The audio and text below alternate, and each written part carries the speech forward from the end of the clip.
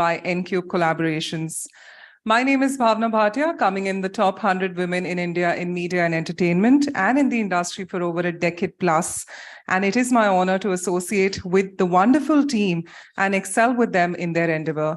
Firstly, could we have a huge round of applause for the entire team of N-Cube Collaborations for putting up this wonderful connect together. Well, since I'm representing this wonderful brand today, N-Cube Collaborations, it's only justified if I say a few words about them.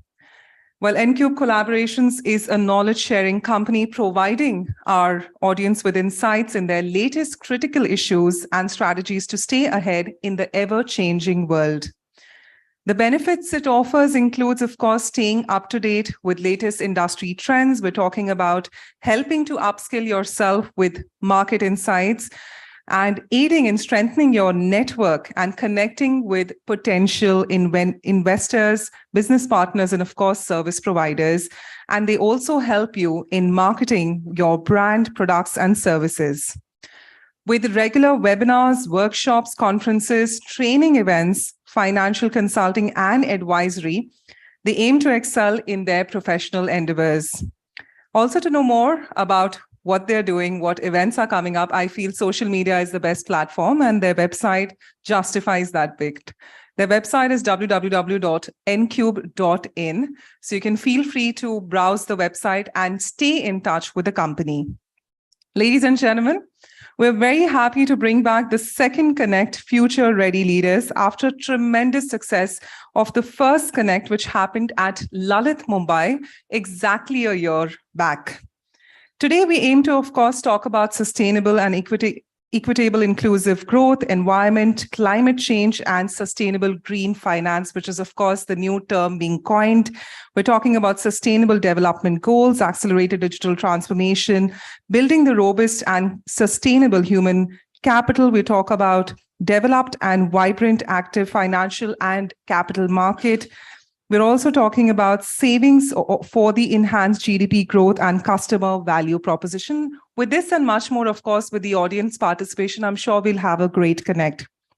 Ladies and gentlemen, you must be aware that India has completed 75 years of Amrit Mahotsav and entering the next 25 years, which our PM has called as Amrit Kal.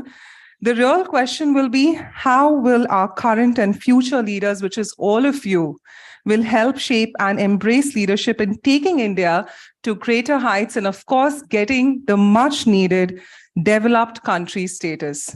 I wish you all the very best, and I know that the leadership in the room is going to justify every bit.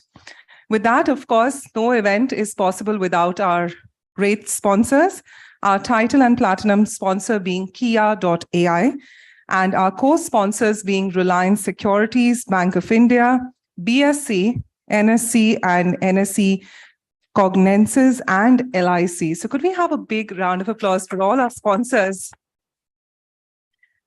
On that note, it is my honor to first of all invite our eminent dignitaries to join us for the lamp lighting. Ladies and gentlemen, with a big round of applause, first up, could we have Dr. M. Narendra, joined by Mr. Dharmakirti Joshi, Mr. Rajesh Mirjankar, and of course, Srimati Shamala Gopinath. Could we have a big round of applause as we welcome our dignitaries to join us?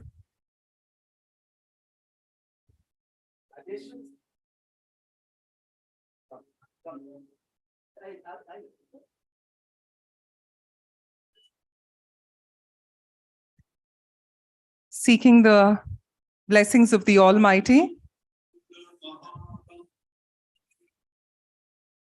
Surya Koti Inaugurated by Srimati Shamala Nirvignam Kurume Deva Sarvakareshu Sarvada.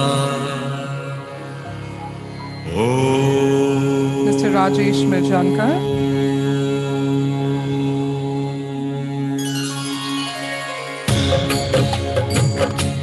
And Dr. M. Narendra. Ladies and gentlemen, let the applause continue.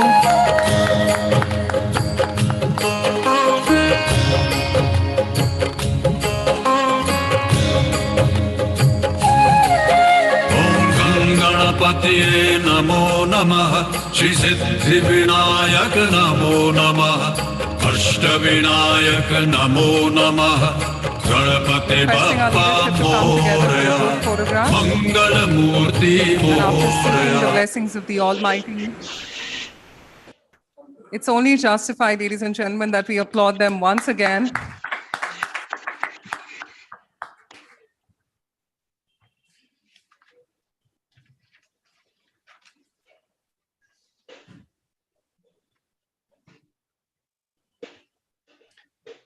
So before we begin with the inauguration, I'd like to now humbly invite for the welcome remarks, ladies and gentlemen, the man who is leading from the front. Dr. M. Narendra, the former chairman and managing director of the Indian Overseas Bank and advisor of N-Cube Collaborations. Doctor has, of course, more than 40 years of experience in banking, worked in different capacities, both at the field and HO level.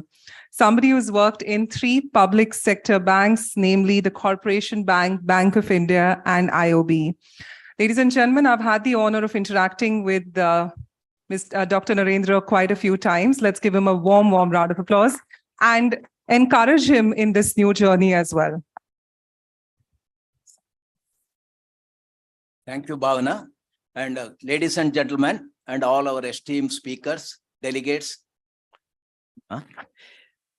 welcome to all of you. On behalf of N-Cube and on my personal behalf, I extend a hearty welcome to all of you. I also take this opportunity to wish each one of you a happy and prosperous new year. And as mentioned, the N-Cube collaboration got its birth during the COVID period in 2020, and with the sole objective of reaching out all sections of the people, particularly in the BFSI sector, as well as the capital market, and also insolvency and bankruptcy, international trade, and such other matters, including macroeconomy. And we did around 35 very important and very useful, webinar at that time. And it was well received, and there was a tremendous response from all the people whom we wanted to them to hear that. And later we did 3 physical events, and as Bhavana has said, this particular event we would like to make it as an anchor, or in a way each year it will be repeated. And connecting future ready leaders is always important in the way that, as she said, that India needs its demographic dividend to be made full utilization. Even though we have the potential and we have the talents and we have, but a certain section of that only gets the opportunities, but it has to be bought at all levels, and even from the ground level or bottom of the pyramid, we have to harness the potential of the individuals in terms of their contribution to GDP, their contribution to overall economic development. So having completed 75 years, our Prime Minister has set his vision that in the Amrit Kal, India should become a developed country, or it should become a large income country. And it is also that now we are having a 5th largest economy. By that time, 2047, we may be 3rd largest economy, or even prior to that.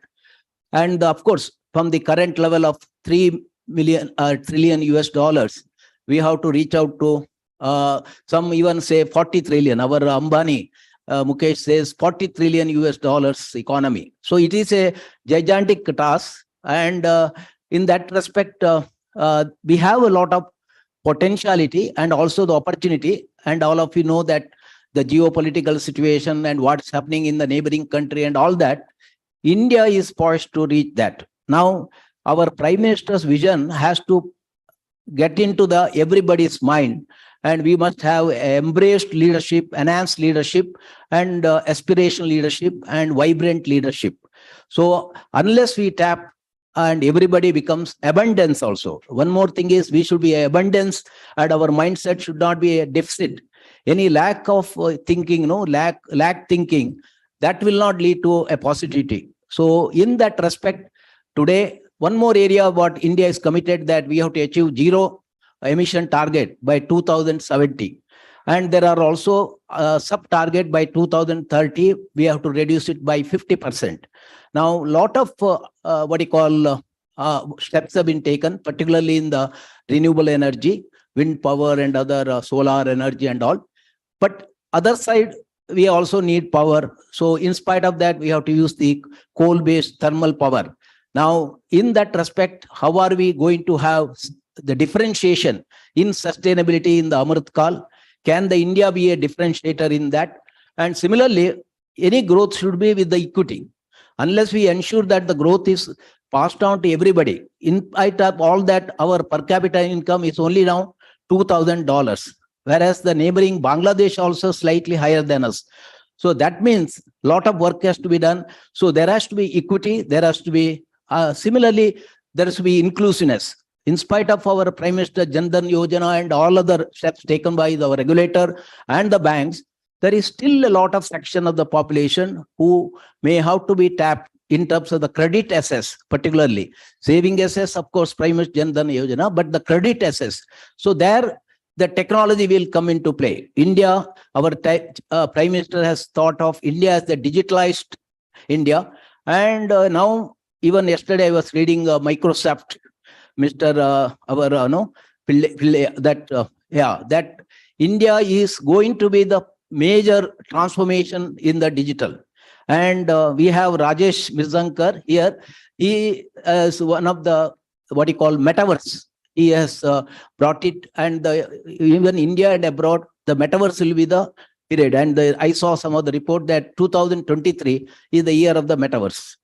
So with the digitalization, digital transformation, or the artificial intelligence, machine learning, cloud computing, or the blockchain technology with our central bank digital currency, and with all that, of course, there is a threat of cyber security, the hacking or phishing and other attacks daily. And some of the vital organizations like All India Institute of Medical Science were recently attacked. So all our information. So that is the next our technical section on that. And the third is, that's rightly said, human resources is the most important. So how are we ensuring robust human resources, and how are we ensuring women participation, and where there is a diversity, equity, and inclusion in the HR aspect. And HR becomes a very important role. There again, we have a technical section. Then of course, the vibrancy of our and the integration of our financial institutions in terms of the robustness and the financial market and capital market. And the later, for all that, we have to have a respect for regulation. We have to have a respect for compliance. And we have to have a risk management framework, enterprise risk management framework. This is the thought of around 5 technical sessions and the inaugural section. Once again, I extend a hearty welcome to all of you. And we have our Madam Shyamala Gopinath, and from the Reserve Bank of India, more than 7 years, she is the Deputy Governor, and she has been also with the IMF. So on behalf of all of you, give her a big hand in welcoming her. And of course, we have Mr. Edapaditaya, who is the Vice Chancellor of Mangalore University, Mr. Nagaraj Garla, Executive Director of IDB Bank, and Mr. Dharmakirti Joshi, who is the Chief Economist from CRISIL, and Mr. Rajesh Mirzankar from the Kia AI. Here, he is the founder, Managing Director, and CEO. And similarly, we have a very valued delegates here from IDB Bank, Union Bank of India, and other institutions. Once again, I extend hearty welcome, and I'm sure today's proceedings will be of great use to you. Thank you.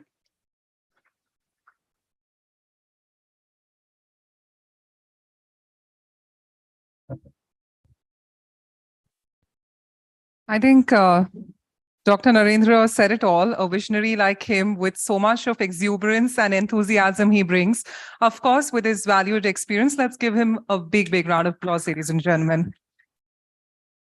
On that note, it is my honor to firstly invite all our distinguished speakers, our guests of honor, to join us on the inauguration ceremony. Could we have the inauguration slide on?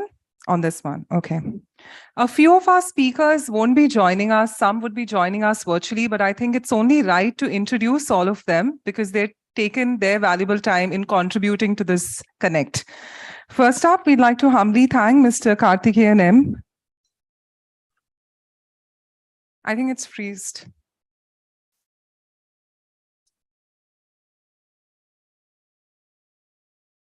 Sometimes even the tech checks don't help. Okay, perfect. Yeah, I got it. All right. So, of course, being the executive director of Bank of India since 12th of March 2021, and he was earlier the general manager in Indian Bank with more than 34 years of banking experience. A big thank you to Mr. M. Karthikeyan M.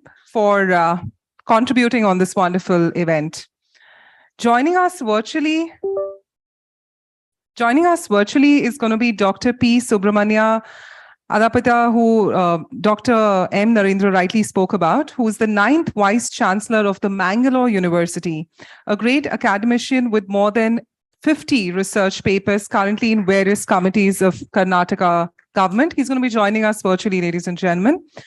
Also, we have Mr. Nagaraj Garla, who's the Executive Director of IDBI Bank, earlier the MD and CEO of IDBI Capital Markets and Securities, and he's got more than 3 decades of experience in banking sector. Let's applaud him as he's also going to be joining us virtually on the same. Joining us now, and of course, it's our hybrid model. We do have some great dignitaries joining us. First up, I'd like to have the honor of inviting Mr. Dharmakirti Joshi, who's currently the chief economist at CRISIL and S&P Global Company, and also currently the member of working group in revision of wholesale price index set up by the government of India. Thank you so much, Mr. Joshi, for joining us. Let's give our gentleman a big round of applause. With this, I'd now like to take the honor of inviting Mr. Rajesh Mirjankar, who's the managing director, CEO, and co-founder of Kia.ai. He has earlier worked as a CEO of Intrasoft Technologies for more than 5 years. Mr. Rajesh, thank you so much for joining us on the same. Of course, I'd like to have the honor of introducing to you Mr. Lav Chaturvedi, Executive Director and Chief Executive Officer of Reliance Securities, and also being the Chairman of Capital Markets Committee of ASSOCHAM. We'd like to acknowledge his contribution. He's not right now currently present with us, but we'd like to acknowledge the same. We also would like to acknowledge Mr. Anand Pejawar, who's been so keenly associated with the group, currently being the Deputy Managing Director of SBI General Insurance Company. And prior to that, he was the Executive Director Marketing in SBI Life for more than 17 years.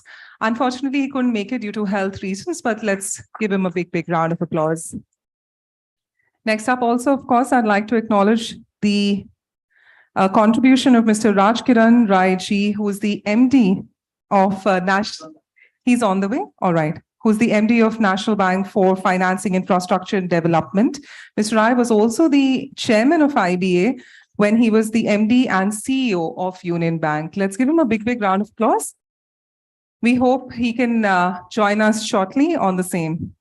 Of course, I'd like to acknowledge somebody who's going to be joining us around 10:30 Indian Standard Time. Mr. Anand Narayan Gopala Krishnan recently joined as a whole-time member of SEBI.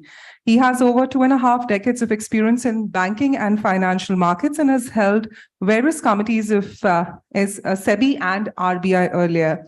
Before joining SEBI, he was the associate professor at SP Jain Institute of Management and Research. Let's give our gentleman a big round of applause. Of course, Dr. Narendra rightly and very justified introduced Srimati Shamala Gopinath. Ladies and gentlemen, let's give our lady a big round of applause, who served as a deputy governor of RBI for 7 years. She has an experience of more than 39 years in financial sector and policy formulations in RBI and is currently the non-executive chairman of HDFC Bank. Could we have our lady to please join us along with Dr. Narendra? Ladies and gentlemen, let's give both of them a big round of applause. Dr. Narendra, requesting your company as well on the stage. And if you all could be seated towards the center if you'd like. Yeah, if you can all just shift. So that we can have all of you positioned right at the center. Yeah, perfect. All right. On this note, as we have our dignitaries, of course, few of them would be joining us physically as well. We're awaiting their company. But before that, if we could have Dr. P. Subramania, if he's joined us virtually, could we have his address? Yeah, sure. Do we have Dr. P. Subramania online? I'm very much here. Good morning. Good morning, sir. Looking I'm forward. audible. I'm audible, you know? Yes. Yes, Yeah. yes. Yeah. So esteemed dignitaries on the dais and the experts on the virtual mode. I'm extremely delighted to be a part of this second Connect N-Cube kind of interaction. It's a very valuable platform, and all of us will have many takeaways at the end of the day, I'm very sure. So I am allotted 10 minutes time. Time is very precious for all of us. Therefore, without any ado, I'm coming to the issue that is future leadership for the future, the academic perspective. As rightly introduced, I am the 9th Vice Chancellor of Mangalore University. Prior to that, I was also the Finance Officer of Mangalore University for 3.5 years, and the Registrar Evaluation of Mangalore University for 2 years, 9 months, Registrar Administration for nearly 3 years, 2 months. And presently, I am the Vice Chancellor. I am 3 months, 7 months old. 3 years, 7 months old. Another 5 months to go, as far as my tenure is concerned. See, to me, it appears that leadership and followership are just like two sides of the same coin. One without the other is totally meaningless and atrocious. I feel that a leader is a person who influences the followers both positively and constructively. But sometimes a leader can influence the followers negatively and destructively. I am taking the positive side of it. A leader will always influence his or her followers positively and constructively. Based on my little experience, in any organization, whether it is profit-oriented or not-for-profit or charitable trust or a cooperative society or a higher education institution like Mangalore University, there are 9 key elements. I call them Navaratnas, because if we fail to manage them, we will always encounter the problem of Navagraha dosha. That is what we say. So it means, which are these 9 key elements? People, structure, task, technology, culture, strategies, systems, processes, and environment. And on the top of these 9 key elements, people occupy, because people or the human resource will set the pace of progress of any organization. They can make or mar the progress of any organization. Therefore, people should be well aligned with the other 8 key elements like structure, task, technology, culture, strategy, systems, processes, and environment. In a higher education system, I always feel that, there are multiple stakeholders. As the head of the institution or the Vice Chancellor, my huge challenge is my ability to influence positively and constructively all these stakeholders, directly or indirectly. Ultimately, we have to make things happen. Here, the question is how to balance conflicting expectations of these multiple stakeholders. Maybe the faculty members or the apex decision-making body called syndicate or the board of management. Then we have got researchers, we have got students, we have got their parents, and we have got the legal compliance mechanism, Karnataka State University Act. So ultimately, I'll tell them Vice Chancellor is always first among equals. Because ultimately what we require for the future is team spirit and team building. Individually, I or you may be excellent. It's of no use today. Because individual wisdom, only when it is tempered with the collective wisdom, then only we can take very meaningful and impactful decisions to make things happen.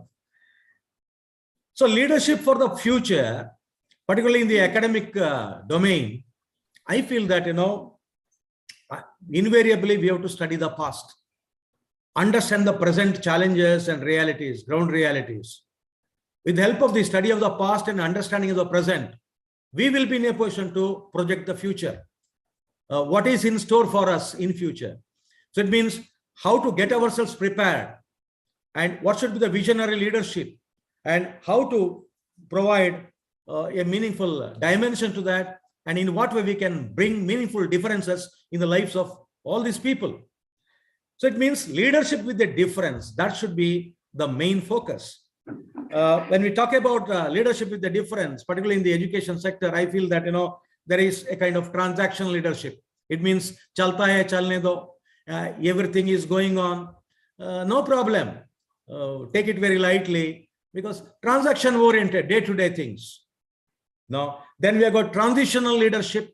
So it means if there is any crisis, for example, our Prime Minister Narendra Modi ji, he is very much interested in implementing National Education Policy 2020, because NEP 2020 is holding brilliant promises and daring proposals to transform the entire landscape of education, right from KG, kindergarten, to PG and beyond. But the question is, there is a transitional environment, and teacher is the game changer according to NEP. To cut the long story short, NEP is nothing but nation first and character must. Unless we are in a position to influence the character building process of the learners, then we'll be failing in our entire mission. Then we have got charismatic leadership, because see, we will make the first best impression. We will be in a position to win the hearts and minds of our stakeholders.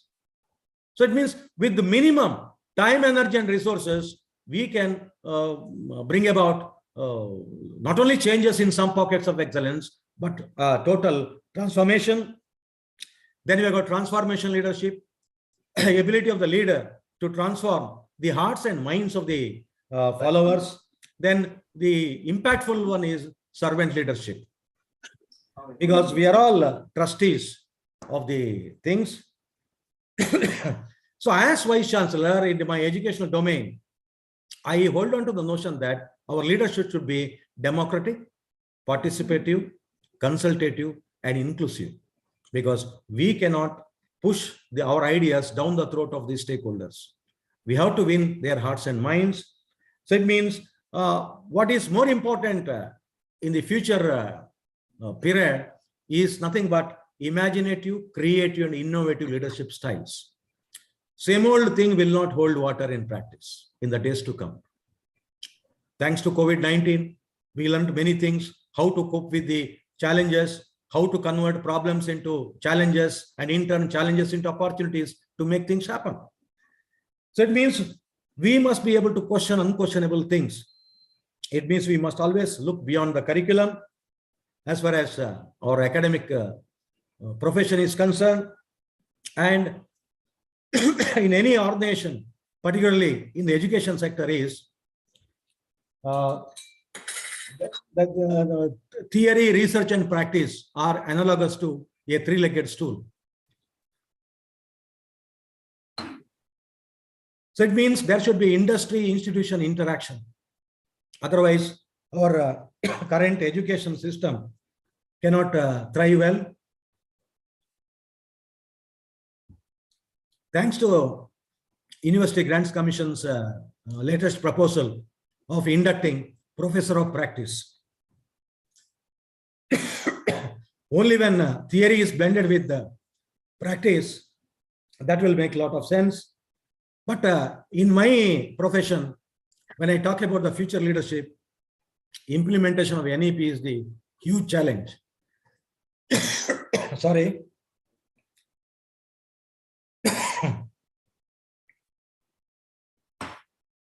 But here, mindset is the challenge.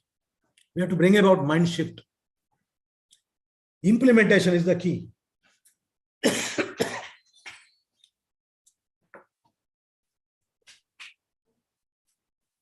So our higher education should be what you call, it should be competency-based and outcome-based education. It is not enough if a student is qualified, he or she must also be competent. Ultimately, we are embracing what you call lifelong learning mission. So it means we are all lifelong learning people, because we are in the learning society. We belong to learning community. In this context, the important point is curriculum redesign, development, delivery, evaluation, and continuously improving the curriculum content.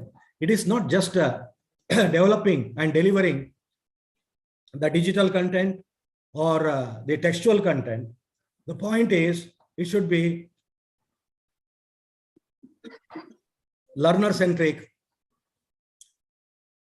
Sorry, I have got a problem in my throat because of the environmental change here. Formative assessment must be given top of the importance, because in the education system, we are focusing more on summative assessment, semester end examination. Continuous assessment is very important, and the teacher is the best assessor. Ultimately, in the future, skills upgradation will make a lot of sense, because our National Skill Development Corporation talks about the problem of de-skilling of Indian human resource. How to upskill and reskill the competencies,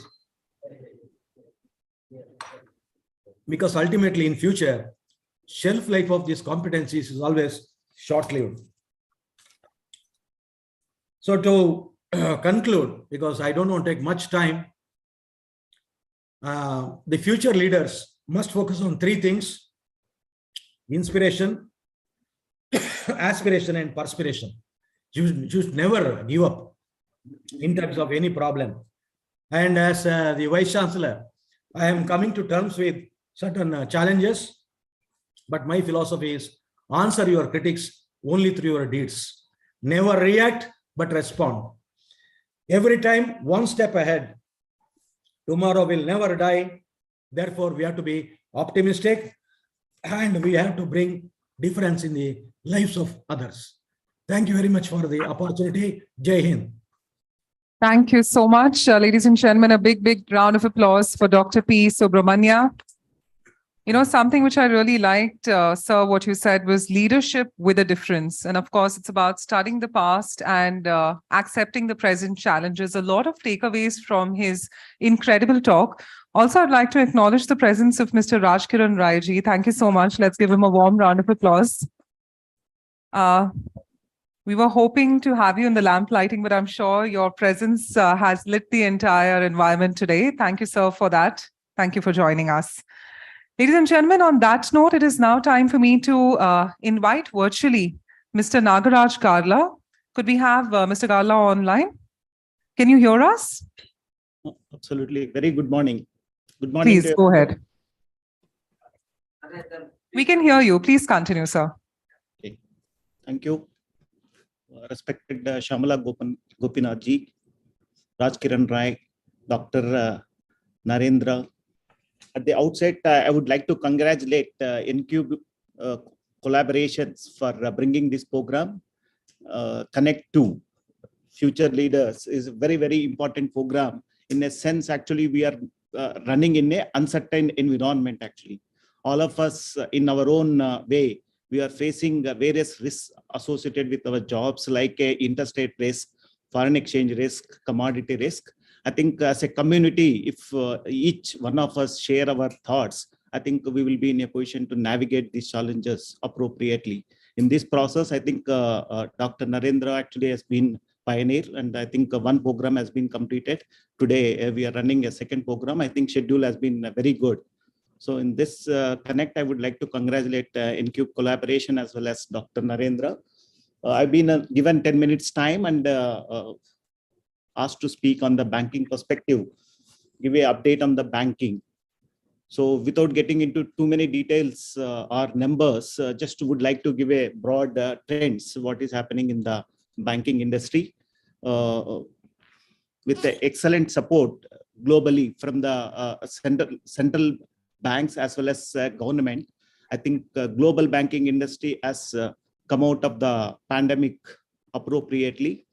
Same thing in India also. I think the banking industry has got excellent support from the central government as well as from the Reserve Bank of India.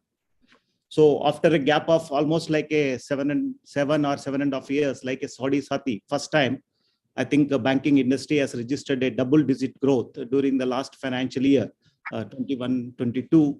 And I think if you see current trends, I think during the current financial year also, I think trend is continuing. More than that, I think banks are actually, very, very optimistic about whatever is happening, and they are in the positive frame of mind. Actually, that is very, very important. Actually, sentiments are good. And on the borrower side also, actually, they are more confident to borrow now, unlike in 20 or 21.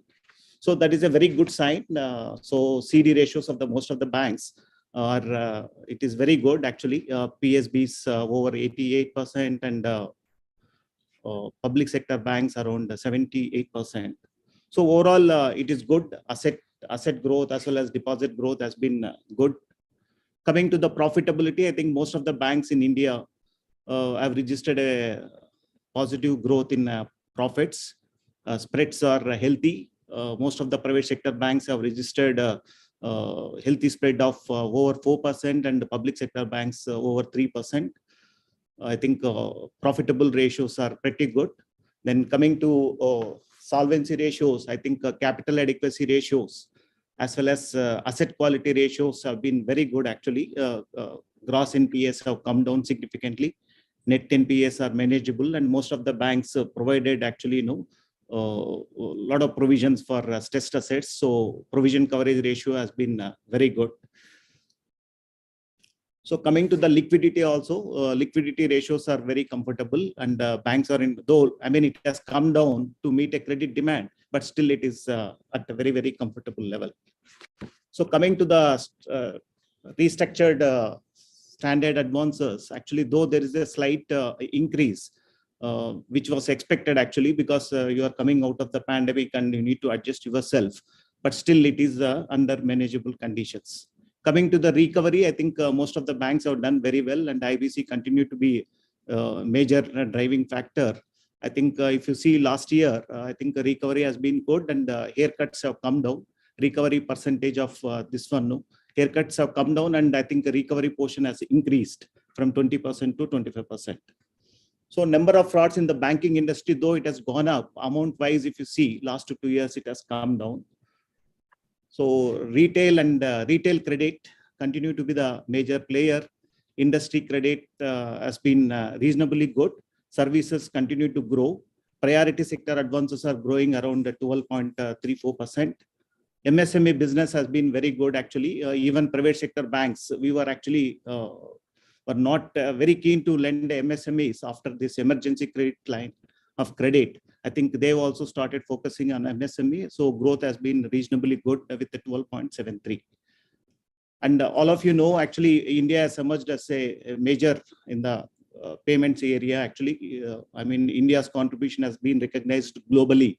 And today, 99% of the payments in India are happening digitally. I think that is a excellent, which is actually globally recognized and appreciated actually. So overall, actually, it is a very good scenario. We have weathered the pandemic properly. So we are emerging actually with a robust and resiliency, improved profitability, healthy capital buffers. So broad-based credit growth, and credit is going to the more productivity areas. So overall, it is a decent scenario. But whether the industry is completely out of the problems, absolutely no. I think we have many challenges to take. So continue to run under actually uncertain environment. Actually, we are not completely out of the pandemic problems. Added to that, actually, all of you know that geopolitical tensions, we don't know how it is going to take us. So we continue to run on a counterparty risk. We may be monitoring your client, immediate client, but what sort of exposure he has taken globally, we don't know. And there is no mechanism today to track these exposures actually. So third one is actually, all of you would have seen, credit demand has been pretty good, whereas deposit growth has been coming down. So how banking industry will face or address this challenge is continue to be this one. Though industry has been doing good, and I mean, industry has attracting a lot of capital flows globally, but still deposit growth is still less, and overall context in the household savings, banking industry contribution is coming down significantly. So as an industry, we need to address this issue. So cyber security continue to be the major problem for the entire fraternity now. So banking is also same. So as a board level, I think it has become a board agenda. We need to take a lot of steps. A lot of activities have been happening, but still it is not the end. Actually, still a lot of work has to be done.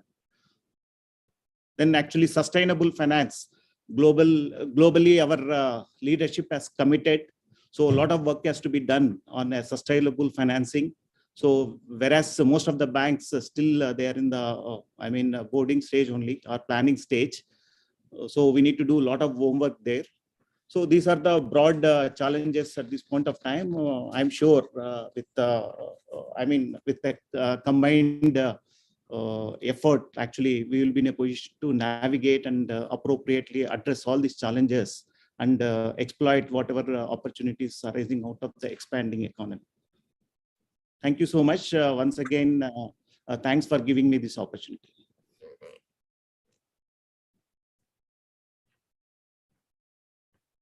Thank you so much. Check. Thank you so much, Mr. Kalra. As we might say that everything is looking positive in the banking domain. And of course, congratulations on the double-digit growth as an economy. And of course, the banking industry has come out of COVID very appropriately. So thank you so much. Let's give him a big, big round of applause to Mr. Kalra. On that note, it is now my honor to welcome Mr. Dharmakirti Joshi to kindly join us and help us with our next session. Let's give our gentlemen a big round of applause, ladies and gentlemen.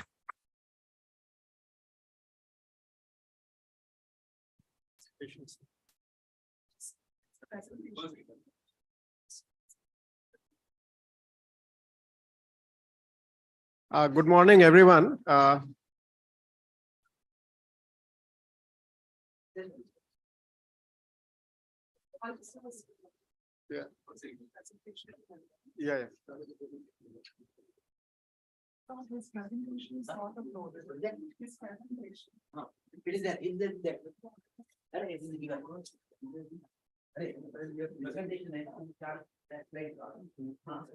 PDF file. That's okay.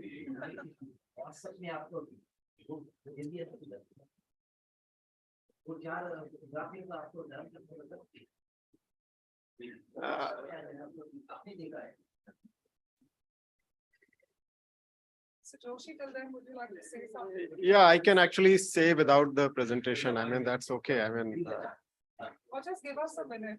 Yeah. Sort it out. It's a PDF file. Yeah, economy. Well, I think before. Hello, am I audible? Yeah. Well, I think I was also trying to navigate some choppy waters as far as tech is concerned, but I think finally, my boat seems to be sailing. So let me, first of all, thanks Dr. Narendra for having me here and all the dignitaries. It's indeed a pleasure to be speaking on the economy, although I must say that the vision is not very clear because there are too many uncertainties. I think as they say, crystal ball is a little hazy, but let me try to make sense of whatever information we have. We had a pretty interesting data release yesterday. GDP came in at 7%, I think, which confirms that India continues to be one of the fastest growing large economies. And I think, so with that, can we move to the next slide, please? So a couple of key messages. Couple of key messages that I have. I think number one is when you talk of the global environment, what immediately comes to mind is what is not very pleasant. I mean, high inflation, slowing growth. The IMF chief 3 days back pointed out that 1/3 of the world will be in recession in 2023. So that's not a pleasant news at all. Europe continues to suffer from energy insecurity. And then the COVID has not finally gone. It's down, but not out. I mean, the The Chinese experience is telling you, and I think the caution on the part of our authorities also is confirming that it still has a potential to be disruptive. So I think all these things taken together are hurting global growth prospects. And the economists do not have a playbook to take into account everything and then come out with a prognosis. As I pointed out, India grew at 7% in 22-23, I think, which is a fairly good number. Next year, growth is going to slow down. A couple of factors, global factors, and also I think domestic factors. I'll just talk about them. But I think what is interesting is if you look at the data that came out yesterday, I think most of the sectors have revived pretty strongly. If you look at the size of the economy in those sectors compared to what it was pre-pandemic, I think most sectors are 8 to 10% above the pre-pandemic levels. The only sector which is currently growing very fast is the contact intensive services, is only 0.8% above its pre-pandemic level, which essentially tells you that the contact intensive services will continue to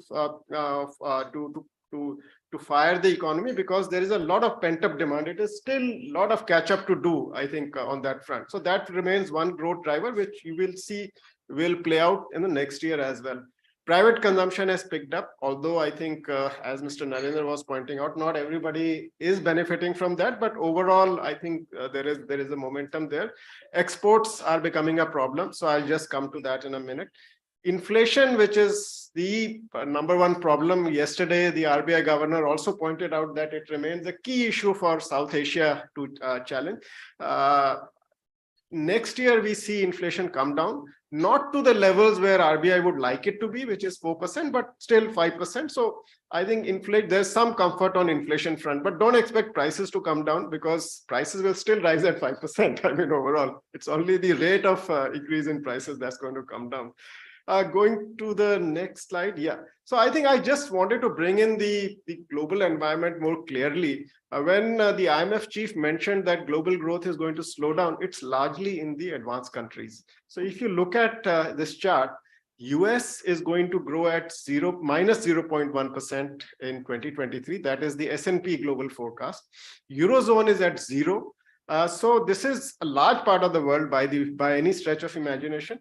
China is going to pick up because I think the slowdown in China is partly because of the COVID policy and partly because their property sector is highly leveraged and they need to now slow down. So all these things are impacting China, but China will still grow faster in 2023 than it grew in 2022. Now, the issue is how does this advanced country growth, what does it mean for us? I think that's the question number one, I think, which we need to answer. So what I did was I plotted the GDP growth in advanced countries, which you see in the red here, and the GDP growth in India, which is in the blue. What you see is that in the last 20 years, our growth rate is very well synchronized with the growth rate in advanced countries. Now, this is not just a coincidence. Actually, over the last 20 years, India's exports as a percentage of GDP have gone up from 11% to 22%. So you got more integrated with the world. And the advanced countries account for 45% of India's exports, and which are not going to grow in 2023, flat. Second, I think thing that has happened is financial sector has got more integrated with the global economy. I think when you look at the markets, before you look at them, you talk about what's happening in the markets abroad. I mean, so there is a lot of linkage, a lot of cross-border flow that has happened. So what the point I'm trying to make is that in the short run, if there is pain in the West, you cannot avoid it, even though you may be very resilient. I mean, that's the point. Over the long run, yes, India has been growing faster than the advanced countries. It will continue to grow faster. It will maintain its growth difference. But in the short run, I think, which is the 2023, you will have to face some heat. And how does this, having said this, let me come to India now. And I think very quickly, I won't take much time. I think if you see this chart, this is the summary indicator of the economy, which is gross domestic product, GDP in short. FY23 at 7%, Next year, our forecast is 6%, with the risk is tilted downwards because globally the risk is tilted downward. Nobody really has clear vision on how various factors are going to play out. Number one is the slowing global growth. I already said that 45% of our exports go to advanced countries, 33% of total exports go to US and Europe, which are going to be in recession. So that, I think, pain we cannot avoid. The second is the central banks have been trying to fight inflation by raising interest rates. And India also did the same. We have raised interest rates by something like 225 basis point over the last, since May, I mean, to be precise. Now, the monetary policy doesn't impact the economy very quickly. I mean, it takes 3 to 4 quarters, and those 3 to 4 quarters will play out in the next fiscal. So the global factor and partly the domestic factor will work to slow the economy. Now, somebody had mentioned geopolitics. Geopolitics is so messy right now. I mean, it's hard to imagine a scenario in the last couple of years similar to this. It's not about Russia and Ukraine, though Russia-Ukraine crisis is in the front seat of geopolitical stress. There is US and China trade war. There is Iran-US nuclear standoff. Then there is China-Taiwan. I think all these things some of them are simmering, some of them are already in the front line. So I think it's a pretty complicated scenario that seems to be playing out. In the midst of all this, I think India has certain strengths which will allow it to withstand these factors much better. It will not offset them. And these are, number one, the corporate sector is extremely healthy right now. They have low leverage. The upgrade to downgrade ratio, as per the CRISIL forecast, CRISIL estimates, is 5 upgrade to 1 downgrade, which is a very good scenario. The banking sector, as was being mentioned, I think is extremely healthy. It can lubricate the real economy much better because it has lower NPAs, and it recapitalized itself pretty well during when the interest rates were low. So I think that helps. The benefit from digitalization is helping innovation. We saw Kia AI. I mean, that is a product of, the faster digitalization means that more of such things will happen. It's also a platform for innovations, I think, as apart from being a platform for efficient delivery of government services and also, I think, the payment systems. All these add efficiencies to the economy, and GDP doesn't depend on capital and labor alone. It also depends on efficiently how better you utilize capital and labor. So this is a strength that we have. So I think let me stop there with these remarks. I think India is well positioned, but next year or this year rather, is a year of turbulence globally, and we will also feel the heat. Thank you very much for patience.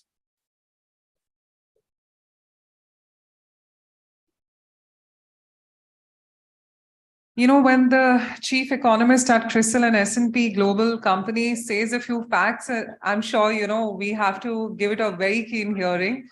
And, Mr. Joshi's calendar is also extremely booked with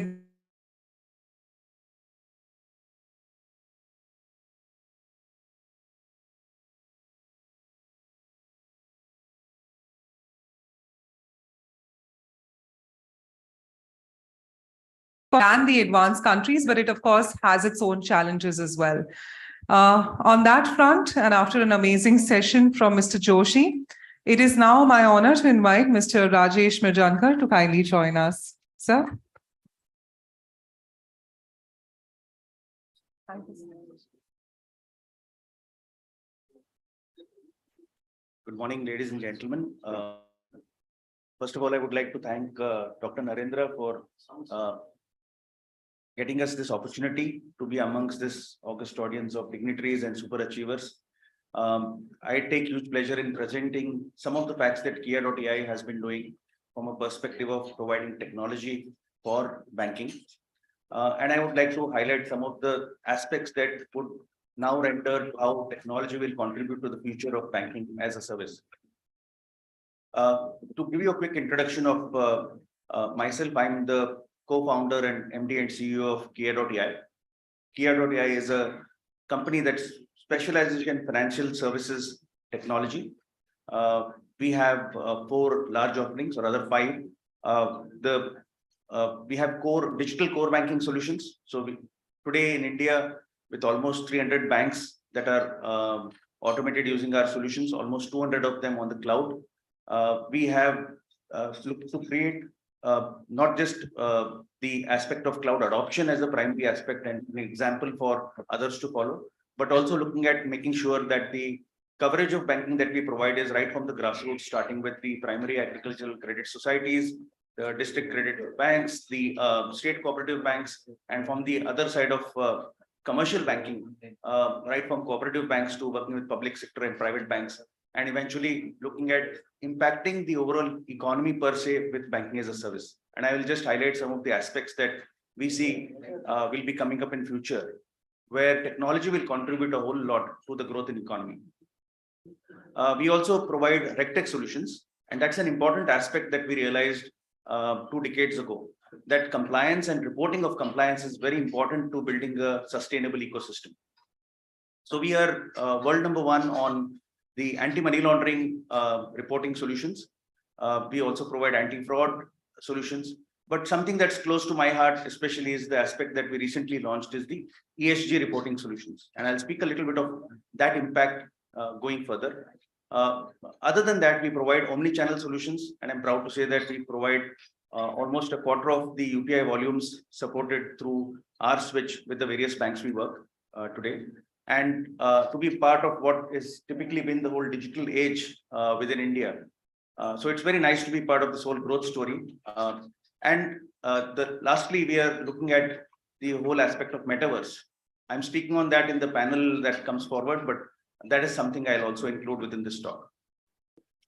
So when we look at today, the aspect from a technology perspective, when I first started my career in early 90s, being part of the pilot implementations of branch banking in the country, the whole aspect was that technologists would sit and understand from banks what is required to be done in technology for running a bank. And over the last 2 decades, how it has changed is that with the emergence of smart devices, like for example, the phone, the smart handheld devices, you've seen the gradual shift to digital banking, where now banking was following technology. So I think it's something about a cat and mouse run between the industry and technology and industry to say who drives whom. And that's a very nice sort of a convergence, so to say. It's a partnership that has been going forward. So one of the core partnerships I want to highlight there is the phase of how India as a country and the world will look to move from the aspect of openness and how it's adopted.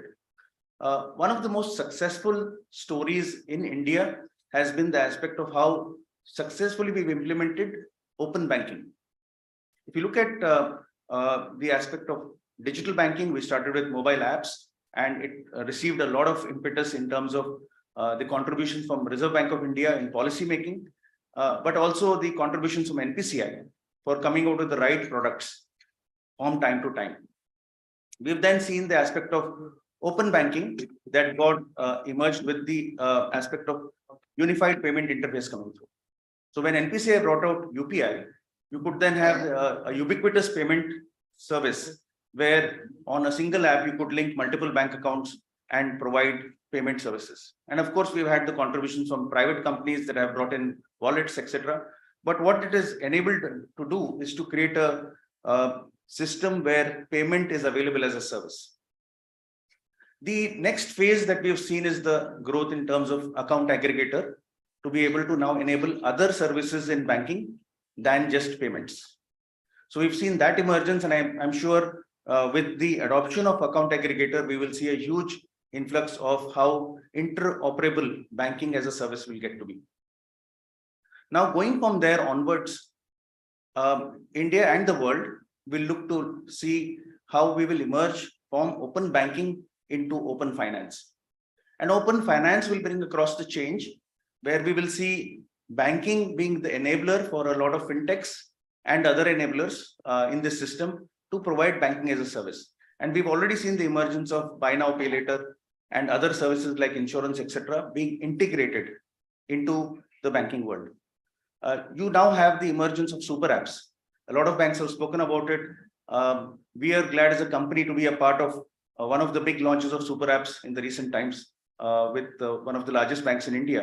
And the part of the open so-called finance is the ability to bring banking, insurance, mutual funds, and various other products into a single available sort of a plethora of icons within the digital world. The third aspect that we see as growing is going to be the emergence of what we call as the open economy. And that is something that will be driven now with the emergence of 5G and IoT as technologies. So banks will have to look at providing banking as a service across multiple aspects, and not just consumers of banking, but across healthcare, across government policies, government information, across the aspect of so-called the climate control, etc., to be able to now render an open economy. So that is the part that I would like to look at in terms of saying, where will the focus come from? Like Mr. Joshi mentioned about growth in the economy, growth will of course happen with the right sort of policies and the participation of industry, and of course the demand pepping up. But I think the need is to look at saying, is that growth sustainable, and how sustainable can that be made in future? And so technology has a role to play in making sure that growth comes as sustainable as possible. One is about the open economy bringing out products that will encourage sustainable growth, such as, let's say, green finance and other areas that industries that contribute to climate change control are able to benefit from that. And the similar lines, there's a need to evolve reporting standards from a compliance perspective, not just in the banking industry, but across industries, that will look at ESG reporting, where firms come out with their view of how their contributions to climate change and climate change control are. This refers to the aspect of their carbon offsets, their carbon footprint, and their ability to generate carbon credits. And how together as a country, India, for example, continues to grow with the ability to provide for sustainable growth while making sure that the commitments of India to be, let's say, zero emissions, net zero rather, as such, as well as being able to contribute to the temperature change, etc., do happen not just from a government policy level, but at an in-depth level. So at Kia.ai, we launched our ESG reporting solution, where we are able to drill down tasks to say that for every task that's there, whether you have a branch footprint, whether you launch digital banking, whether you created the ability to have remote sessions, not necessary to fly to do business across with customers, whether your customers benefit from the way you are delivering banking services, all those are measurable to be able to then create an impact that renders an output to say, what is your total contribution to ESG? So that is something that we see that with the emergence of how we've moved from open banking to open finance to then open economy, the aspect of being able to do sustainable business comes through. A very important part that we started about a couple of years back and are now rendering is the ability to provide for the enhanced user experience, especially through extended reality solutions and what we now term as the metaverse.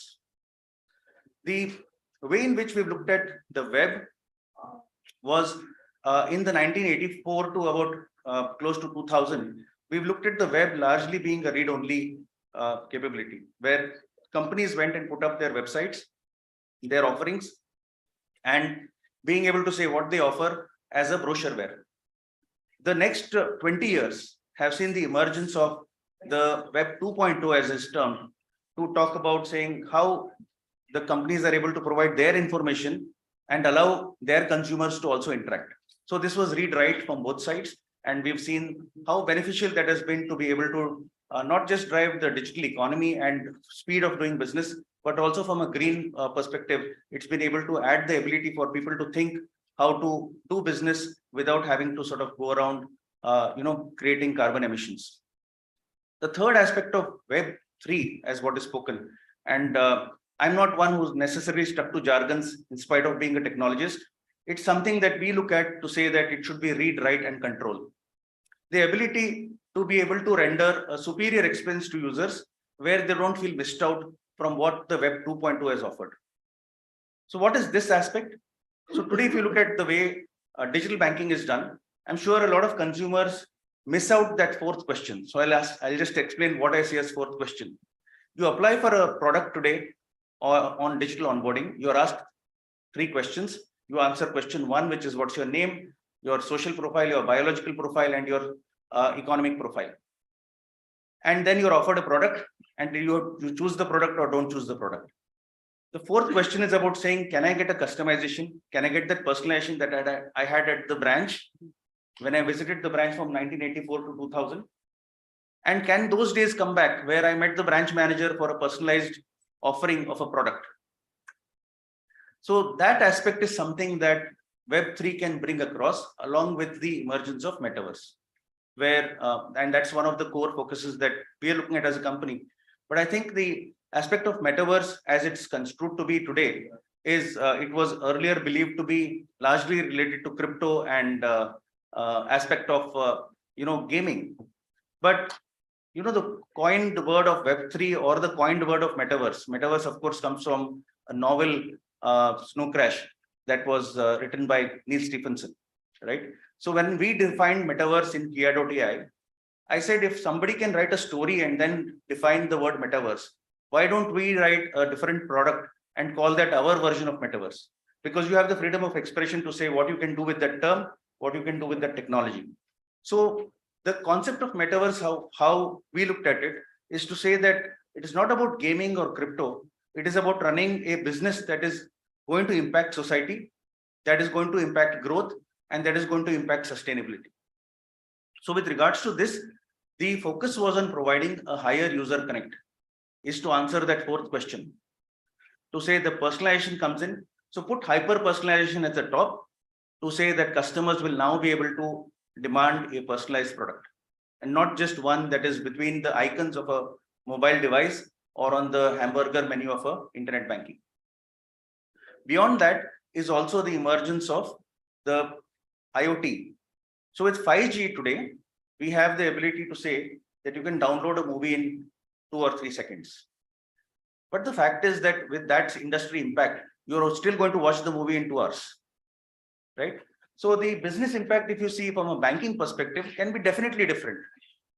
You can say that I can conduct my business in a personalized way where I reach the end result faster. So while my payment as a service might take me 2 seconds to run today with a mobile app, the ability to reach that stage to either make a payment or to be able to conduct the next step of business is today delinked.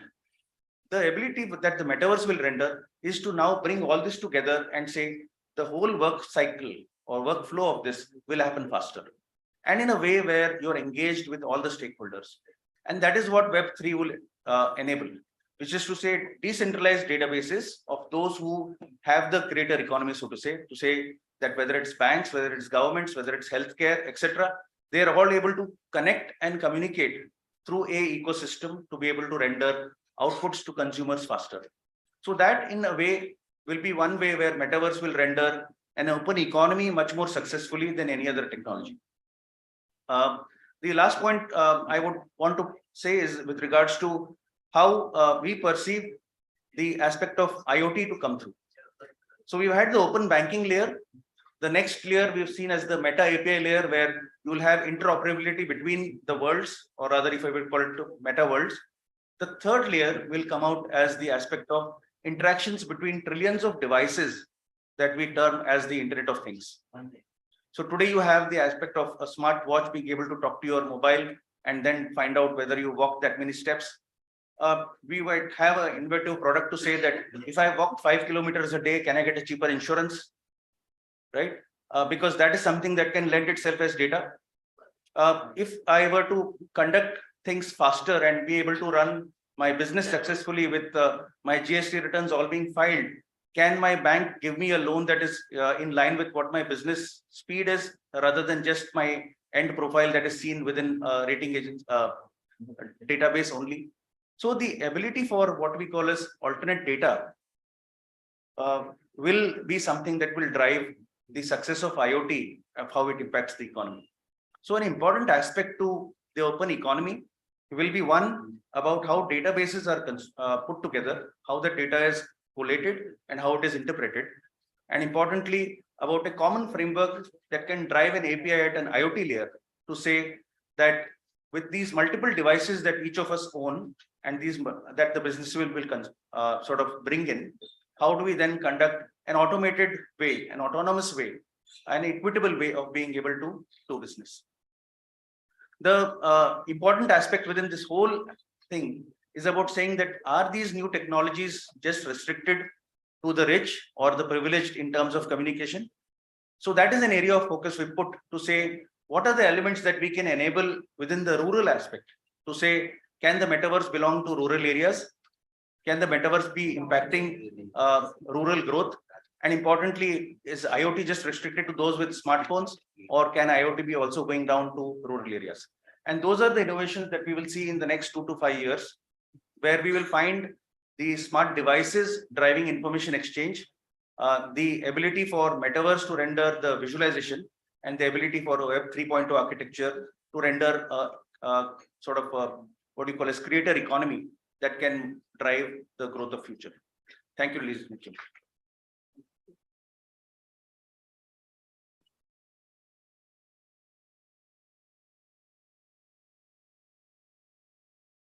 Thank you so much, Mr. Rajesh. Firstly, congratulations to Kia.ai being world leaders in so many avenues. Of course, anti-money laundering being one of them. And of course, how he rightly spoke so much about the emergence of open banking, finance, the economy, and of course, super apps. And then towards the end, the IoT concept. Ladies and gentlemen, let's give Mr. Rajesh a big, big round of applause for the experience he carries. On that front, it is now my honor to invite Mr. Rajkiran Rai ji to kindly join us on the podium. Let's give our gentlemen a big, big round of applause.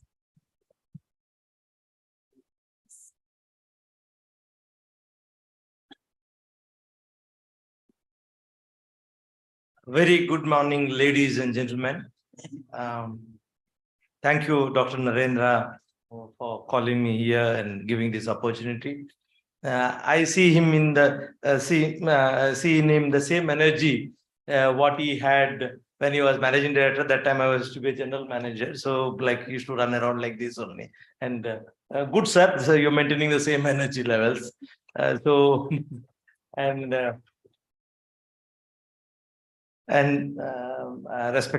Shyamala Gopinath madam, whenever we see her, we always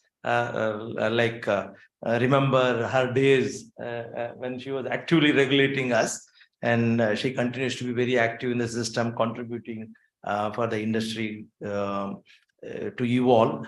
And Mr. Joshi and Mr. Rajesh, and very interesting discussions happening today. Actually, I was just listening to our Vice Chancellor from Mangalore when he spoke of shelf life of skill sets.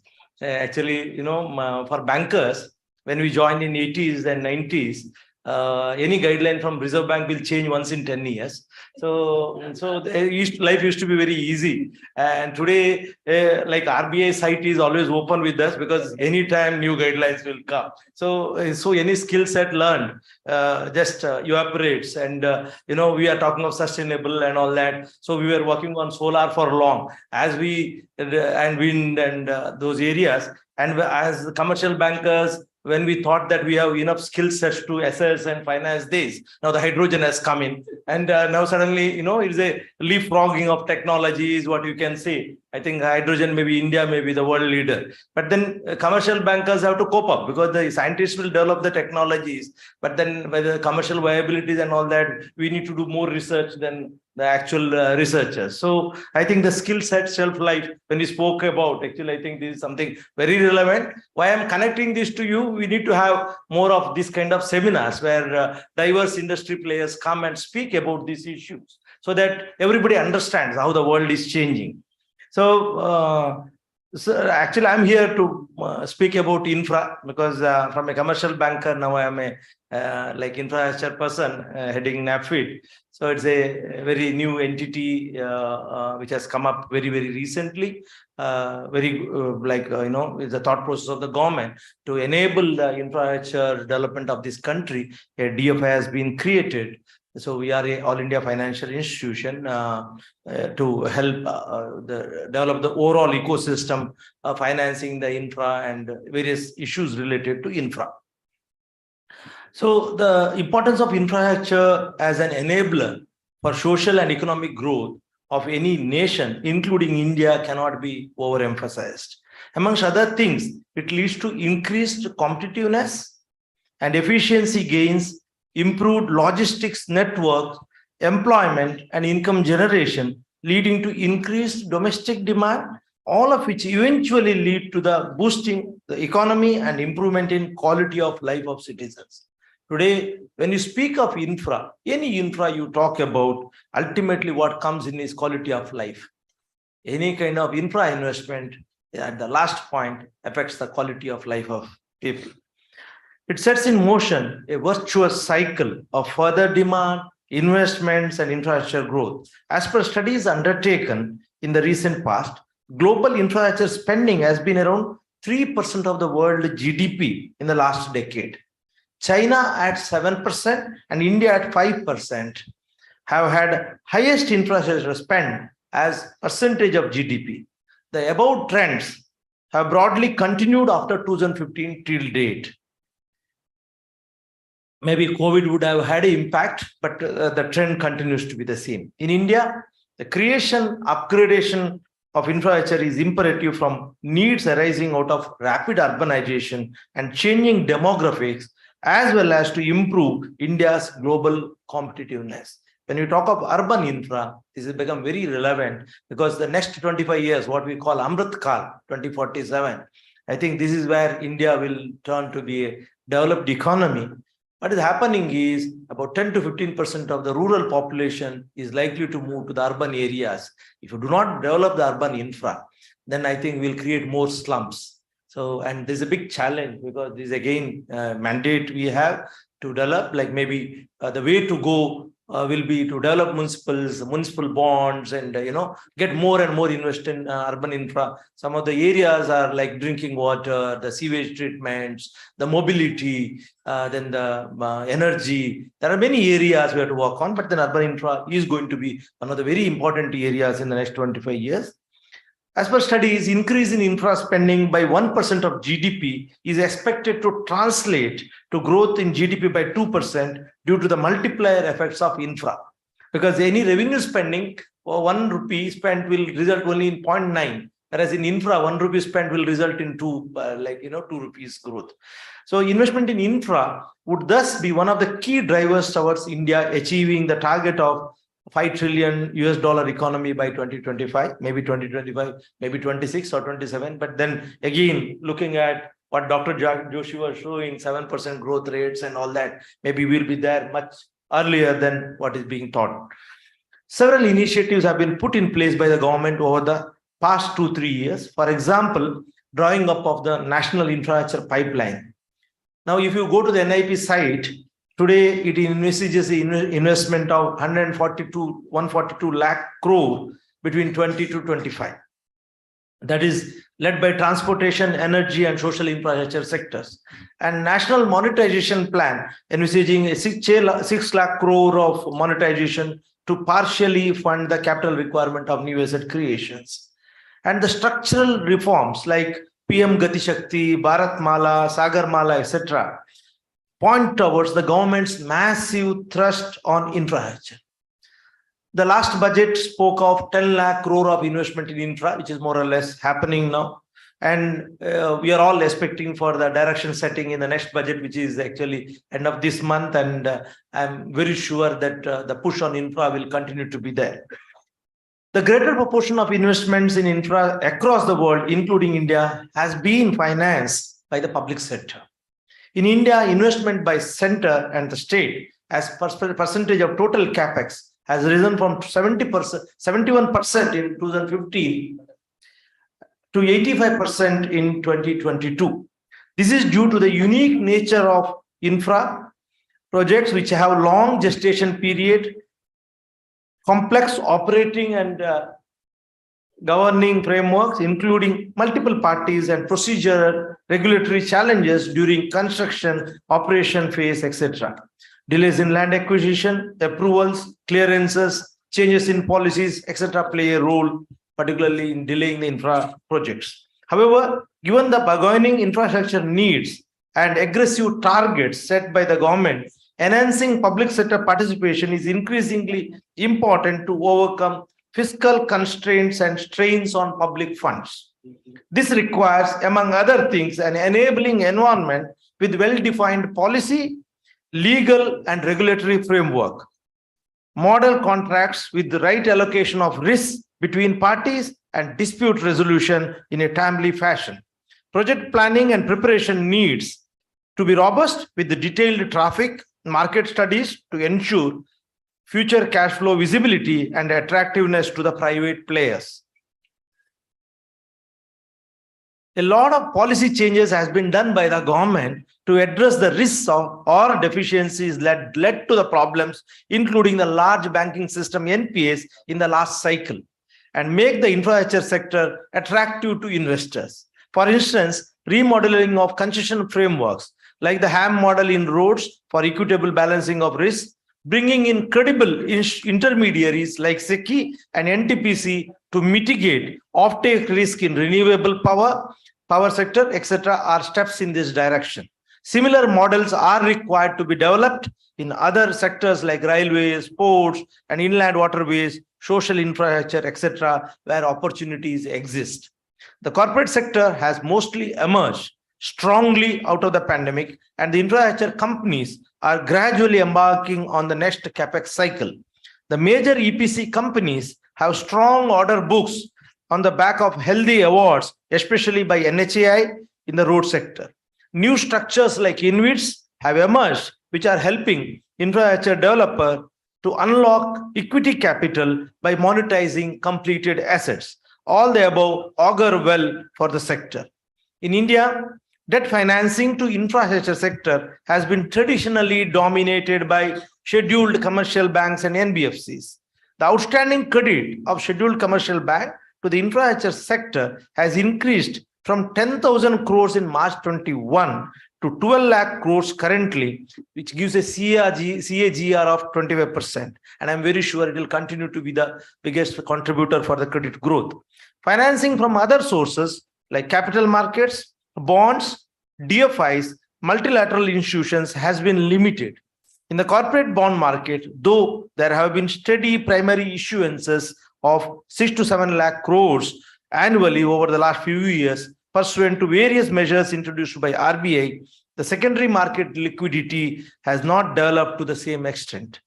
Of the above primary issuance in infra segment is only about 1 lakh crore per annum. The major challenges the scheduled commercial banks face in financing long gestation infra projects is asset liability mismatch, as bulk of the banking liabilities comprise on demand and short-term funds from CASA sources. Other factors like cap in exposure limit, limited expertise, and capability to appraise infra projects are also constraining factors for scheduled commercial banks lending to infra. Infrastructure credit comprises only a small part of any scheduled commercial bank's book. It was about 10% of the gross SCB credit as per RBI data of June 22. Let me take this opportunity to introduce NABFID, a relatively new institution which has been formed to facilitate development and financing of infrastructure in India. NABFID intends to play a critical role to facilitate creation of a conducive infrastructure financing ecosystem in India through long tenor loans with suitable moratoriums, appropriate pricing, and differentiated products. I'll try to elaborate on what we are planning. The long tenor loans, infra projects typically have long gestation periods. They are prone to volatility in cash flows and require time to achieve steady cash flows post-commissioning.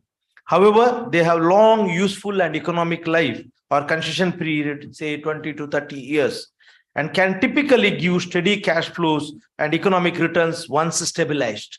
Therefore, longer tenor loans with appropriate moratorium matching the payback period are warranted to allow complete utilization of economic life and concession period of underlying assets to mitigate any cash flow stress in the initial years, improve equity returns for sponsors, and also overall project viability. Given constraints of scheduled commercial banks, NAFID can step in and provide long tenor loans of 20 to 30 years, matching the concession period or useful life of the project, as NAFID's asset liability profile will be long-term, primarily through bond issuances in domestic and international markets. NAFID intends to tap patient capital, that is insurance funds and pension funds, who have long-term capital for deployment suited to infrastructure projects. We shall work on creating appropriate funding structures and products to attract long-term investors, particularly to greenfield projects where they have been historically averse to invest due to inadequate returns commensurate with the risk. Then the appropriate pricing.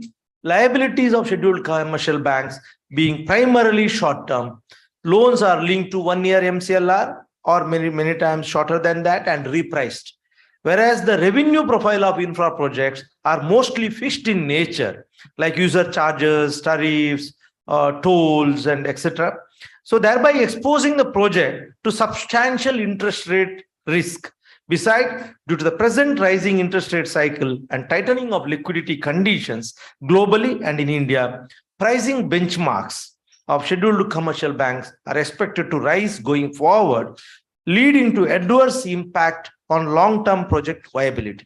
NAFID may be able to price the loans at fixed rates with longer resets in view of its long-term liability profile.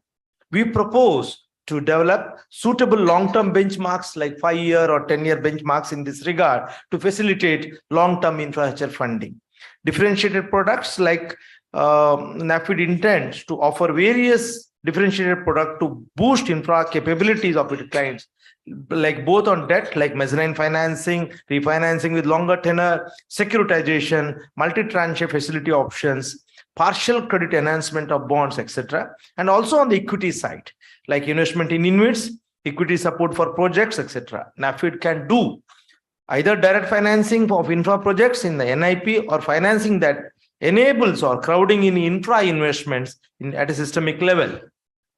On the NMP front, there is an opportunity to provide bridge financing to facilitate accelerated value unlocking.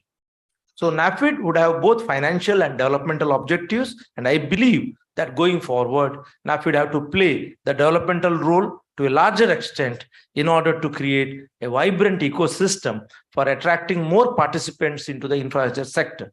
We hope to fill in these areas which are constraining factors in other banks, for example, limited expertise and capability of price infra projects, limited innovation in instruments and products, financing being limited to few traditional sectors like renewables, road, transmission, etc.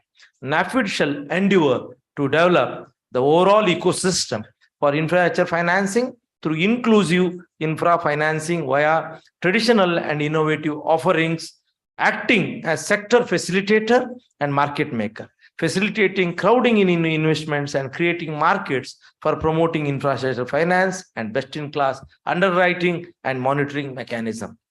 Again, thank you, NCube, for giving me this opportunity. Maybe trying to present the NAFID perspectives in front of this audience and also people who are connected to the digital media. So we are a new player. We are looking at many areas. There are a lot of things we have to work with the government and also with the regulator so that the infra financing doesn't treat it like any other commercial lending. Infra financing has to be treated differently. We need to develop that ecosystem. Thank you. Thank you for the opportunity.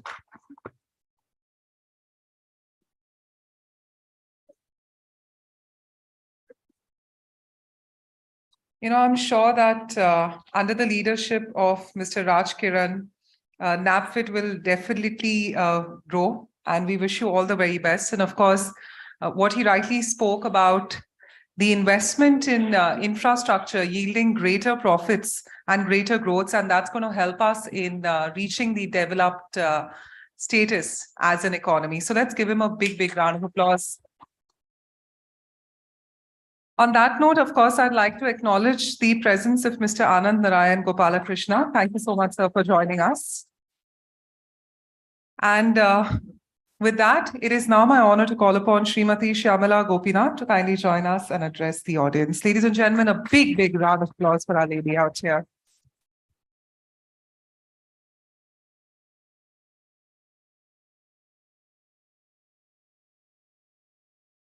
Good morning to all of you all.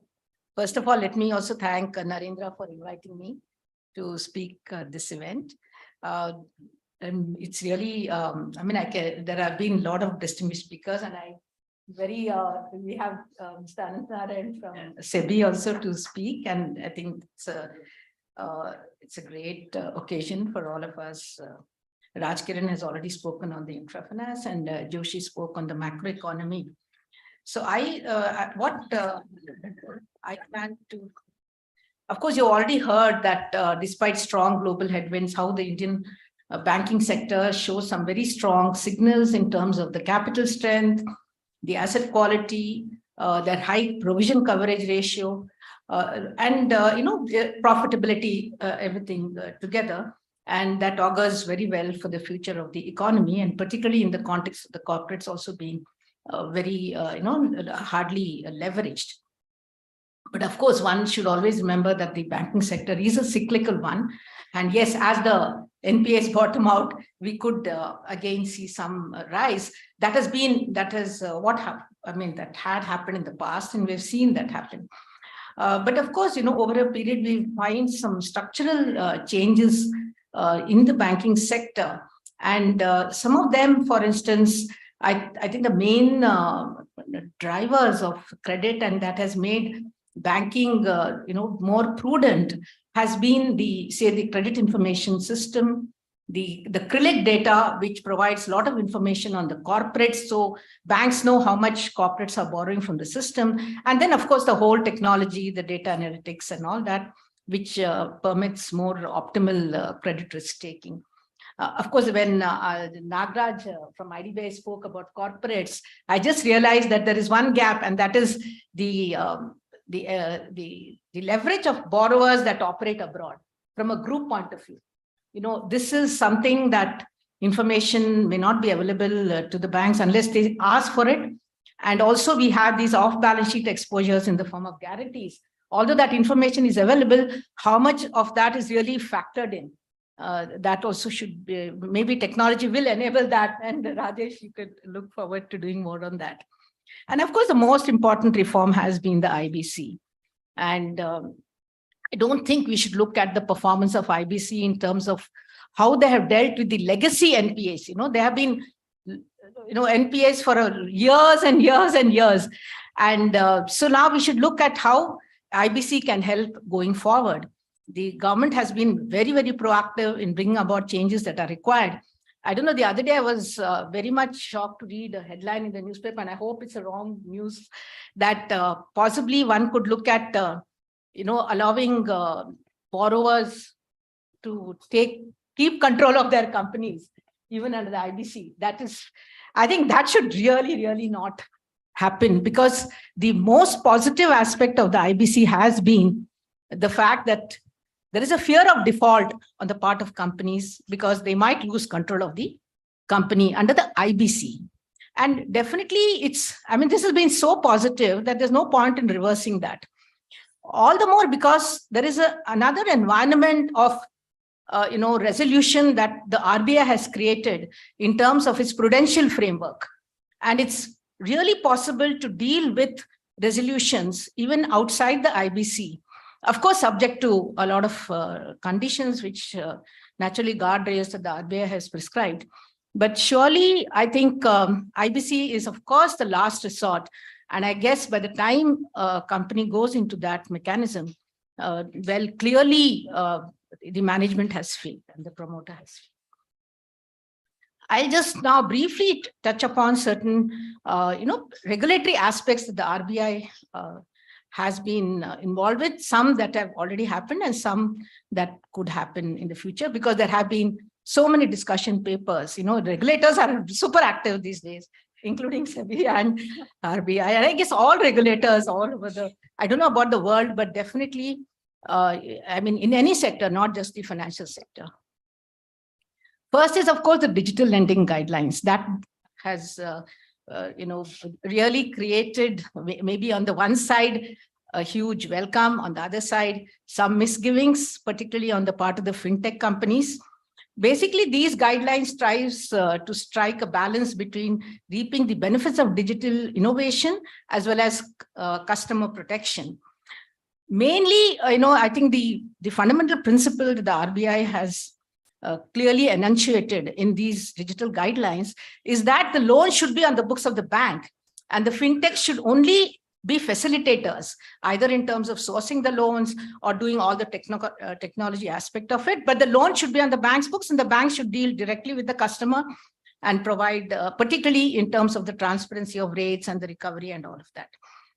Basically, RBI looks at the role of the fintech as more of a collaborative role, rather than the fintechs trying to do banking, as such.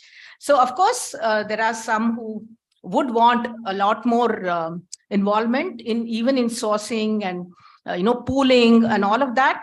But we'll have to see how RBI goes ahead and responds to those requests. But clearly, it is trying to strike a balance. The second one, which I think all the speakers have touched upon, is the climate risk and the sustainable finance. Again, central bankers all over the world have now, the Financial Stability Board, the G20, all talk about sustainable finance. The reason is that climate change may result in physical and transition risk that could have implications for the safety and soundness of the regulated entities, as well as financial stability in general.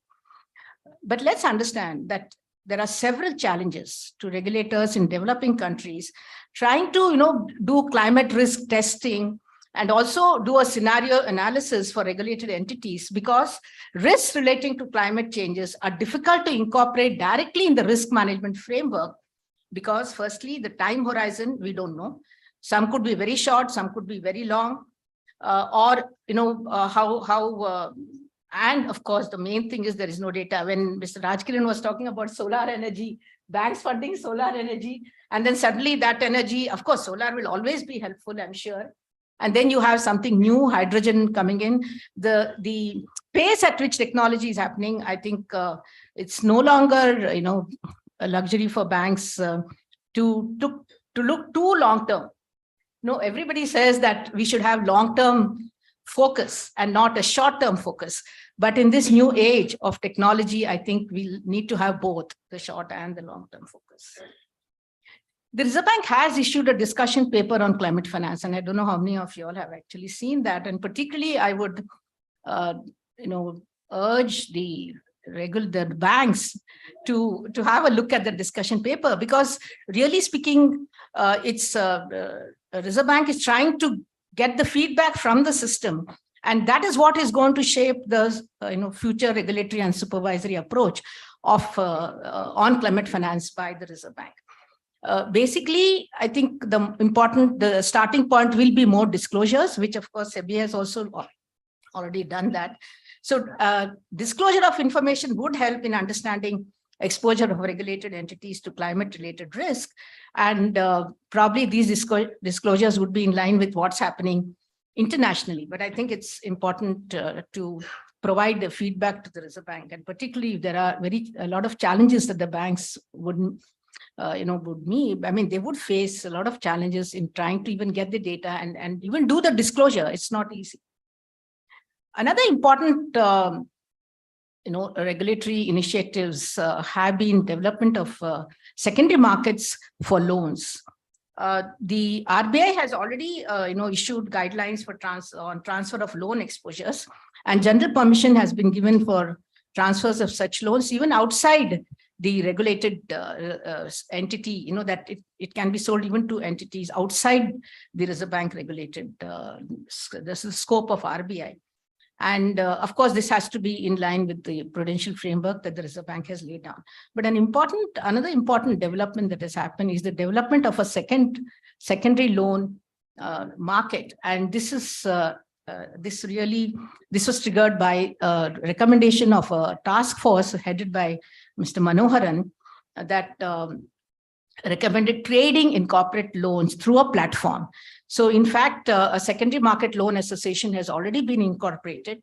And there is a trading portal also now. And initially, naturally, it will get limited to term loans, and then it will get extended perhaps to other loans.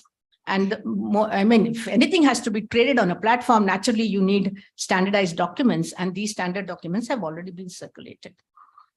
The second aspect is the securitization of assets. Now we have standard asset securitization, which is already in place, and the standard asset securitization, of course, the RBI incentivizes simple structures for securitization, and the guidelines are broadly in line with the Basel framework on securitization. I think an important development that's going to happen is really securitization of the NPAs or the stressed assets, even outside the ARC framework. Currently, the SARFAESI allows securitization of non-performing assets, but within the SARFAESI. But I think the thinking now, again, a recommendation of the Manohar Committee, is to allow securitization of stressed assets even outside the ARC framework. So, you can set up a special purpose entity or an SPV that can take over the stressed assets and manage those assets exactly like any other securitization structure. So this, of course, the Reserve Bank is yet to come out with the contours of this particular framework.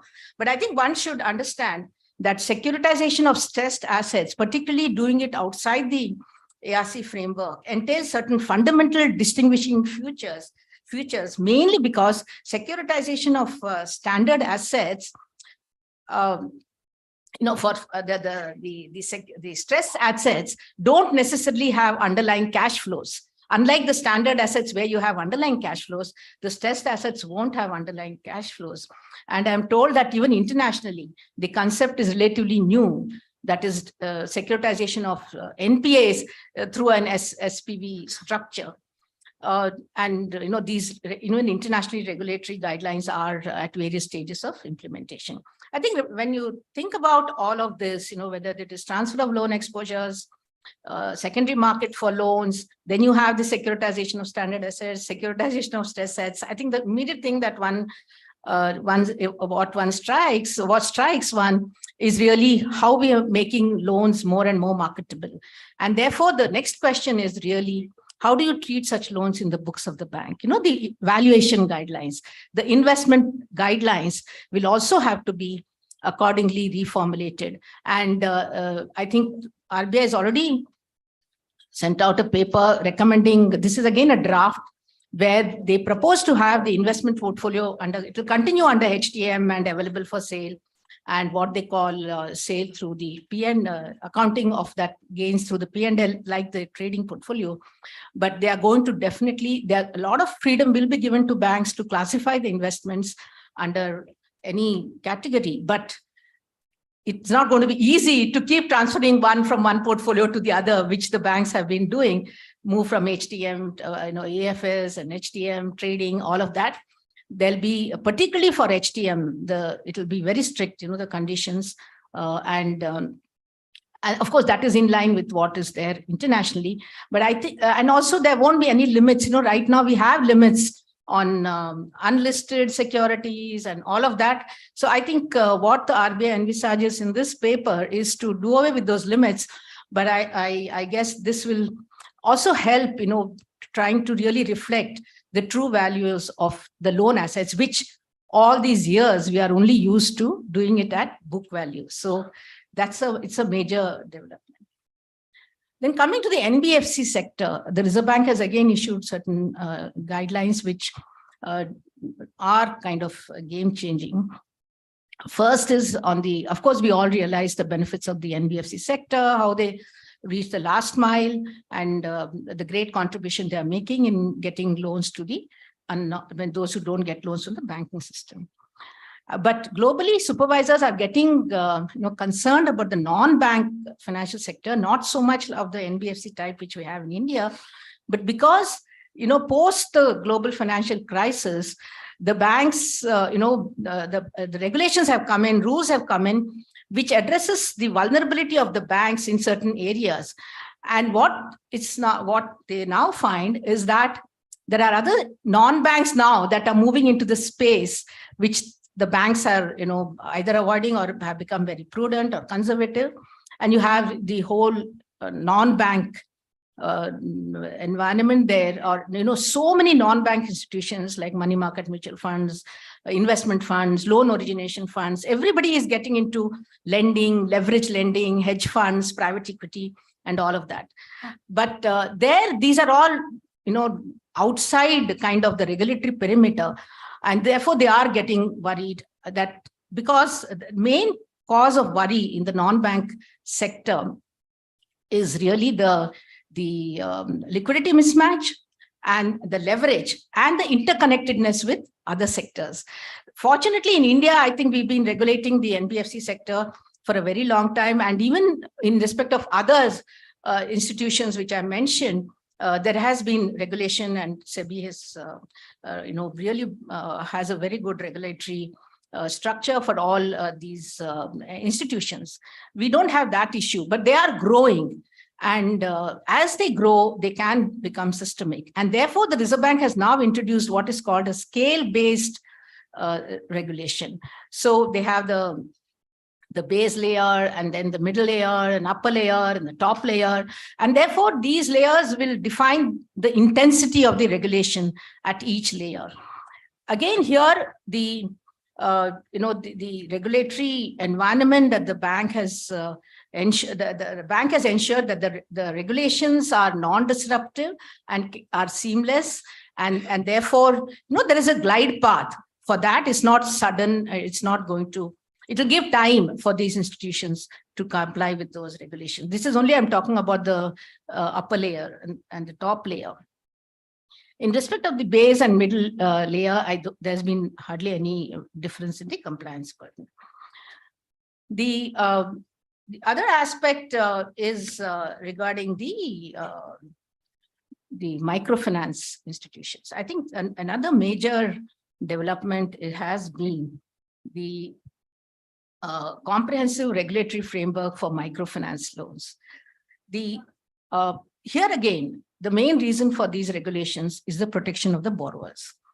And I think what is very significant about this regulation is that it is entity agnostic. Earlier, we used to have NBFC MFIs and how MFI is defined for the NBFC MFIs. All that, was had made things not only complex, there was a huge disadvantage to the NBFC MFIs, because banks and other NBFCs could do what they wanted and they couldn't do it. So now there is first a common definition of what an MFI loan is. And these guidelines also address to ensure that the microfinance borrowers are not over-indebted, because that has created huge issues, or because they keep, they have an opportunity to borrow from so many institutions. And therefore, now you look at the total leverage of the borrowers. For instance, they say, your monthly repayment cannot exceed 50% of the household income. So there are policies that the board will have to lay down. Then you enhance the customer protection measures, also enable competitive forces to bring down the interest rates and to meet the credit needs of the microfinance borrowers in a comprehensive manner. So each institution it's quite flexible. They can devise products for the microfinance borrowers. I think the main important thing is also having a common definition across entities. It's not a definition only for the NBFC MFI. The regulatory framework for ARCs have also been strengthened. Of course, ARCs, there was a committee which looked into it, and ARCs, there are certain problems and they have not been able to do as much as what we expected them to do. I think one important development is that ARCs can also be insolvency applicants in the IBC process. And then now their management fees is linked to the recoveries, and not that they just get the management fee regularly. The one last regulatory development, there have been many, I just picked up a few. The discussion paper on expected loss framework. So now banks can look forward to a new provisioning system, which is in line with the IND AS, which is the expected loss framework. Actually speaking, because the bank's provisioning coverage ratio is now quite high, hopefully the impact will be low and banks can easily deal with that. Basically, this framework will enable the banks to strategize and react to changes in credit risk, once they adopt this ECL model. To conclude, I'll just read out from the latest financial stability report of RBI, which says that the global regulatory priorities have shifted back to consolidation of the regulatory framework and protecting the financial system from the knock-on effects of an uncertain, volatile, and hostile macroeconomic environment. Integrating climate risk into existing frameworks and mitigating the rising cyber risks. Of course, no discussion on regulation will be complete without talking about cyber risk, are major areas of focus. Domestically, the emphasis is on improving the resilience of financial intermediaries. And this we're talking about financial sector as a whole, because the FSR covers the entire financial sector. The resilience of financial intermediaries, enhancing customer and investor protection, accelerating digitalization, developing financial markets, and strengthening the supervisory architecture. With this, going forward, I just would like to recall what once Dr. Subbarao said, that when we think of the financial sector, we think there is a financial sector solution for every real sector problem. So going forward, we should view financial sector not as something that will solve all world problems, including the real sector problems, but definitely they have a major role in the development of the economy. Thank you so much for your questions.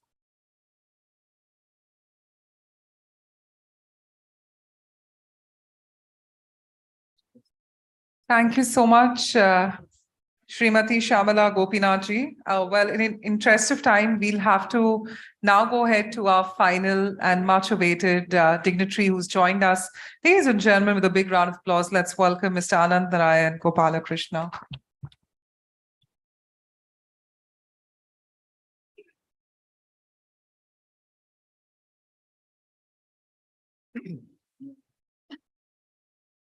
Dr. Narendra, Ma'am Shyamala Gopinath, Dr. Rajkiran Rai, my good friend D.K. Joshi, Rajesh, other dignitaries here. I'd like to start by thanking Dr. Narendra and N-Cube for calling me here and for the yeoman service you've done, sir, through COVID and the number of webinars and sessions you've had of very, very enriching, high quality. Hats off to you. I'm glad to have a physical presence, even if it's hybrid, of the lovely work that you've done. I want to compliment you. I've just seen the program that you've put together. The sheer breadth and the depth that you've managed is just amazing. The breadth of the topics and the kind of experts that you've managed to bring on board in each of these topics is just exhilarating. I wish I could have stayed the whole day and listened to these discussions.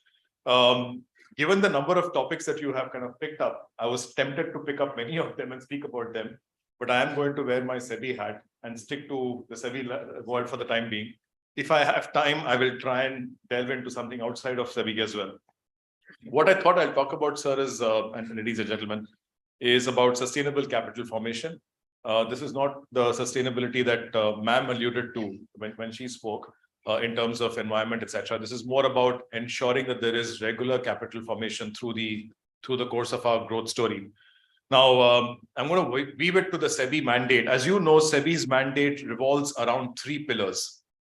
The first is investor protection. The second is market development. And the third is market regulation. That's what the SEBI Act clearly says in the preamble. Okay. Put together, SEBI's role is to facilitate sustainable capital formation, a crucial ingredient to achieving our country's immense economic potential. Okay, so that's what SEBI is supposed to do. And I completely echo what Madam said. The financial sector cannot solve all of the real sector problems, but it can definitely facilitate capital formation, which is such a crucial ingredient towards the real economy development. The ongoing trend of formalization has given a strong fillip to domestic capital formation. The emergence of new products, solutions, and investors will strengthen this trend. To ensure sustainability of this welcome trend, however, we must also collectively work towards preserving and furthering the trust in the ecosystem. as a regulator, my job is to worry, and I'm going to share some of my worries with you towards the later part of my discussion. So first, let's talk about the good news, really, the formalization and the financialization of savings that is underway in the country right now. The ongoing formalization of our economy is on the back of a better network access, increased financial inclusion, and rising digitization of payments and settlements. On network access, TRAI data indicates that India had over 117 crore telephone subscribers and over 82 crore internet users as of September 2022. And the numbers are rapidly rising every month. It's not a static number. On financial inclusion, there are now well over 47 crore Jan Dhan Yojana accounts, of which over 55% have women beneficiaries. It's really grown over the last few years. On payments and settlements, retail payments going through digital and check modes have shown a rapidly rising trend. For fiscal year 2014-15, such retail payments, as we call it, the formal retail payments, stood at 140% of GDP.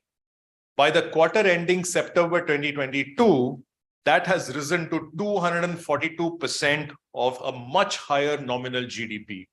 The sheer rise in formal payments going through the ecosystem is just breathtaking. This all-round formalization has aided government finances, financialization of savings, and hence all-round capital formation.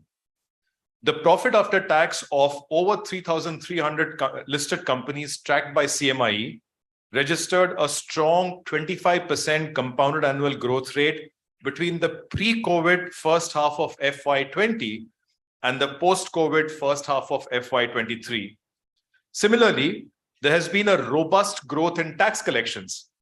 GST collections during FY19 and FY20 were at 6.2% of GDP and 6% of GDP respectively. In FY23 till November, GST collections are running at well over 6.8% of GDP, again of a much higher nominal GDP, right? So that formalization is resulting in a lot of fiscal benefits as well. Aided by all of this, financialization of savings is also underway. The number of Demat accounts as tracked by SEBI and intermediaries has grown from less than 4.1 crores as of March 2020 to over 10.6 crores today. Notwithstanding significant global headwinds, supported by resilient domestic flows, our own stock markets have significantly outperformed major global and emerging market indices in FY23 so far, with both better dollar returns and lower volatility. It's not as if we've not seen outflows. Between October of 2021 and June of 2022, we saw nearly $33 billion of FPI outflows. Normally, such outflows would have meant our markets would be under severe stress. But guess what? The retail inflows, the flows going into mutual funds, the flows coming via our DIIs were far in excess of that. Mutual fund risk flows themselves were 3.2 lakh crores during that period, significantly higher than the outflows going from FIIs. So we've become an economy where domestic savings is what matters, not so much how much of foreign savings is coming in or going out, at least for now. Along with this, new capital market products, solutions, and investors are emerging. Look at NWITs and REITs, for instance, which is now slowly gaining traction. This should further aid capital formation. So all the stars are aligned for capital formation going forward. Now let me come to the worrisome points or the things that we have to worry about going forward. Amidst all of this, we have a collective responsibility to ensure the sustainability of this trend, that this trend continues.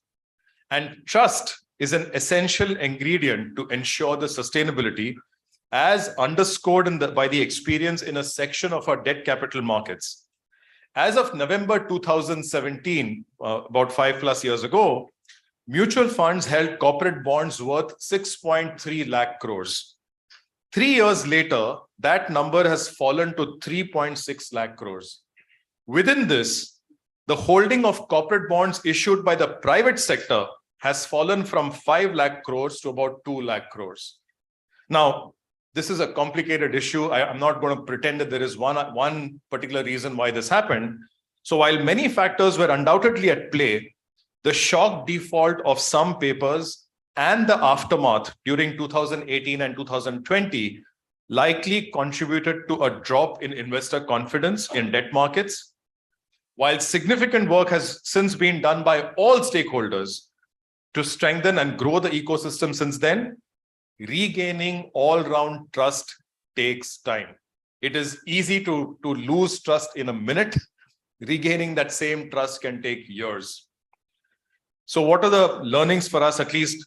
What are the potential areas of distress that we have to look at going forward? We must continue to invest in reinforcing all-round trust. In this regard, here are a sample of some areas that warrant ongoing attention. I'm going to first borrow from what Madam said about cybersecurity. Even as we reap the benefits of increased digitization, the entire ecosystem must collectively raise the awareness and expertise around proactive management of growing IT and cyber risks. Market intermediaries have a crucial lead role to play here. The amount that we depend on digital technology today for our payments and settlements, for our account settlements, for our demat account holdings, for our trading, for everything is just incredible. Imagine that if we had a cyber threat actually come at our doorstep in some of the large institutions. This is the stuff of nightmares, which all of us have to sort of live with and prepare for on an ongoing basis. Second, even as we expand the set of instruments and vehicles that aid capital formation, the ecosystem must ensure the suitability and appropriateness of solutions offered to investors. Each of us must take a very, very dim view of any mis-selling. And mis-selling is happening in the ecosystem. Third, related to the above, we must constantly raise the level of all-round disclosures. This spans several dimensions, such as transparently and clearly disclosing the true costs and fees of client solutions to investors, fully disclosing any ambiguity around valuations of less liquid assets in a portfolio, and managing price-sensitive information with scrupulous care. Trust feeds on truth. Whenever in doubt, market participants must disclose all risks and issues clearly and transparently. Fourth, we must continually guard against unfair trading practices and market manipulation of any kind. I happen to have the fortune or the misfortune of also looking at the integrated surveillance department of SEBI. I can tell you some of the stuff that we see there in terms of unfair trading practices, pump and dump, front running, insider trading is just incredible. This is something that we have to take cognizance of as an ecosystem. While SEBI has significantly enhanced its surveillance capacity over the years, globally, sections of the market continue to find ingenious ways to skirt around regulations and the regulators. I'm going to talk about one more. Is there press involved here, sir? Is there press? No. So, okay. So there will be a report which will come out from SEBI the next week. It has been approved. It will be coming out next week, sometime Wednesday or Tuesday or Wednesday. One of the research that our excellent team in research has done is around, there's been this very large retail participation in futures and options over the last few years. So from something like 7 lakh investors participating in 3 years ago, today we have 45 lakh active retail participants in F&O. So we did a study around especially options traders. And what we find is that 9 out of 10 retail participants lose money. Okay, there is this I'll wear my old academic hat. There is this very nice research and been done over several time frames, several areas, which generally shows the more you trade, the more you lose. And frankly, if you trade in areas that you don't understand fully, you're destined to lose. Okay, I'm not even counting transaction costs and all of that, which add to this trouble. The reason I mention this, because markets are doing reasonably well, thanks to this digitization, thanks to this formalization, there is this push to say that, let's not go into the real economy and start building factories and employing hundreds of people. All you need is to make love to your computer and you can make lots of money by just trading on options and futures. It doesn't work that way. We don't want that hype to go into an extreme, which kind of threatens the whole ecosystem. Anyway, so looking back at some of the high profile debt defaults between 2018 and 20, for instance, hindsight suggests that parts of the ecosystem were aware of simmering potential issues from long before those issues actually hit us. At least going forward, market participants must scrupulously follow the maxim: if you see something, please say something.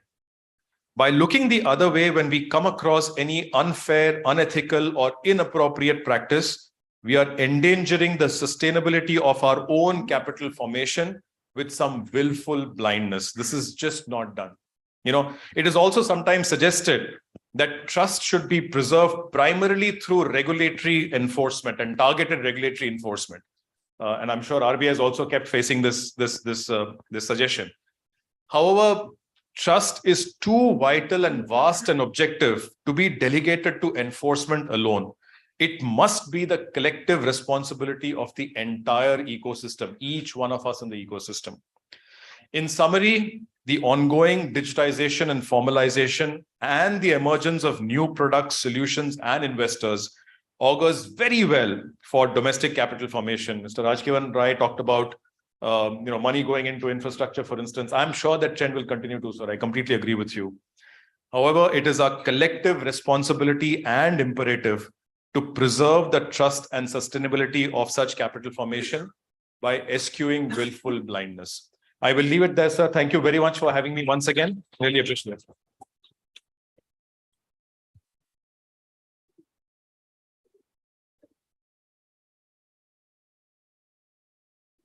When you have some of the biggest regulators, you have a person representing RBI, you have a person representing SEBI, the talks only get more enriched. And thank you so much for honoring us on this platform. Let's give him a big, big round of applause. Mr. Anant Narayan Gopalakrishna. Ladies and gentlemen, on that note, and after such powerful delivery by our renowned and esteemed speakers, it is time for us to felicitate all of them. Firstly, let's felicitate them with an honor of clapping once again. And of course, if I could request Dr. Narayana to kindly help us in felicitating all our key speakers. Of course, starting with Mr. Anand, if he could help us in felicitating them. Meanwhile, if I could request our dignitary, Mr. Anand, if you could please have the honor. Thank you so much.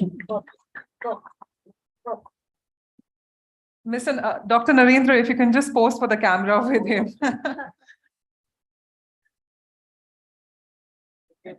Thank you so much. Thank you so much, Srimati Shyamala ji. Thank you so much.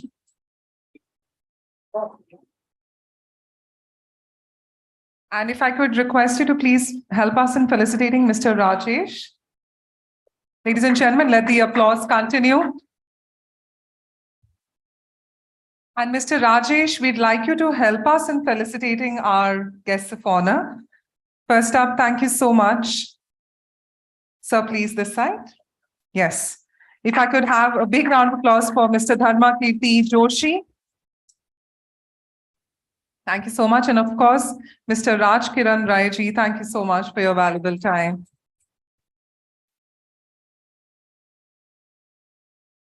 On that note, if I could request our dignitaries to please stand up for a group photograph. And ladies and gentlemen, I think they deserve a standing ovation. They are our esteemed leadership. Let's give them a standing ovation. And let the applause continue. Come on, everyone. Let's bring more and more energy in the room.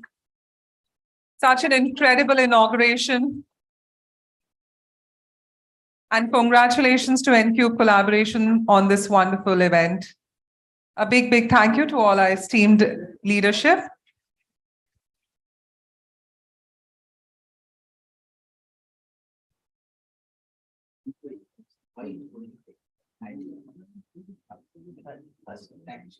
Thank you so much to our leadership.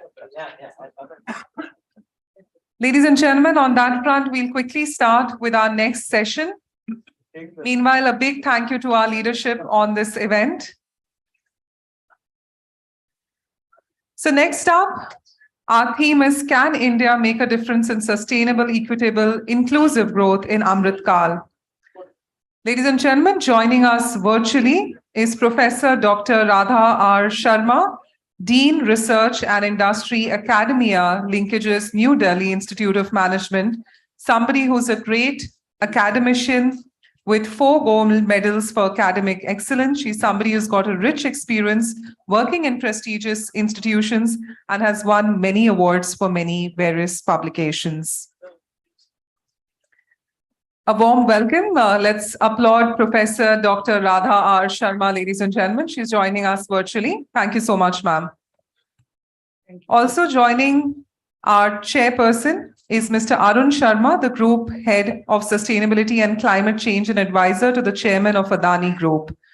He's a distinguished Professor Emeritus, has worked as a leadership role in development of Australian ICT research capabilities and co-founded the National ICT Australia Limited. He's also going to be joining us virtually all the way from Australia. Currently present is Mr. P.D. Singh, who was recently elevated as the Chief Executive of JP Morgan Chase Bank in India and has an overall banking experience of 25 years, both at JP Morgan and earlier at HSBC. Could we warmly welcome Mr. P.D. Singh right now? Joining Mr. P.D. Singh is going to be Ms. Richa Arora, who is the Managing Partner and CEO of ESG Stewardship Services at N-Cube Investment Advisors, an accomplished leader working extensively in Tata Group in different capacities and also as an independent director in different companies. Thank you, Ms. Richa, for joining us. Also, apologies, EQ. Also, we have Ms. Smita Hari, Senior Vice President, Octus ESG, a finance professional with more than 16 years of experience with special focus on sustainable finance, impact investment. Could we have Ms. Smita as well, if she's around? Yes, the lady out there. Thank you so much. Also, we had Ms. Hina Kushlani, who's the Director, Climate Change and Sustainability Services, EY, but she's not going to be able, ENY, but she's not going to be able to join us right now. She was there for a brief period of time, but had to leave for an emergency. So Ms. Hina, a big thank you for your contribution so far. And of course, we leave the floor open now to Professor Dr. Radha R. Sharma, who's joined us to conduct the program forward. Over to you. Thank you. Good morning, esteemed panelists and guests, ladies and gentlemen. It's indeed an honor and a privilege to chair this session of eminent professionals from a variety of industries and organizations. I thank N-Cube Collaboration and Dr. Naren for the opportunity. The theme of this session, Can India Make a Difference in Sustainable, Equitable, and Inclusive Growth in the Amrit Kal, is pivotal not only for India, but for the world at large. In my view, there are 3 reasons. I would like to quote the current CEO of McKinsey & Company, Bob Stanfels, who recently said, it is considered to be not only India's decade, but India's century. That includes Amrit Kal. India has been projected to be the world's future talent factory, with 20% of the globe's working population by 2047. That was the second reason for me.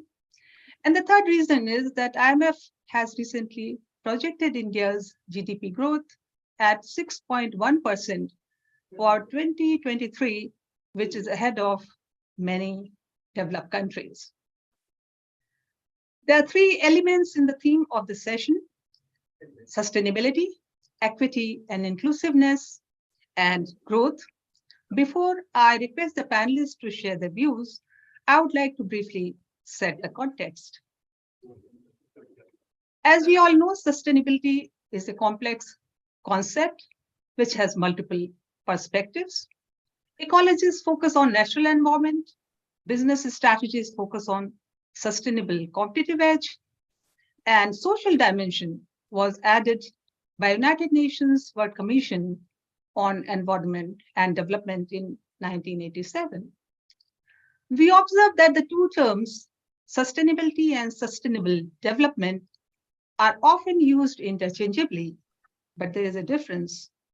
Sustainability is the vision of the future that provides us roadmap based on values, moral and ethical principles that guide our actions. And the Sustainable Development Goals, as we know, are part of the 2030 Agenda for Sustainable Development, adopted by all UN states in 2015. We are all aware there are 17 SDGs, and all the SDGs are important, but climate change or environmental issues are on the top due to global warming and its consequences in the form of natural disasters that we observe across the globe, which are affecting human lives in a big way. India aims to reach net zero by 2070. And for achieving this, India's long-term low-emission development strategy includes India's vision and plan of action. Only yesterday, I read in the newspaper, the government has okayed rupees 20,000 crores for green hydrogen mission. Thus, we find that sustainability requires sustained efforts of all concerned. We also find that there are few companies which have achieved net zero, and there are some which have committed to it, but it is not enough. So I would like to draw the attention of the panel to these themes one by one.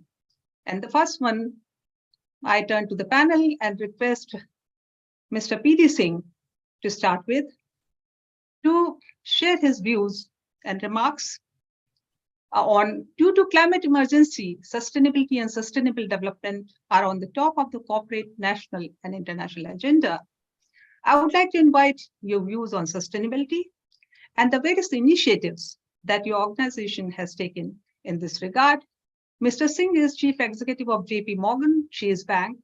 Over to you.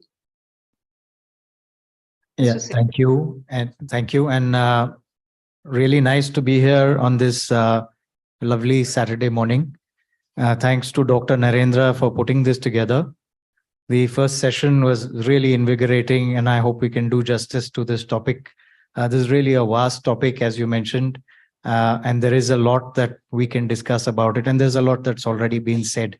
So, like you rightly set the context, this is a very important subject for all of us, whether we look at climate change, which is just a small part of it, and climate change can drive various other parts of it, which includes biodiversity, includes the way we work with energy consumption, and all the other related factors to that in terms of the global impact. Again, when we look at climate change, we are in a situation where the last 8 years have been the hottest ever since we started measuring temperatures.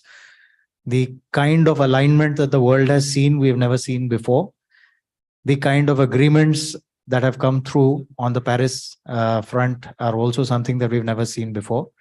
But the bad news is that we are quickly going to overachieve, or rather violate, some of the self-set targets that we have for us on a global basis.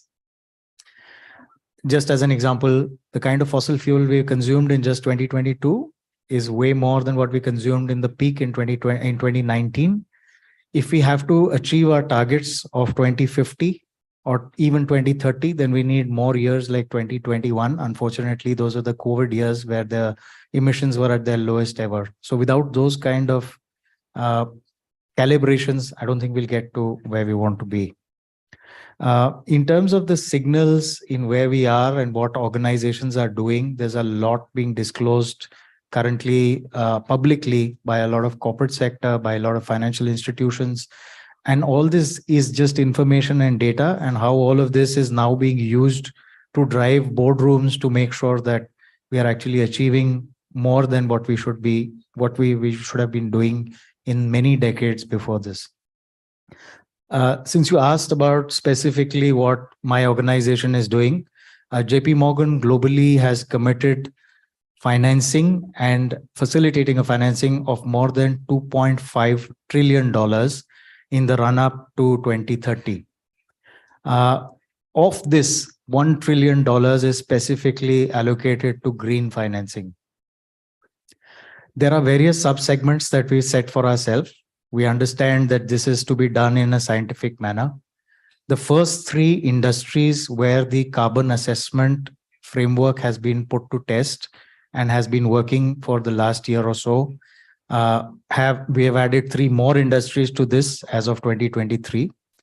So just to name oil and gas, the industries that were already part of the framework, and the industries that we are adding this year. So this year we are adding steel, cement, and aviation, and the earlier industries that were already part of the framework assessment that we were doing when we arrange finance or when we lend were to do with oil and gas, auto, and oil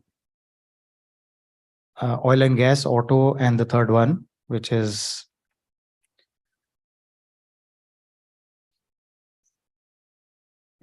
of course power.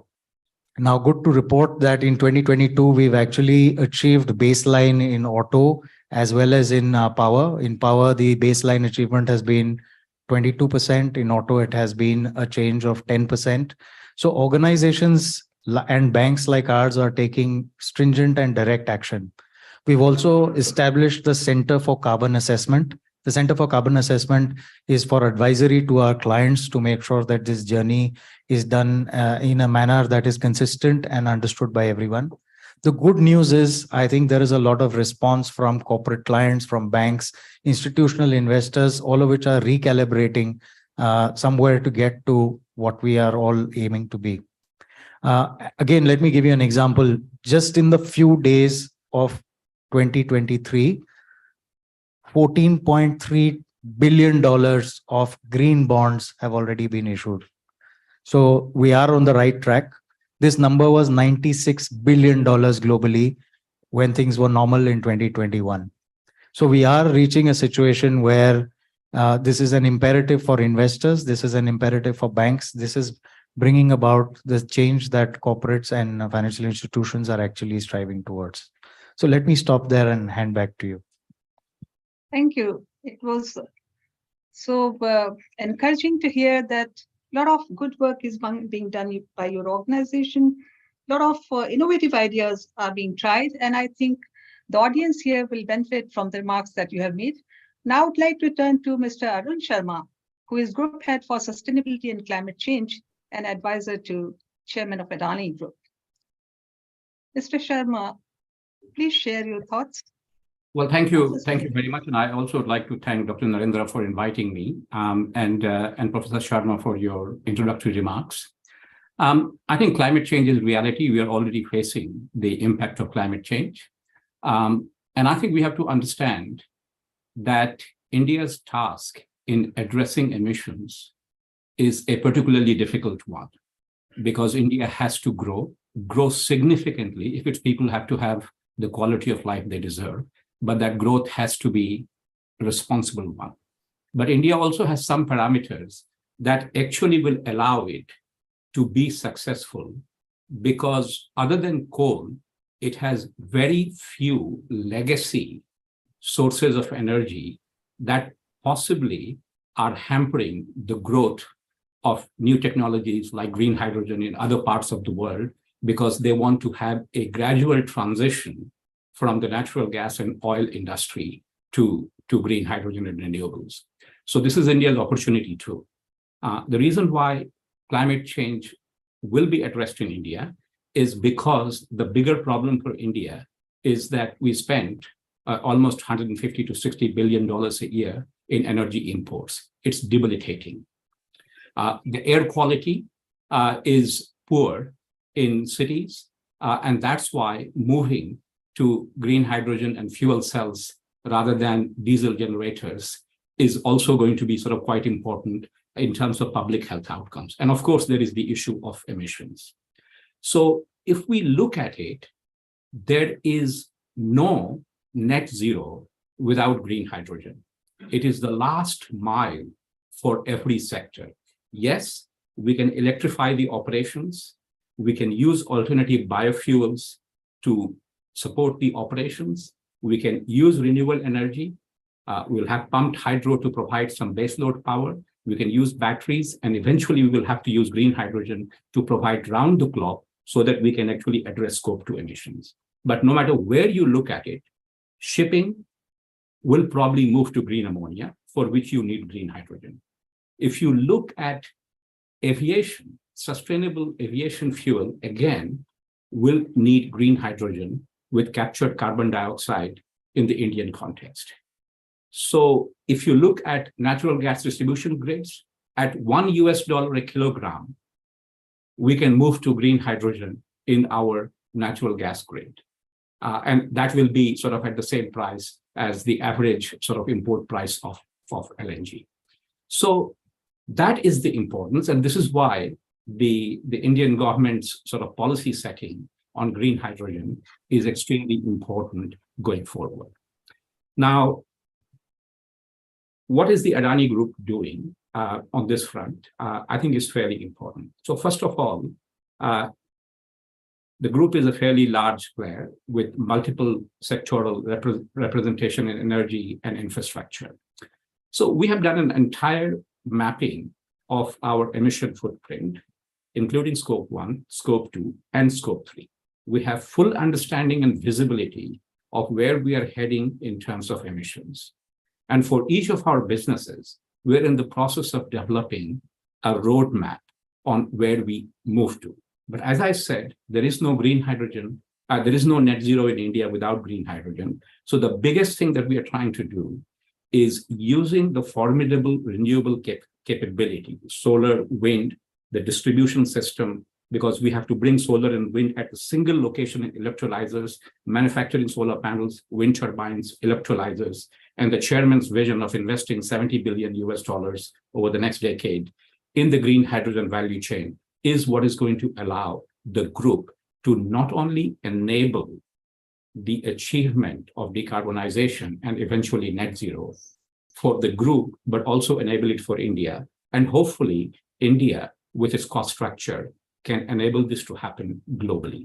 So I think India can play a very important role simply because India has greater challenges, and opportunities always come when you have greater challenges. Thank you so much, Mr. Sharma, for sharing the roadmap of decarbonization at your group and your remarks about the role of energy and the alternative fuels in reducing, carbonization and working towards net zero. Now I'd like to invite Ms. Richa Arora, Managing Partner and CEO, ESG Stewardship Services, eCube Investment Advisor. Please share your thoughts on the subject and the ESG, which has become a strategy now. Thank you, firstly, Dr. Narendran, for the inviting me, and thank you, Dr. Radha, for your comments and interesting comments from the co-panelists on overall what's happening in the country. I want to just take a minute and spend 1 minute on what is really driving this in India. We seem to be at a point of inflection, while whole concept of sustainability has been around for a long time. In India, point of inflection seems to be now, and a large part of it, I may say, is coming from the regulatory push. I think because SEBI has mandated the top 1,000 listed companies to come out with better disclosures in the form of the business responsibility and sustainability reporting, the stewardship codes for mutual funds, pension funds, insurance companies. I think that regulatory push is certainly playing a significant role there. Of course, also the institutional, the investors, especially when there's a foreign investment, significant component for corporates. And lastly, I think the one which is not very obvious, but I think companies are experiencing it in different degrees, is what I call the end customer, the consumer, the individuals, the millennials, who are more environment and sustainability conscious than probably previous generations. And I think they play a role in helping organizations kind of drive this agenda, and they're going to play a more significant role going forward. So it's a combination of these, but it's really the regulatory push which needs to, which is really playing an important role. Now, what if India has got to achieve its targets, all the parts need to come together to form that goal. And I think to me, the most important thing there is the concept of the transition from the current economy to the economy which you want to build, which is whether it's based on green hydrogen and other clean fuels and so on. So then when you talk about transition and climate change, everyone's been busy announcing net zero targets. But the net zero target by itself is not going to lead us to the end goal. I think the first phase after having a net zero target is to have a transition plan. Of course, some companies do have that, but we work with a lot of companies, helping them with their ESG strategies. But what one finds is that even now there are a fair number of companies who have announced net zero targets, but don't have a transition plan in place. So whether that transition is going to be through a new technology or it's going to be, replacement of energy from fossil fuel based to greener renewable components, that transition plan and milestone based approach is something which is most critical, because without that, this end goal, whichever year we have set, is not going to happen. The second aspect of transition is actually whether there's transition capital allocated in the organization. And if you have to move to a different technology, or if there is a change in the manufacturing process or the way you source raw materials, what kind of raw materials you source, all that has to be built into that transition plan with that transition capital. Now, India has one of the lowest per capita R&D spends in the world. In fact, as a percentage of GDP, it's 0.7%. And we have developed countries which are still at 3 to 4%, and that's really a significant difference there. So when you're talking about transition capital, how much of that is going into R&D solutions and building those greener solutions? Because without that, that transition is not really going to be happening. And in fact, interestingly, the UK watchdog has said that from 2023, all companies, in addition to whatever reporting they're doing, have to have the transition plans also in place. So transition plans, transition capital, and the last, third, and I would say the most important piece in this whole transition is a fair and just transition for all those who are employed in organizations and industries which are transitioning to something new. So you look at the auto industry. What is going to happen to all the auto mechanics who are trained on the ICE automobile system, the internal combustion engine? They are not going to be able to be reskilled to electric vehicles. So what is going to happen to their lives and livelihoods as we make that transition? And industries, organizations, government bodies, I think that plan for a fair and just transition to all those who are currently employed in, whether it's coal-fired plants or anything to do with the new economy as it transitions to the new, cleaner economy. What is it that the plans in place for ensuring that the lives and livelihoods are not impacted for these people? So really, having targets and all is fine, but transition, which really means how you're going to be able to move from one state to the other, transition plans with milestones, transition capital, and a plan for just transition for social capital. So those, I would say, are the key things if you have to kind of realize this vision and move from intent to action. Thank you. Thank you, Ms. Richa Arora, for making very important point about transition plan and transition capital and its impact on people. So whether we have to reskill, upskill, or we have to think of some other plan to rehabilitate people who become redundant based on the changes that take place. That would also bring us to another point of innovation that I'll take up in the next round. But for now, I would like to invite our panelist, Ms. Smita Hari, Senior VP, Okta CSG, to share her thoughts. Thank you. Good morning, everybody. Thank you, Dr. Narendra, for inviting me to this prestigious event.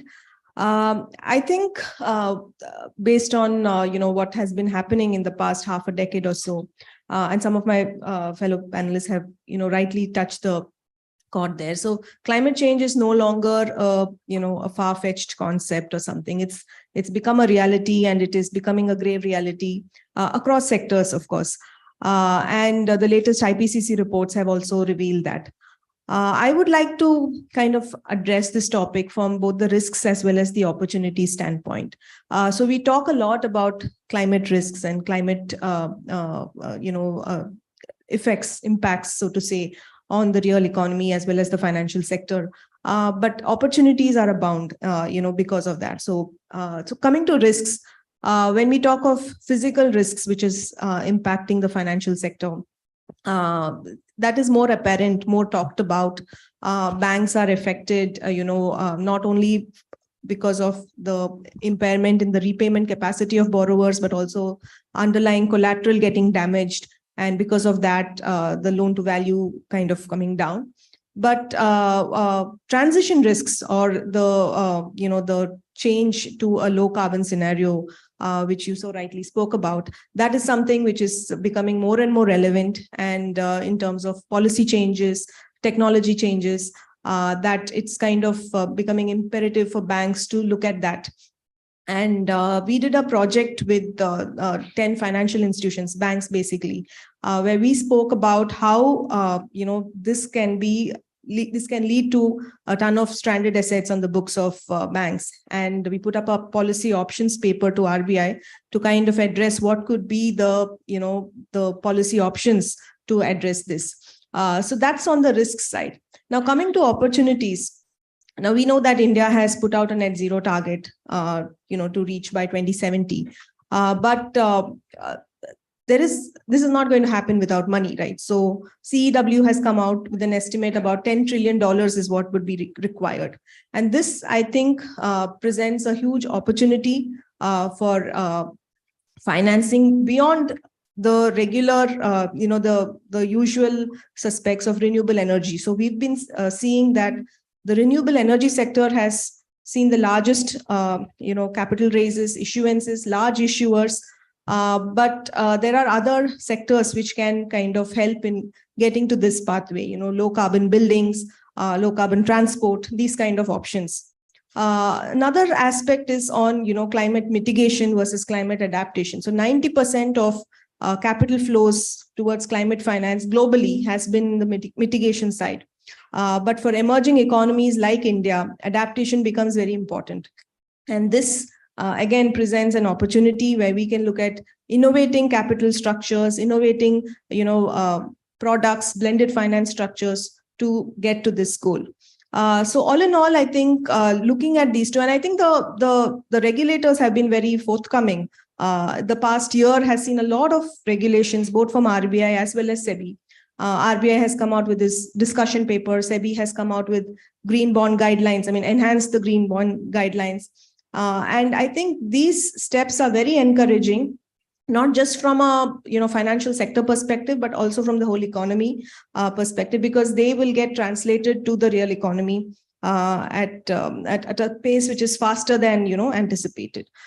So this is something around which we have been working at Octus ESG. We've also realized that capacities are the main constraint, and we've done some large capacity building, skill enhancement programs for banks, for financial institutions, both in India as well as in other emerging economies, to build skills and capacities of risk officers when they look at these aspects. And I think this is an evolving field, of course, but there is a lot of noise around this, which is rightly so too. And so that's where we are. I'd like to stop now and maybe take up some of these things later on in the panel. Thanks.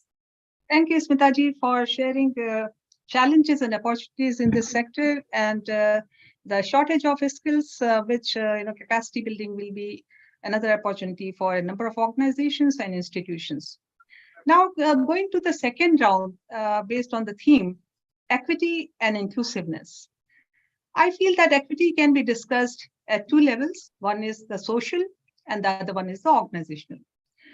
There's a lot that is being done by the government at the social level in the form of Jan Dhan Yojana and number of schemes and programs like free ration, free housing, and many more for inclusive growth. But in this panel discussion, we would like to focus on equity and inclusive growth in the organizational context. And I would like to draw the attention of the panel to the gender inequity or gender equity at the workplace. With some data, India ranks 135 out of 146 countries in gender gap report of World Economic Forum 2022. Women constitute 48% of the population, and gender equity at the workplace has been and continues to be a major concern. And I'm saying this based on my own research, and some of my doctoral scholars have done research in this area, and my role in the Global Forum on Diversity, Equity, and Inclusion as an executive committee member, and also as an ambassador of gender and diversity in organizations from 2016 to 2020. I have also standardized a scale to quantify gender equity at the workplace, which has provided very interesting results in the Indian corporate world. And some of the international scholars are using this instrument in their respective countries. A NASSCOM study says that women constitute more than 50% of the employees at the entry level, but more than half of them, they drop out. And there's another survey done by Gender Balance India, which says that half of the women employees quit their job due to personal reasons, maybe giving birth to a child and so on. So another piece of information, and I'm sure you may be familiar with it, McKinsey Global Institute study reported that if India could improve its labor force participation of women by 10% by 2025, India could increase its GDP by 16%. This is based on the data when this study was conducted. So to the panel, I would again turn to know your views and your efforts in this direction. What are the efforts of your organization for equity, diversity, and inclusion? And ESG has become a strategy for sustainability. So how can ESG and how can digitalization be leveraged for accelerating inclusive growth? So I may go in the same order unless someone wants to speak first. May I request Mr. PDC? Yeah, Dr. Sharma, you have touched upon a very important topic and something that has got a lot of attention, especially in financial services and in the banking sector. Like you mentioned, gender diversity has been the forefront of this in the connected world that we have today, with more sensitivities, with more understanding of global cultures. I think we would also like to expand that to include race, to include LGBT, to include other forms of diversity, even disability. The first observation that I have is that I'm glad to see that on this panel, we have a proper representation and proper gender diversity. In fact, we're missing Hina, otherwise I would have been in the minority. So to take that forward and to show what organizations have done, a lot of you may already know some of the large tech companies like Google, like Facebook already disclose their diversity data publicly.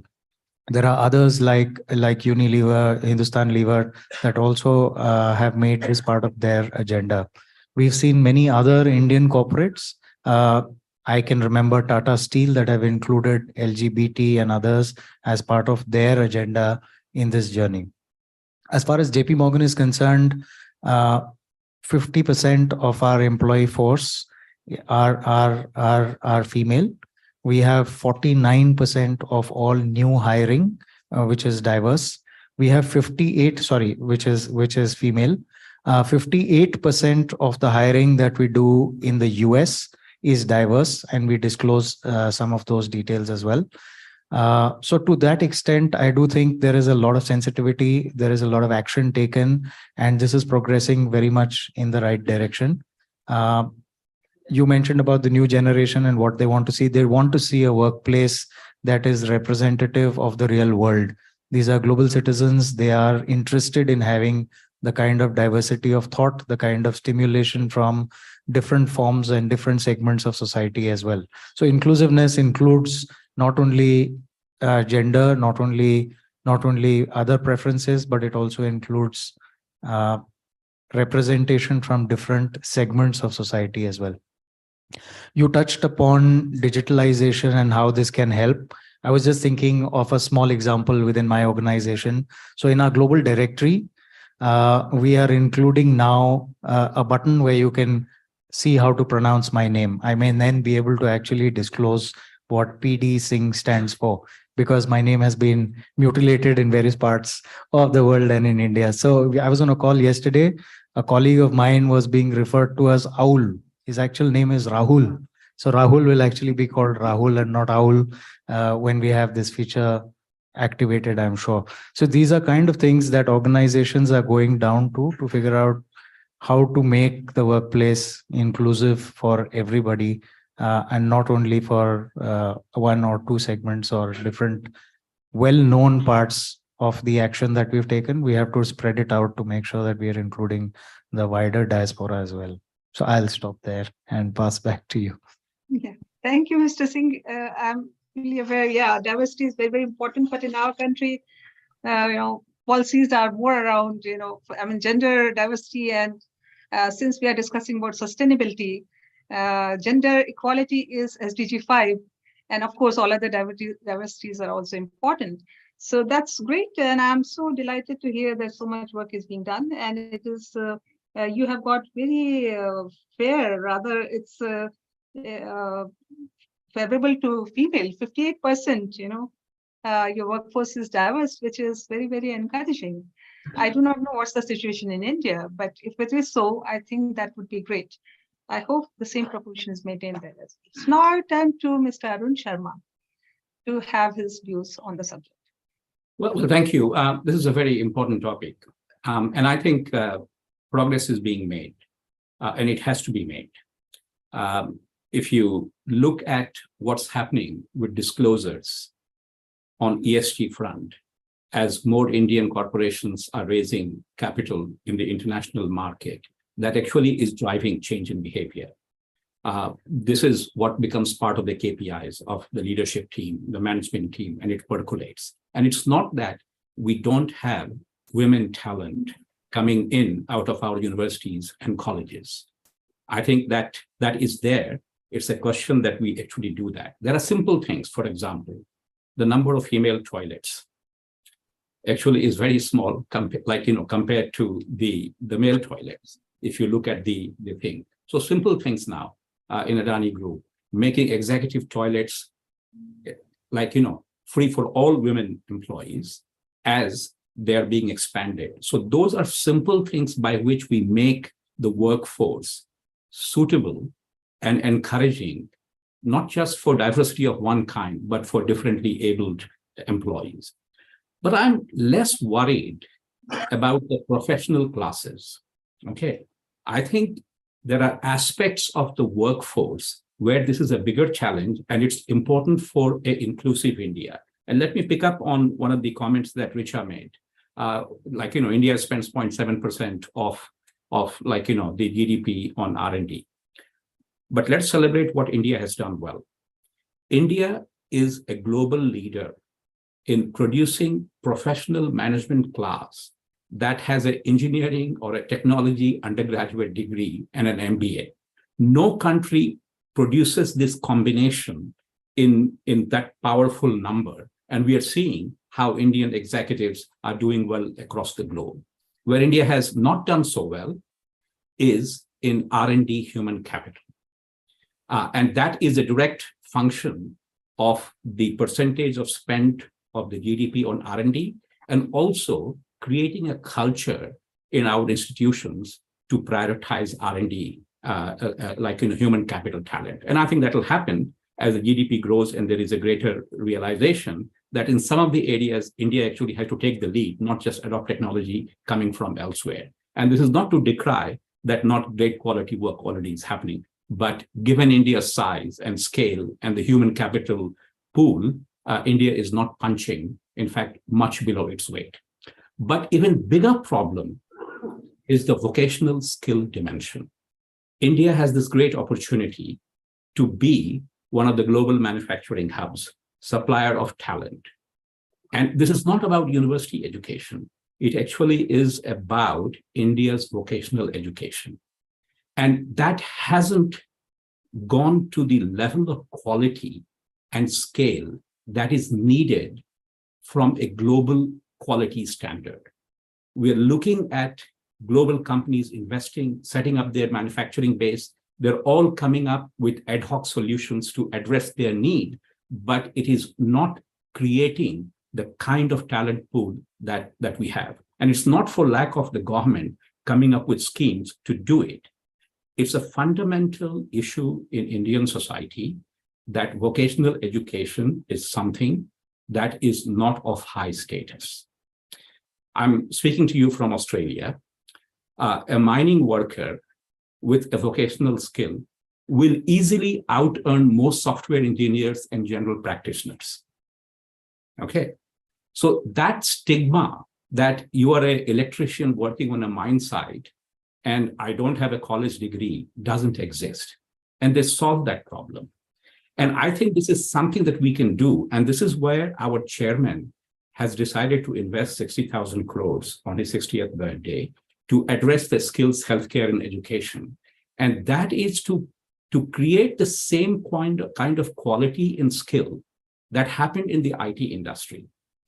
IT industry creates a hope that I can go and get a job in the US, UK, or Australia. Hardly 4 or 5% probably end up there. But that hope has created where our universities, computer science department, and IT departments are flooded with applicants. And so we have to create skills which our top quality skilled vocational education graduates can work anywhere in the world. And once we do that, that social stigma of vocational skills is going to be important. And this is where, as we start doing it, we have to bring women into that skilled workforce, because the percentage of skilled workforce in the vocational skill sector is even lower. And that's where true inclusion is going to come from. So I don't want to take more time, and I can address digitalization separately, but just in the sake of time, there are some comments on the issue. Yeah, thank you so much. I couldn't agree more with you. Now you have really hit the nail on the head. A stigmatization of vocational education, or people, are seen as, less, important if they're with high degree doing a lower level job. Every parent is worried about having a BA and BSc for their ward so that they can get married. Yes, absolutely. So I can't, agree with you more. More skill is needed, focus on quality. Yes, absolutely. And one thing which I've observed in my researches, which I've done on manufacturing and service sector, somehow women are lower in number in India in the manufacturing sector. And the reason, given by the respondents of my research have been that they're not accepted well in the plants, as supervisor. So I would like to hear from you, what is your experience? But it is not because they can't do it. The entire Second World War manufacturing capability in America was powered by women when all the men were on the front lines. All these planes were built by women. So that's total nonsense. Good. So I'm very happy. We need some social change also for the acceptance of women in sectors where they're not, have been there traditionally. Yes. So this is where Hollywood has to come in. It has to have scripts where the electrician, wins the, wins the girl or the boy instead of the financial services executive in the movie. Absolutely. And you gave the example of IT industry, where skills have become so important, people don't care where they have come from. Even from unknown institutions, people can get jobs abroad. So which is a great point. Thanks a lot. Now I request Madam Richa Arora to please share your views on the subject. And I think you'll be more passionate, hopefully. So yes, passionate about this subject, but interesting segue provided by Arun on this. And it took me back to what I saw in one of my previous organizations, which is Tata Chemicals, where we had this problem for a long time that the women on the shop floor at the Mithapur factory were not welcome because people felt that there'd be various issues there, the safety and so on and so forth, not even the day shift. And I think it was just a matter of reorientation and doing it, which started that process. And then it came to the question of the night shift, and everyone said, oh, safety, and how are they, how are we going to kind of ensure that they get back? And again, it was simply a matter of organizing transportation for the workers to come. And we had a point in time where the entire shift was run by women, the night shift.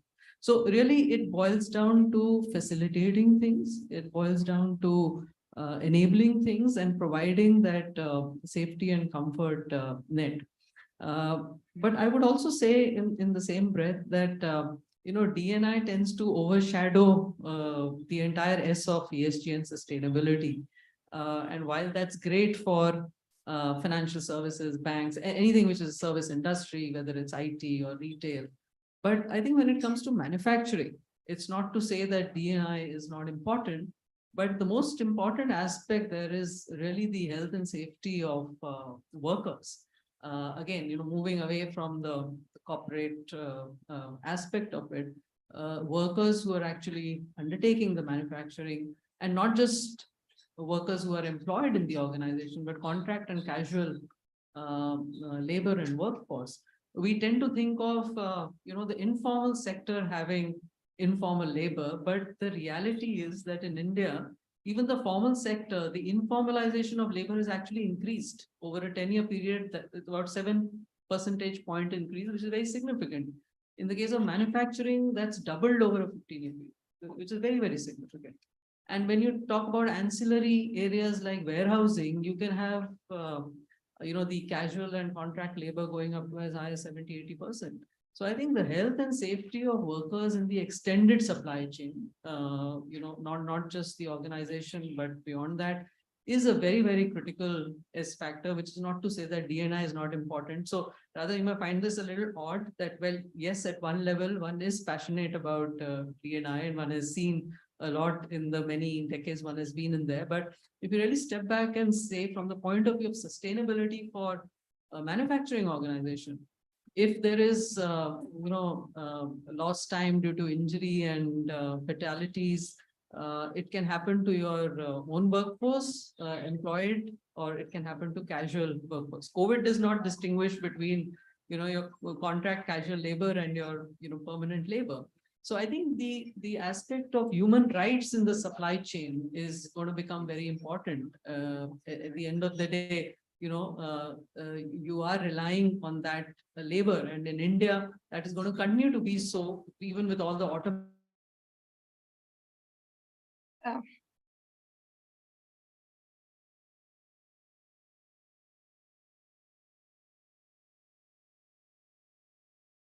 About the pressure from institutional investors, and that pressure is in a sense going down to supply chains. But the supply chains and your supply chain partners, your suppliers and vendors, the hand-holding, the education, the skill building, which you spoke about, all that needs to be really done for S to shine for India. So, and especially when we talk about the focus on manufacturing currently and the whole Make in India, without the health and safety of supply chain workforce, that is not going to happen.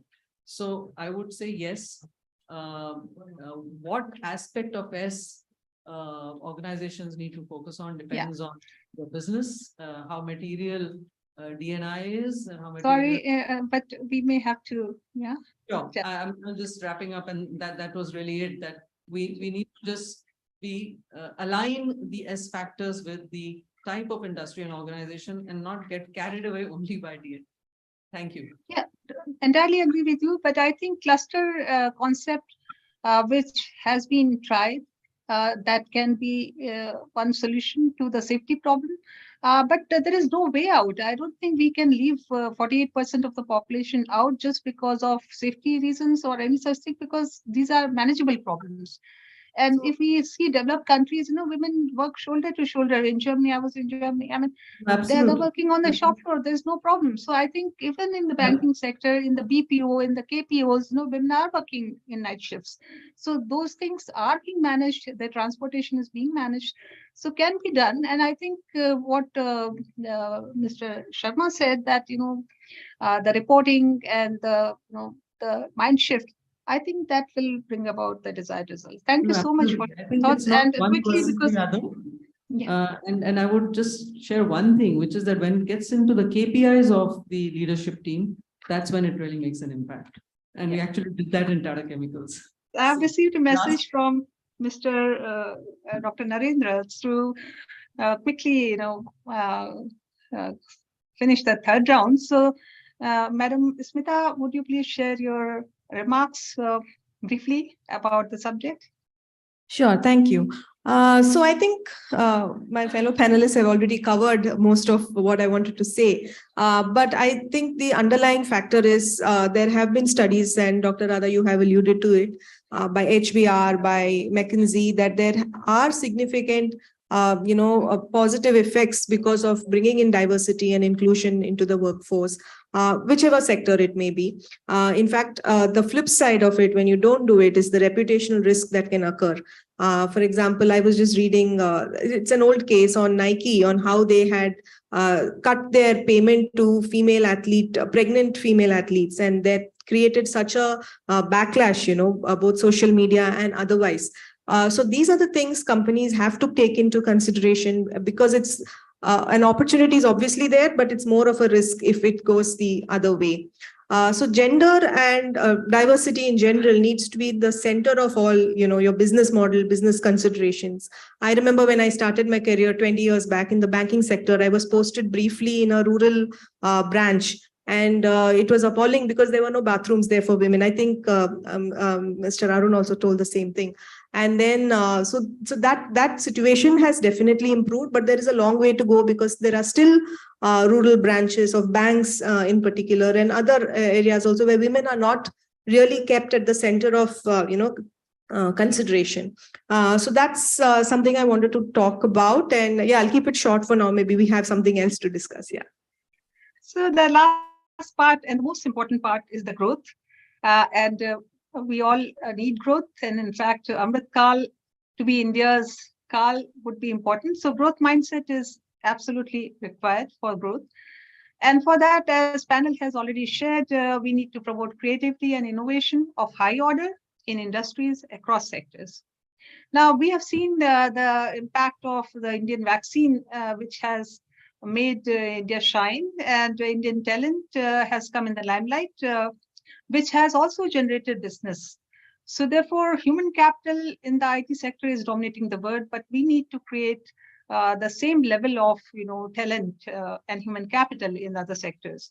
So I'd like to hear the views of the panel in this regard, and what can India do to accelerate human capital development. And one thing, since a lot of people in this panel are from the finance sector, so MSMEs contribute to 40% of the GDP, but banks prefer to invest in businesses which provide high economic return. So what is needed to make MSME inclusive and sustainable in economic growth of the country? And how could it be accelerated? So, yeah, the ball is in your court. So if I can, yeah, I can take the MSME question because you mentioned the banks are the ones to take the lead on this one. So in my personal view, I think that MSMEs are closely linked to large corporates. Large corporates, as you heard in the previous few minutes, are doing a lot on their own. But you're right by saying that if it doesn't percolate down to their suppliers, to their dealers, etc., it is leaving out a very large part of the business framework. So let me bring this to life by giving you an example that has just gone live in India. This is now in the public domain, and the reason for mentioning it is replicable and many others can follow the same kind of process. So this is a collaboration between a large tire manufacturer, Bridgestone, JP Morgan as the financing bank, EcoVadis as the agency that will verify the targets given and provide a sustainability rating to each of the suppliers to Bridgestone, and Tolia, which will help in onboarding very quickly as a technology partner. Basically, what this ensures is that there is a financial incentive for a supplier to Bridgestone to get their rating, a sustainability rating up And like you said, this involves therefore the entire supply chain. Earlier as well in the discussion, we talked about supply chain. And I think this is the manner in which large corporates can lead the way. There can be financial incentives, therefore, directly verifiable by external ratings on sustainability that can then help give the impetus to MSMEs, suppliers, dealers to go ahead with their journey on sustainability, and it can make the entire supply chain responsible for this. Thanks for sharing your remarks, but I would like to put the question slightly differently to the other panelists. The MSMEs which are not linked to a big corporate, what can be done for them? So, Mr. Sharma, you're from corporate, but yeah, you could also share.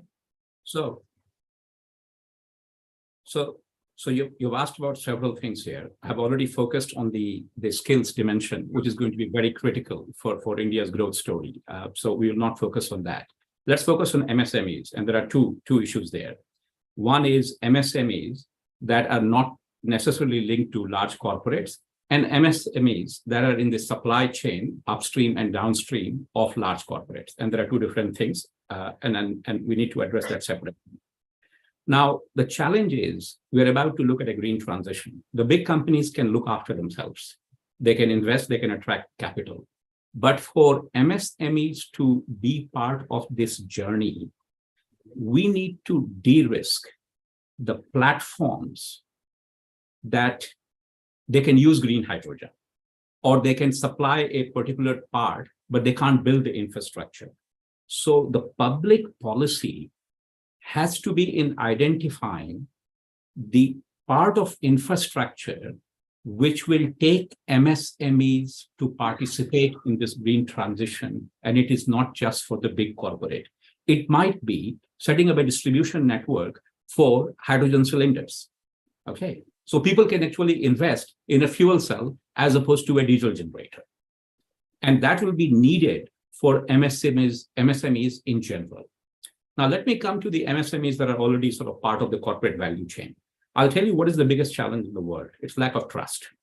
There is so much money chasing green projects, and there are so many green projects looking for funds, but they can't find each other because there is no trust. Are they really going to be a green project? And this is where what is needed is a trust architecture. So suppose you are a project proponent, and there are mechanisms in the European Union where you have to come up with what is the total carbon footprint of this project by looking at the footprint or the emissions in the construction phase and the first year of full operation. So there are mechanisms available. And you can have scope 1, scope 2, scope 3 emissions. Now, most project proponents can actually give you a certified scope 1 and scope 2. Big Four will give a certification. Scope 3 becomes a challenge because scope 3 depends on what your supplier's emission is and what are your downstream customers, what their emission is, and they have no incentive to share that information with you. Because you might say that, like, I don't want to buy from you because you are too carbon intensive. So now if there was a underlying trust architecture, and I'm hinting at blockchain, where blockchain works, people are trying to use blockchain for all sorts of things. Most of them are not needed. But where you have multiple parties that don't trust each other, actually is a use case for blockchain. And so if I say, I want to get funding from JP Morgan, or JP Morgan is facilitating funding, then I will provide an incentive to my suppliers to provide their emission data. Okay, so I'll give you a premium price. And for my downstream customers, I'll give you an incentive, I'll give you a discount if you use low emission transport to take my product and use it. Okay. Wow. So then I have, and all those companies then can provide that data, which can be certified and verified. And then I go to Mr. P.D. Singh, said that I actually have a green project. So that's what needs to happen. And if India can build this architecture, it will transform the MSME sector. We have to engage. The inclusiveness is not just about humans. It actually is about our corporate entities, however small they are. Absolutely. Thank you so much. It was a great point and definitely very much needed. Yeah. So may I turn to you, Ma'am Richa, for your remarks? Just a kind of a add-on to what's been shared. I think for the MSMEs. Very in the- brief, please. Yeah. Yeah, in the corporate, who are aligned to the corporate sector, it works better if it's done at the industry level because many suppliers are common across industries. So, you're kind of replicating that whole process. So actually we tied up with Vicky for setting up a knowledge center for just skilling, understanding, getting them aligned on the whole sensitization, understanding, appreciation, education around sustainability, so that you're able to maximize this across corporates and each corporate need not replicate this on their own. So that's the only thought I wanted to share. Thank you so much. And Smitaji. Yeah, just to add on to what has been already spoken about. So a couple of things. One is around how supply chain ESG is becoming increasingly important now. More and more investors are asking large corporates for scope 3 data. And while of course there is no incentive to give but disclosures are getting popularized. I mean, so the large corporates are asking for data, financiers are asking for data, and it is, while data is a big challenge, it is a matter of time where these smaller companies will need to start looking at how they can bring in sustainability into business models. And this can be two ways. One is, of course, shifting to renewable energy sources. And the second is on looking at how they can make energy efficient options for their existing business processes. And digitalization is something which is kind of key in this whole thing. Mr. Sharma already spoke about blockchain. So looking at how IoT can come in, Internet of Things to, ease some of these challenges is what kind of will help. And one more aspect I want to touch is on the financing side. All this needs money, and sometimes traditional means of financing is not possible in most cases because of the high risk involved in the business model itself. So bringing in innovative structured blended finance structures, at a cluster level probably, is something which can help in boosting finance flows. Of course, it's a larger discussion for another day probably, and because there is a lot to delve there.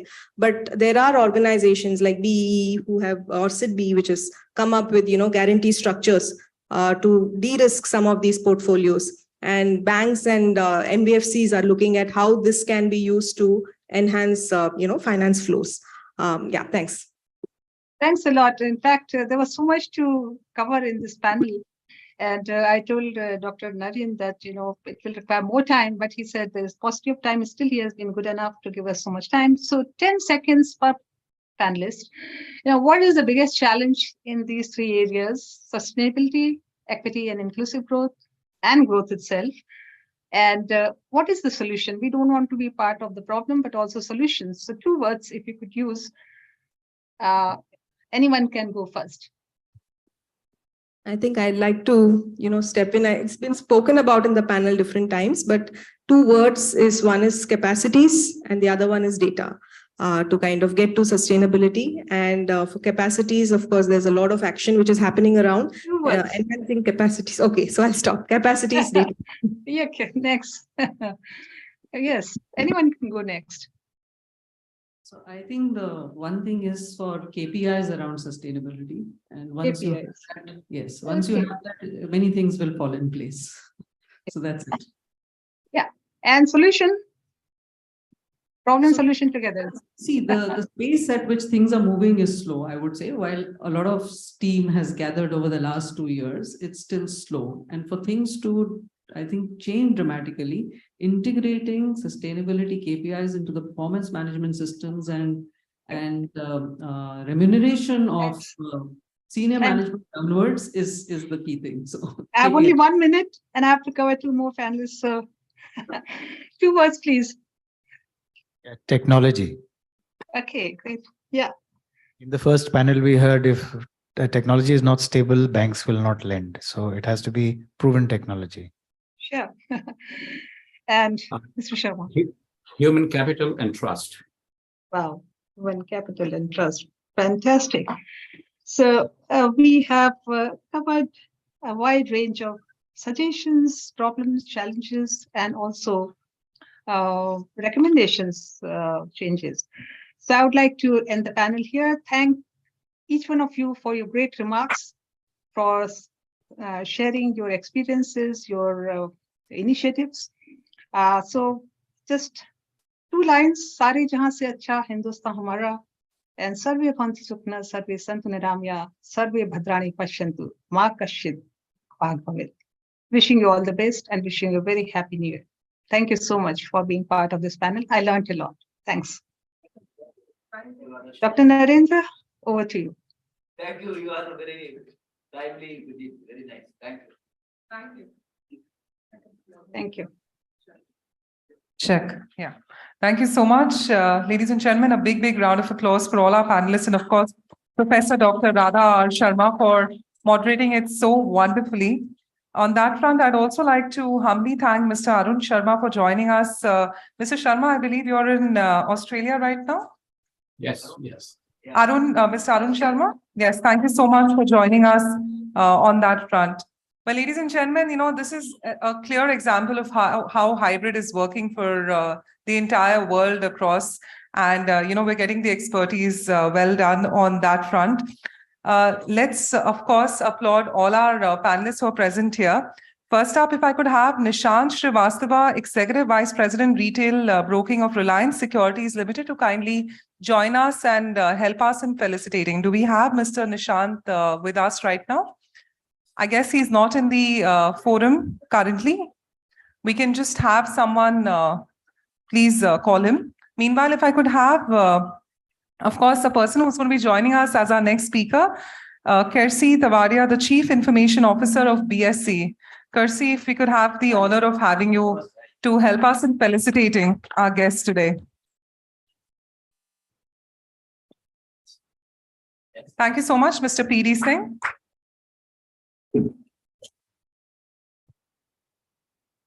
And thank you so much, Kersi.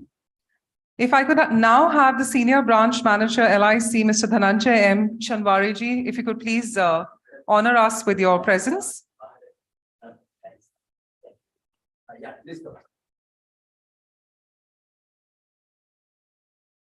If you could help us in felicitating Ms. Richa Arora. And could we acknowledge the presence of Nishant? Is he there with us right now? I think let's have Dr. Narendra. Absolutely. Thank you so much, Ms. Smita. And on that front, if we could have the entire panel, please stand up and pose in for a group photograph. Backside of Madam. Yes, could we have, yeah, they are in the frame. Could we make it 3 frame? Can add them. Yeah, just a moment. Yeah, perfect.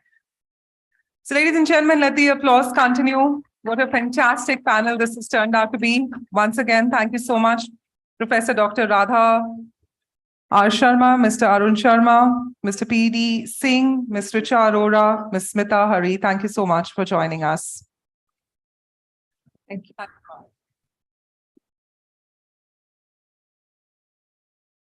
So ladies and gentlemen, on that front, it is time for us to move ahead to the next session.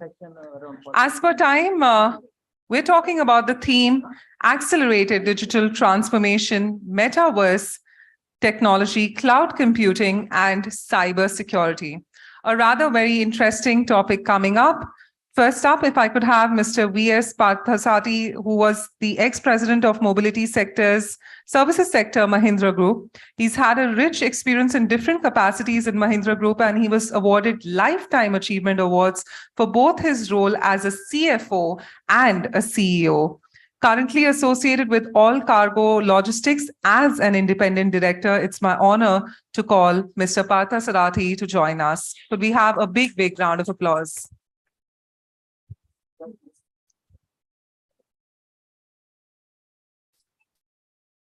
Joining Mr. Parthasarathi would be, of course, thank you so much for your valued presence. एक second ऐसा नहीं या इतने कोरे कागज पे नहीं चलेगा, है ना, आंखों में नमी और तालियों में कमी कभी नहीं होनी चाहिए. बजा रहे हो तो जोर से बजा.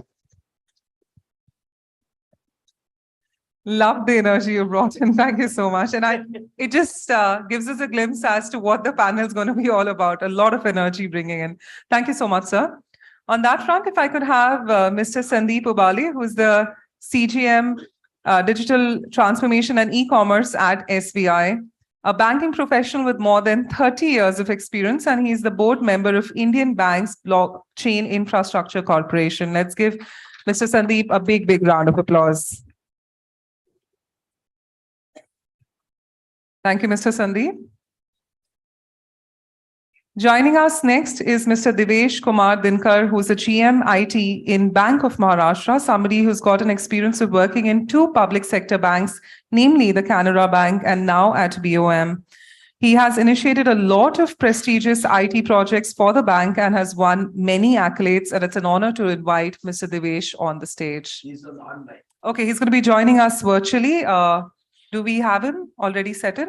Yes. Mr. Devesh? Okay, perfect. Perfect. Thank you for that. Next up, if I could have Mr. Kersi Tavares, who's had the honor of joining us, the CIO at BSC, somebody who's had more than 37 years of vast industry experience in software development, cybersecurity in financial services, and capital markets. Under his leadership, BSC is the first exchange to have built the next generation of cybersecurity operations center. Thank you, Mr. Kersi, for joining us. Also, if I could have the honor of calling upon Mr. Rajesh, who's currently the Managing Director, CEO, and co-founder of Kia.ai, an accomplished IT professional. He's got the ocean of energy and new ideas. We saw it in the forum today. And of course, earlier he was the CEO of InfraSoft Technologies for more than 5 years. He's very rightly contributed on the forum already. We look forward to much more. And last but not the least, if you could have Mr. Deepak Sharma, who's currently the President and Chief Digital Officer of Kotak Mahindra Bank, well known in the IT industry with more than 29 years of experience working in Standard Chartered Bank and now at Kotak. He's done multiple initiatives and represents different communities of various industry forums. On that note, ladies and gentlemen, it is now time for me to pass on the live baton to Mr. Partha Sarathy with all his energy and exuberance and the experience he brings in. Over to you. Thank you. I mean, this is a nice way of passing the buck. I won't allow that. Yeah. So you are still the master of ceremony. I'm just one session. I'm going to do something. But thank you very much. And first of all, thank you, Narendra ji, for not just organizing, but also not just inviting. But it is not easy to put a hybrid. Yeah. The biggest problem is not having a physical event or a virtual event. But to have a hybrid event is this, and I saw the last session, and I must compliment not just you, the entire organization which has put it together. And yeah, so again, आंखों में नमी और तालियों में कमी कभी नहीं होनी. अभी भी बहुत सीखा है. आप लोग क्या मतलब चाय पी के नहीं आए हैं? Only thing is it makes life fun if you are listening to each other. And my friends, do you have that screen on now? Can I have So just as a precursor, and I want to talk to you something about digital. Yeah. Yeah, no, just not too many. Yeah. You don't have to worry too much. Yeah, you can see it here. Yeah, I can see it. Yeah. Thank you. Yeah, so not only see, but I'm not going to do too much of role play, but generally the way it probably is not on, right? Yeah, next part, dabaiye. Thoda volume. You can do this way. That's it. Up karo. Okay.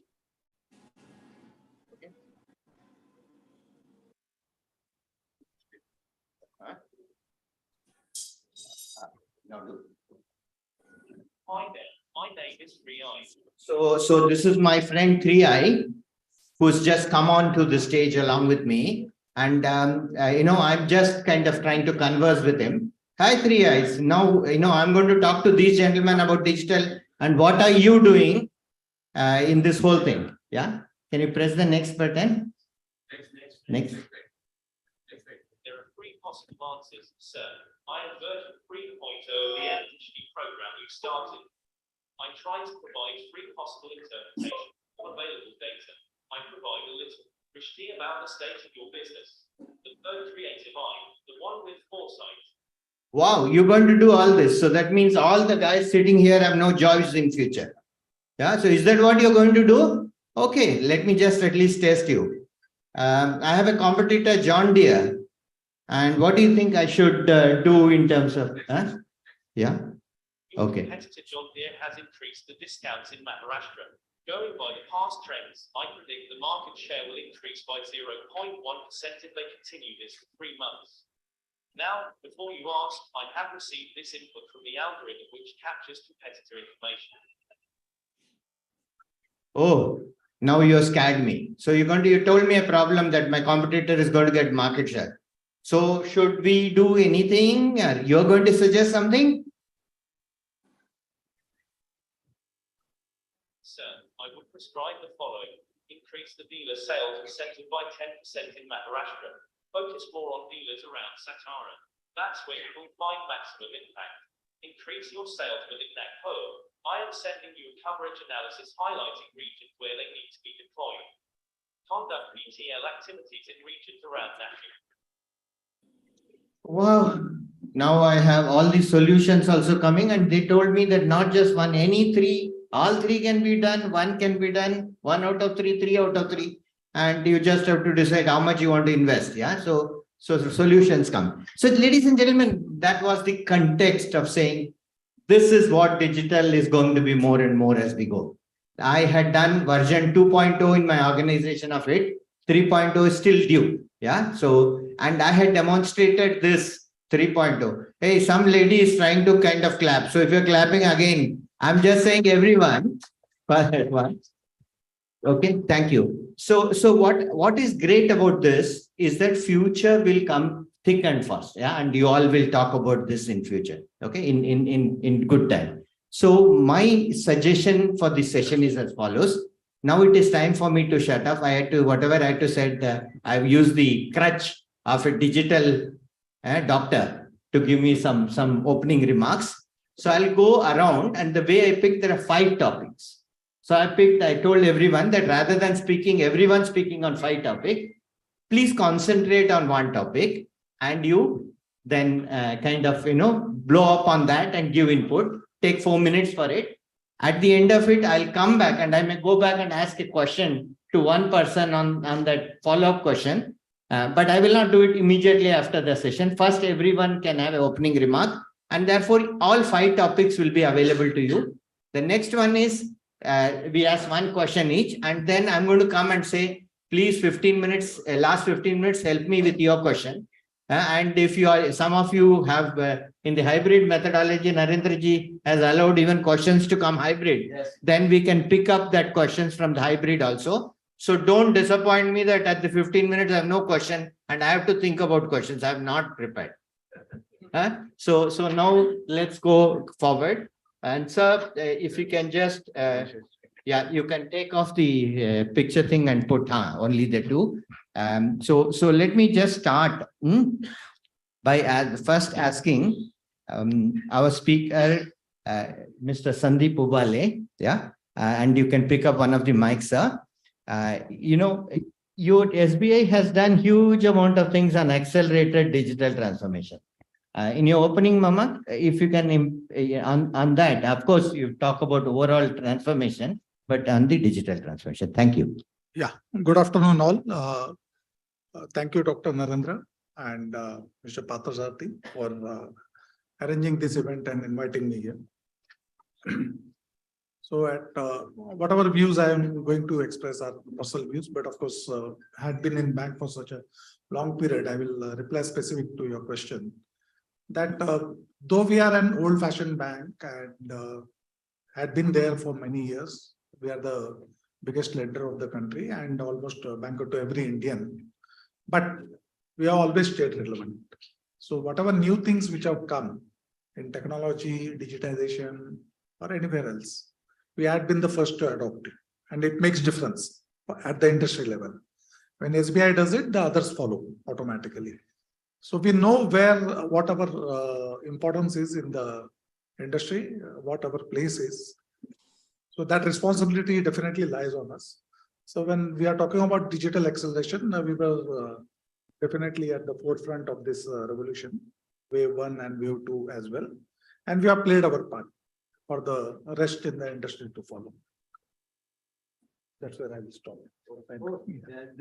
This is indeed very, very short. But if you were to kind of build on that, saying wave 1, why broken up into 2 parts, wave 1 and wave 2? I will. Okay. So wave 1 was where actually the way we were doing banking, it was all manual till 95 or 99.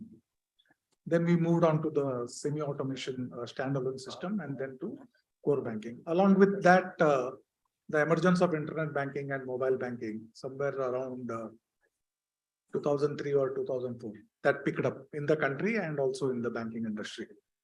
So there also we did our whatever best that can be done, and we did introduce all these products. And then when I'm talking about wave 2, it's a real digitization with the emergence of product like YONO in 2017. That is where the pedestal of digitization picked up. So, and from then onwards, we are not looked back. So now, if you look at the way internet is getting adopted, usage of internet, vis-a-vis the digitization. So where we were in 2019, the internet users were around 57 crores. And by March 21 or December 21, it has reached the level of 69 crores. If you look at the people out of this group who were actually doing something on online banking or digital system, the figure was at around 16 crore, which has now, as on 21, has moved to around 34 crores, 34 or 35 crores.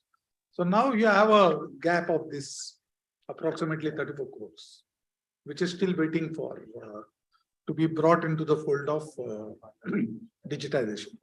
So how do we go about it? The first thing will be to identify this population. It will be spread pan-India. And then on one hand, you have digital products and services. On the other hand, you have this group. You need to segment this group and map to the various products and services, because when we talk about digitization, it is different from computerization. Computerization is something which is generic and across everyone in the, whoever is going to be benefited. But when you talk about digitization, it has to be very specific to the segment to which it is applicable. You can't have all products given to everyone, because there is a issue of customers able to understand the product, and second, they have the right skills to use the product.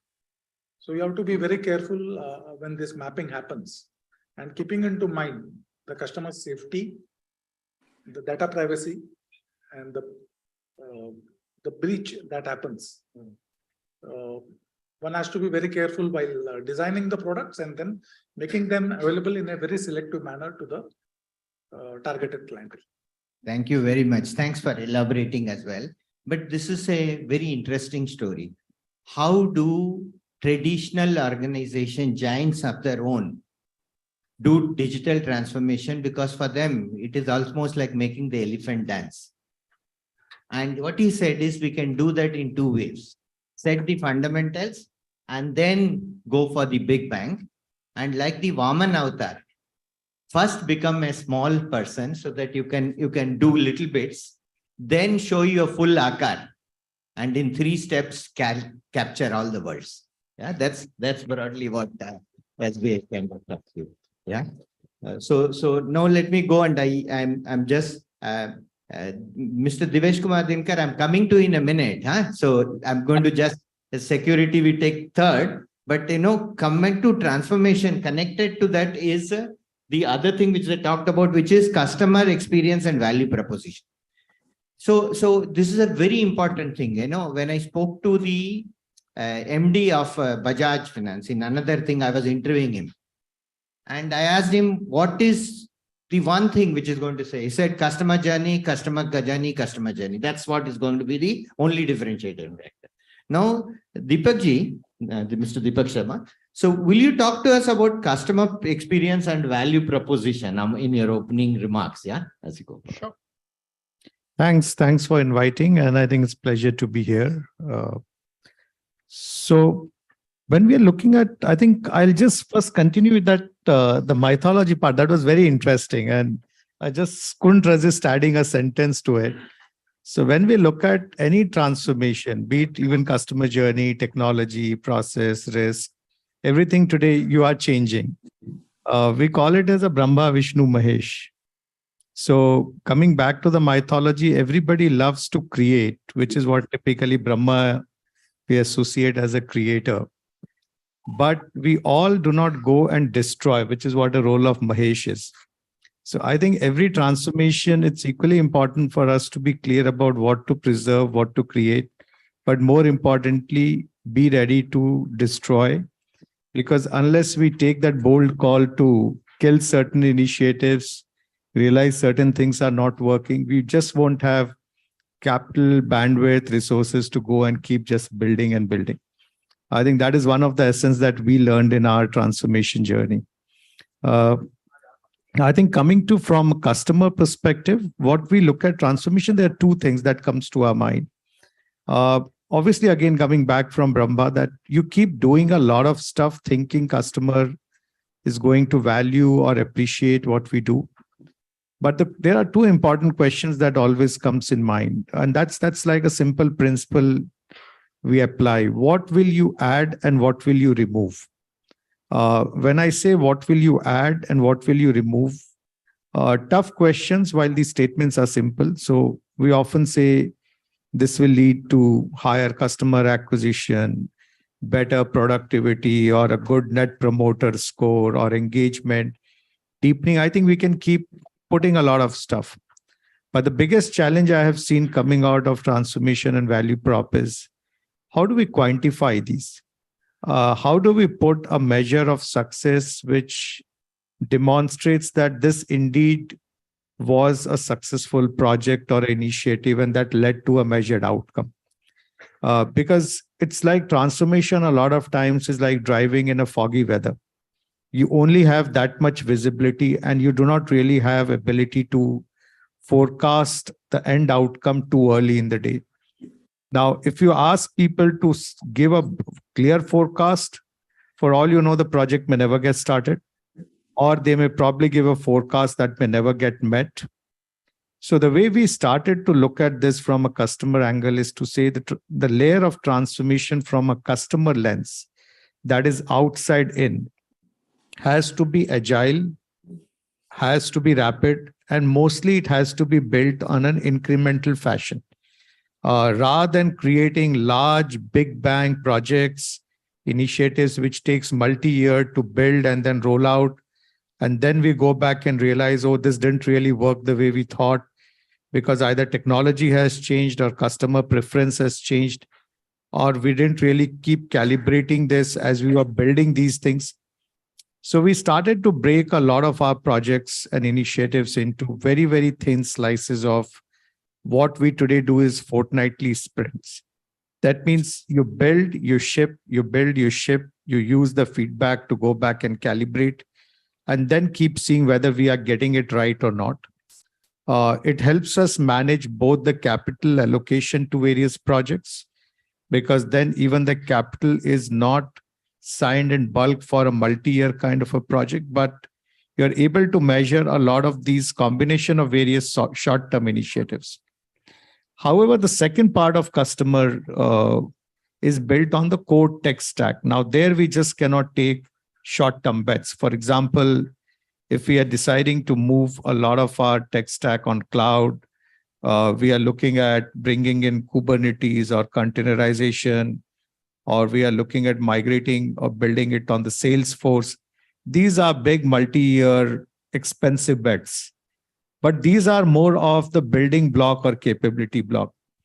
As long as it gives us flexibility to keep redesigning customer value prop at an agile manner and unbundling the technology debt, what we call, or the complexity of our organization with how the front end businesses and channels will like to operate and respond to the changing need of market.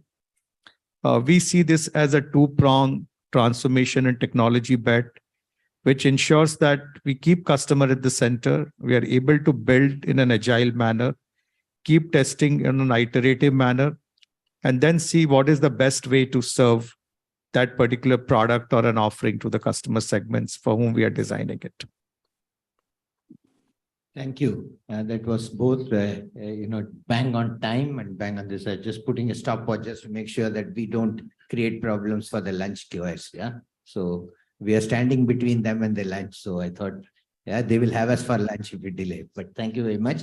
But what you said about customer, and therefore think about journey based on big bang and think about Pally in terms of microservices. I'm using different terminology to say what you say. And as you said, don't forget Brahma, Vishnu, and Shiva. Yeah. So you have to let go of something in order to get something new in the organization. These are 2 points that I got from this. So the third one now we come to our hybrid model made in use. Now put it to use. Sir, we have on one hand digital transformation done. On the other hand, we talk about how the customer is handled. But both of these can be done only as actually Sandeep started by saying, unless we GDPR or customer data protection and security is taken care. So Dinesh Kumarji, who is joining us through this one, can you throw some Bank of Maharashtra, right? Yes. Can you throw in your opening remarks some light on how and what should we do about cybersecurity? Yeah. First of all, thank you very much. I hope I am audible. Audio video is quite clear. And I would thank Dr. Narendra and Mr. Parthasathy and all our panelists for the opportunity. Good afternoon to everyone. We heard valuable inputs from two of the panelists on digital transformation as well as the customer point of view also, experience, value proposition. See, all these building blocks can be successful if we have the concern for cybersecurity. And if we talk about cybersecurity, then everybody knows today, each one of us knows about cybersecurity. What is this and how it is creating challenges for all of us, more particularly in the sector. And I was going through some data with regard to the cyber attacks and all those things happening in the industry. If you take up the CERT-In database itself, for the last 3 years, the cyber incidents have gone up by almost 8 to 9 times. What we had seen around 3.5 lakhs of incidents in a year, in 2019, it has gone up to roughly 6.74 lakhs only in Q1 for this financial year, year 22-23. So you can imagine that how important it is for the banks and any of the organizations, so to say, to have this type of checks and mitigations in place. And there are a number of things. When you have the 26% of total attacks happening in BFSI sectors out of total cyber incident, you need to have the proper mitigation in place.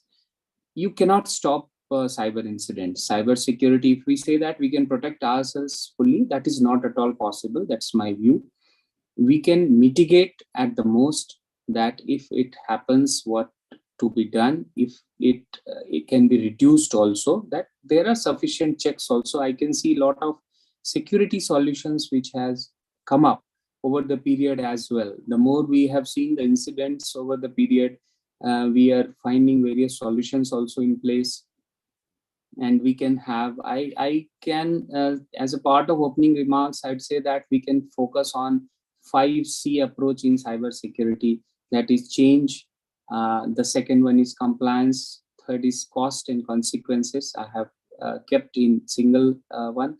Then your continuity as well as your coverage. So this is the 5 approach that an organization, whether it is a BFSI or any other organization, can have the approach to reduce as well as mitigate the cybersecurity challenges. Okay, so on one aspect, this you said, what is the third one which you said, and so Cost just and consequences. cost and Consequences. consequences. So talk to us a little bit about what do you mean by that item? The other seemed more clearer. Yeah, the consequence was not clear. Yeah, cost and consequence. The combination. Yes. So there are, I would suggest two aspects. Like one, suppose you are talking about a bank like Bank of Maharashtra, so to say any other, which are today is the repository of all the KYC sensitive information of the customers. Millions of customers are having the data. Single cyber attack and the data breach can create havoc for whether the personal data leakage is concerned or the overall functioning of the financial transactions is concerned. So the level of infrastructure and the level of solutions to be built, and some of the threats what we have in, say, other organization which may not have that much impact. So every cost on any of the cybersecurity infrastructure is linked to the consequences what can have. So that is what I precisely mean. That's why these two are correlated to each other in terms of this particular aspect. Am I clear, Parthasarathy sir? Yeah, I wanted you to spell it out to the audience so that they are clear. Yeah, so and you made it so. Yeah, thank you very much. So basically, what he said is there are only two kinds of companies. One which acknowledge there is a threat and that threat is happening to them also, and there is others who can pretend that it doesn't happen. Okay, so first is that awareness to bring in, and then you bring a conscious, compliance-oriented, and cost and consequence and all the 5 C's that he talked about. So, and thank you very much. No, that is very clear. Now, from here, these were 3 traditional legs I put in. Not traditional. In digital, there is no traditional, right? So transformative, and then thinking about customer at the center. That doesn't change, but how does the journey change? Yeah, what we capture, and then we come and said, how do we secure these two? Yeah, even as we go, if otherwise, रास्ता का एक कांटा पांव का दिल चीर देता, रक्त को बूंद गिरती एक दुनिया डूब जाती. So ये नहीं होने के लिए we had security in place. So once we do this, the next one is जमीन से आसमान की तरह चलते हैं. Yeah, so ये cloud ऐसे करके हमेशा कुछ बोलते रहते हैं. So cloud computing, it will become a hard say हवा. So इस हवा को थोड़ा सा खुलासा कीजिए, Mr. Kesri Tavadia ji. Yeah, thank you for calling it a Hawa, and which is what exactly I was going to say that, but you said before me. And one has to be very, very prudent of using this word. And this is one of the most used and abused and misused terminology. And everybody feels that if it's become a digital stigma that if you are not on cloud, that means you are not digital. So I think so that's a myth which a lot of people carry, that you have your own data centers or own captive things. Look at cloud as an opportunity of growth or capacity. As long as you move to that for capacity enhancements or controls, it's a different issue. Just by not having your operations working on a cloud does not make you any lower citizens in the digital era. So I think this is the first and the fundamental things that people have to understand. Second myth is on the cloud, and this is a most misused and misunderstood by most of the management people in the boards also, since I attend these meetings, is that cloud is so cheap. Why can't you move to, instead of spending so much of budgets, you go to cloud and your budgets will be reduced to half. I mean, these are all marketing gimmicks given by the cloud service providers. So cloud is not cheap. Cloud is not a must. Cloud is, yes. Is it secure? Like I would agree, it is as secure as your own data center. So it is not less secure. Like, let me put it that way. There are enough security available. As much as you would like to do your own data center, same services are available also on the cloud. The only difference is, should you do it or should you not do it? It's more of a business call. So the way we look at it in our organization is also, what is the most critical thing, yet not very critical to the running of the business?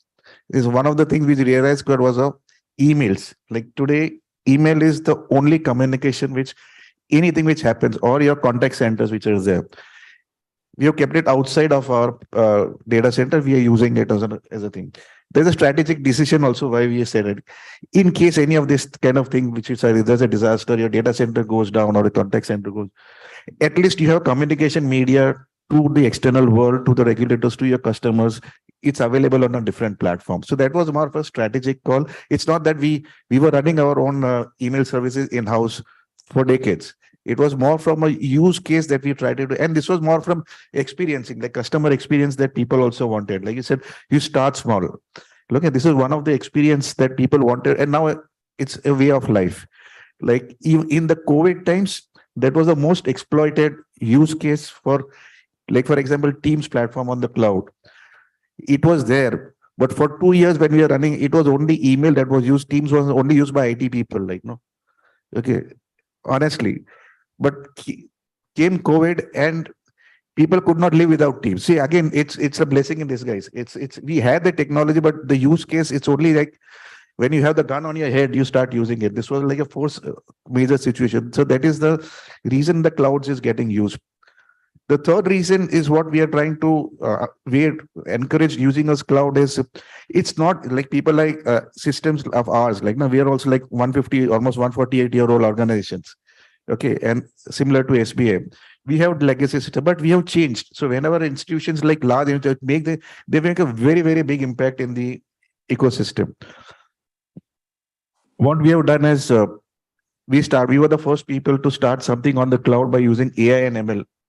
So what we started doing, whatever data was not available with us on-prem, we collected all the data.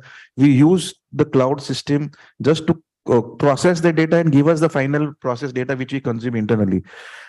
People started calling that hybrid. We never called that hybrid. We just called it ease of use. So again, there's a lot of jargons getting thrown in this arena. So use common sense. Then they said, okay, what is it called? Now people said, now that you should call it hybrid. Now I never called it hybrid. I just called some temporary. It would have been any person giving me a process data from some other data source.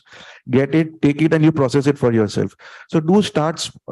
You have to think out of the box, think differently, because most people I've seen is they're looking at the cloud service providers to give them solutions. I think that is the wrong step.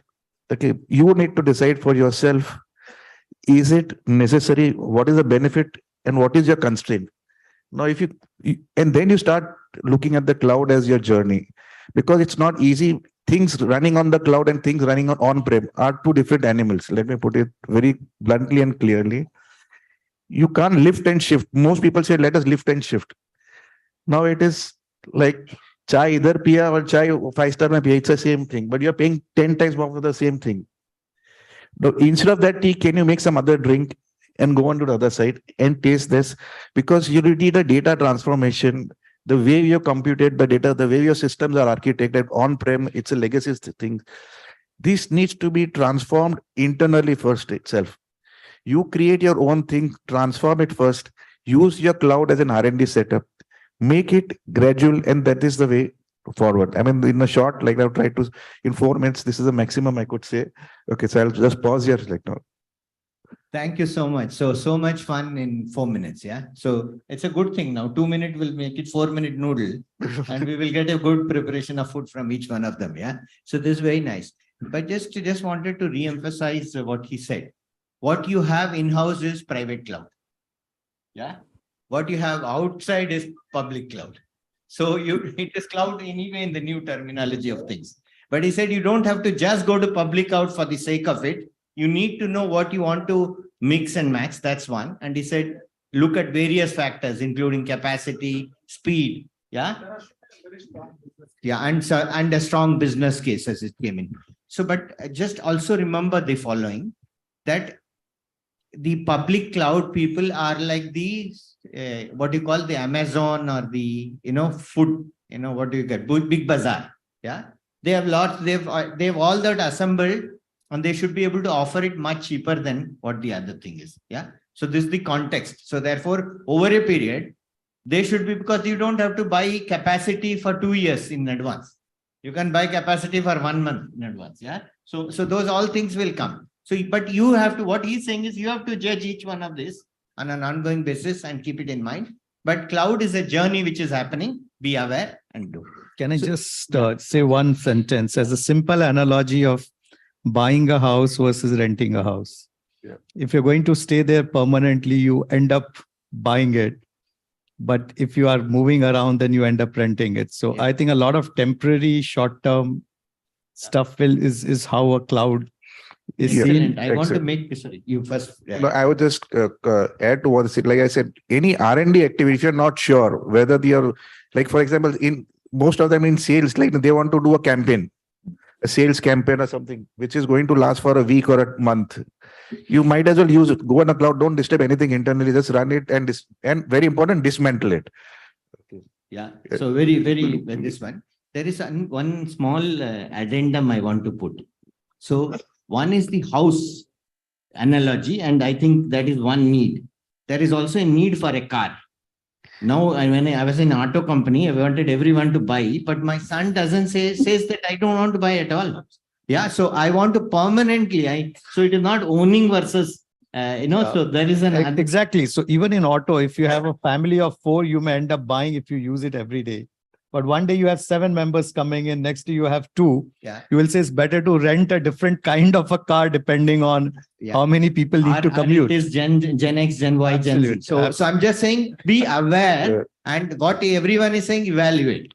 Yeah. You don't, there is no, everyone will come and say this is the right answer, baby. So don't get into that. Yes. Don't get caught in that.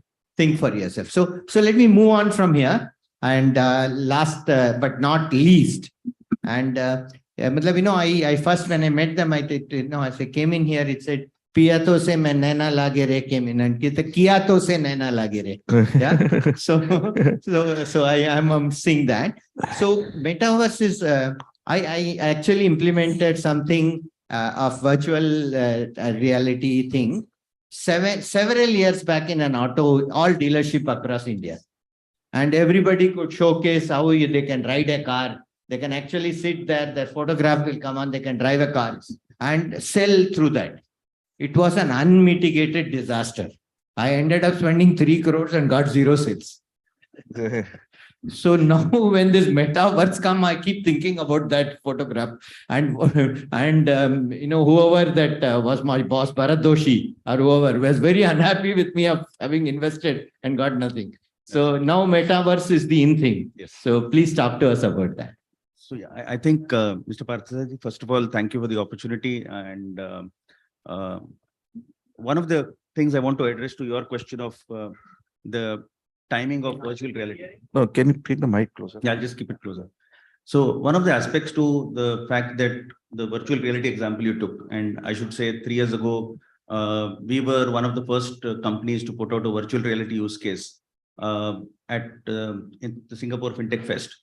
On banking, which was to say that if I wore my smart glass, I can look at the person in front. So if the banker wore it, his entire credit profile comes in front, and he's able to evaluate all the holdings, the credit risk, all of that, and then take a decision. So basically, the client can't see what the banker can see, but the banker is more informed. Now, with these, we didn't launch it in the market at that time, although it seemed to be the smartest thing to do. And the reason for that was about the economies of scale, the cost, and also the infrastructure. So if we were to look at the aspect of virtual reality and whether it could take off then and why will it take off now, a core element is the infrastructure element. Today we talk about 4G rendering 20 Mbps and 5G going to about 480 to 600 Mbps.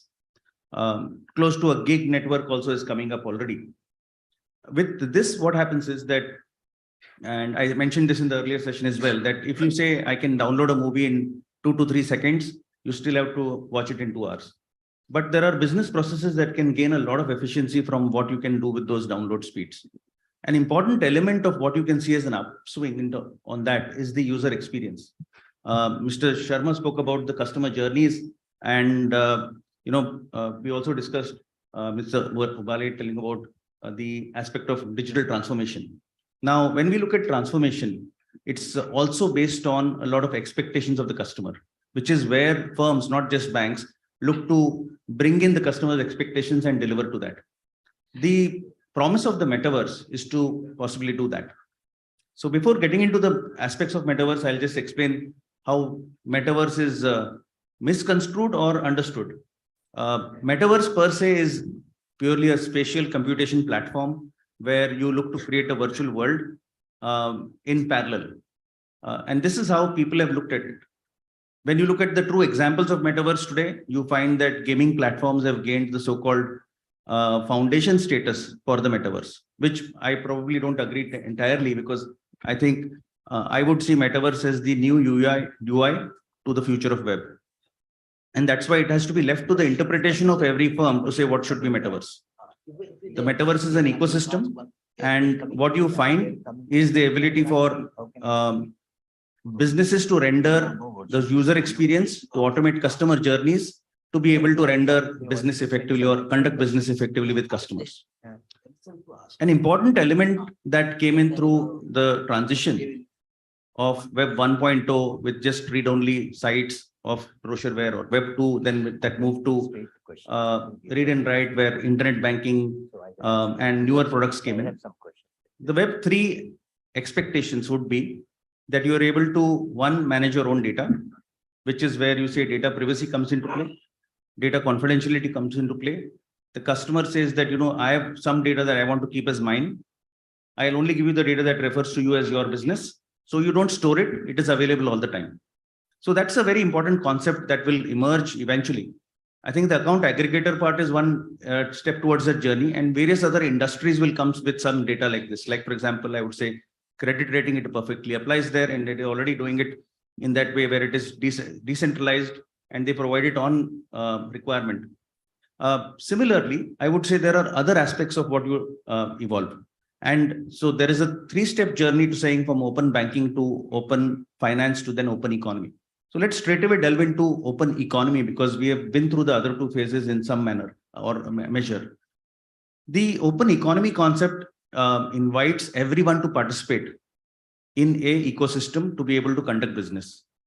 And what it requires is for a universal messaging layer to be available between these worlds. So in the metaverse, as it has initially started, you would find currently that there are versions of it. Like, for example, I have seen a metaverse where the avatar keeps running and running and running and keeps watching screens. The second one, you would say that you can play games. The third one is, let's say, one where you've seen some brochureware and you click something and there is animation to that. But if I were to look at the true aspect of what digitalization has already achieved in today's world, you are able to do almost most of your business online. So let's say from a banking perspective, if I said that UPI gave you the ability to link multiple bank accounts and conduct business. The ability for corporates is to conduct business by having to upload your details and automate a trade finance transaction. Then what more can be done should be the perspective of metaverse, rather than saying, let me follow what others have done. Is that same example of running around, and I'll show you what you can watch when you're running around. So at Kia.ai, we came out with a concept, and that's our version, I would say, of the metaverse, because it was necessary to relook at things from a perspective of being in the technology industry for banks for the last 25 years to see how we would want to present that. So we looked at the fact that it should be banking as a service, one. So you could involve multiple industries, which would mean culture and events, which would mean tourism, which would mean shopping, which would include banking as such, because there are so many other processes in banking you can automate. And it should also include aspects such as the fixed assets, like, for example, real estate, etc., where you can actually have some bit of tokenization available to securitize your holding in terms of identity, etc. So those are the 5 elements that we delved under. And we created a brand called Bharat Meta. It's coincidentally, it sounds like Bharat Mata, but Bharat Meta is about providing the ability to be able to conduct business between these pillars or between these segments. Our first endeavor has been that, let's say, within the metaverse concept, you look to say that you have to have a layer of API that you're able to integrate businesses in the backend. So let's not worry about only front end, because there's no fun in the front end without backend data. The second point is about how these businesses interact, which is the Meta API. And the third point is to say in future, when these businesses interact, how do you eventually interact? Is it only virtual reality glasses? It should not be that. Because when we look at inclusiveness as a goal, metaverse cannot be restricted just to virtual reality glasses. So it should work off any device. But importantly, we said, bring in the element of IoT. So we integrated an IoT API layer, which says that any device can also contribute to an experience in the metaverse. Example I'll give you, which let's say we are not addressing at the moment, but let's say in future, if you were to get those scam calls to say that, give me a PIN for UPI. And what if I had a filter to say, I want a app or other a unit of that API integration that warns me against such calls. It will easily listen to this conversation because I've enabled that and say such calls have already occurred 366 times in the last minute. And this phone number has already made 26 calls in the last hour, right? If that was to happen, that is the true power of what you would call as a distributed database system that brings that across. Now, who are the beneficiaries? It's not the rich and the elusive who have the access to the virtual reality headsets, but it could be across the board, anybody who's got access to devices. So that's typically, I would say, my definition of metaverse. So metaverse is, he gave a new definition. Meet se meta tak. Yeah, so now the new definition is that you go meet. So pehle pyari thi, abhi metaverse pyari hai. Yeah, so this is the new darling of the crowds, yeah, in a sense. So now let me go to question and answers. I told you the last 10-15 minutes I'll give. I said 15, but it's only 10 now, because I told you I don't want. So any questions from your side? Yeah, there is one. Thank you. Hello everyone. Great. Face and a known name. Very good panel. First of all, I think really diverse set of ideas. My question is for you around agility. Sorry, Mr. Deepak Sharma. I think you spoke very well about the importance of being agile. Can you little compare and contrast how it works when you're building in-house over working with a vendor? So let's say you're vendorizing something. Can you still be agile, be iterative? And what are the challenges, right, when you do that? Great question. I think when I talk of building, I would break building itself into two parts. Again, bringing a simple analogy of, say, this hotel. When you build a structure of this hotel, I'm sure it would have taken really long because you cannot go back and change the structure frequently. So I think building a structure or a foundation, even from the technology, is pretty similar to building a structure of a building. Changing the interior of this, which is what we all see. Next time we can see a different carpet, we can see a different layout. That is what customers experience. So when we are looking at similar building blocks within financial service, or it's valid in any industry, I think what I call internally as decisions which are one-way versus two-way decisions. It's like a single door versus double door. Decisions that once you take, you cannot reverse. Or if you reverse, it comes at very, very high cost, time and effort. There, the agility is not as important as your ability to get it right, because you just cannot keep changing those foundation blocks every now and then. The operating model for that typically lies largely with the partner who brings in the domain expertise. But now we insist those partners also must train people internally so that we are not just managing vendors, but we end up learning alongside vendor. And then over a period of time, large part of even that becomes a co-owner based model. What customers see, and that's what I was talking about, the customer facing, that is largely where we control ourselves. We do not give it to vendor. We have started to build all the capability of front-end engineering with us. We give vendor only for resource augmentation. So the responsibility is ours, the journeys are ours, what we need to build is ours. Reason being that a lot of front-end projects, as you run Agile, Scrum, it may fail. Okay, and we expect that 50 to 60% of those bets may not succeed. But when we build it, the learning of failure also resides within the organization. When you give it to a vendor, it's easy to blame the vendor for failure, but the learning of that failure also sits with the vendor while you are only paying a fee or a cost for that project. So we have started to gradually shift and say all front-end engineering, agile journeys, we will own directly. So I run a direct consumer insight practice, nothing outsourced, the design studio, zero outsourcing, React Native or Flutter or any full stack developer, largely in-house. The team that runs at microservice built in-house, only core infrastructure, which is the core building block, is jointly owned. Everything which sits on top of it is fully owned, with partners only coming in for resources, but not for ownership. Got it. Thank you. Thank you. On my mic. A quick question. We're really short of time, so you can keep your question very concise. Yeah. Yeah. So while we're talking about accelerated digital transformation, this is Mitesh here. I represent a company called Missed Call Pay, actually. So it's about payment through missed calls, right? Missed Call Pay, right? So, so about accelerated digital transformation, and actually we're talking about also customer experience. But here, when we talk about actually, we have. So question. Yeah. So the UPI transactions are 7 billion today, but people who do that UPI transactions have only 100 million active users actually. And there are 26 crore people on UPI, but still there are almost like 1 billion users in India who's not on UPI. Maybe they have a smartphones, but they're not tech savvy enough to use smartphones. And as well as there are guys who are also feature phone users.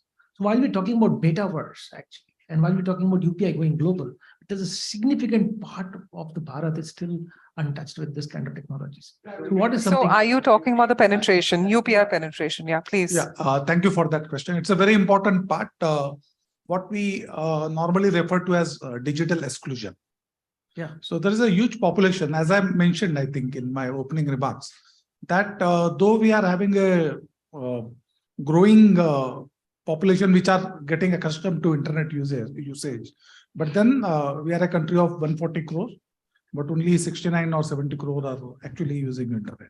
So there is a substantial population which is still using feature phone, and within those users also are having smartphone. Not all are using UPI.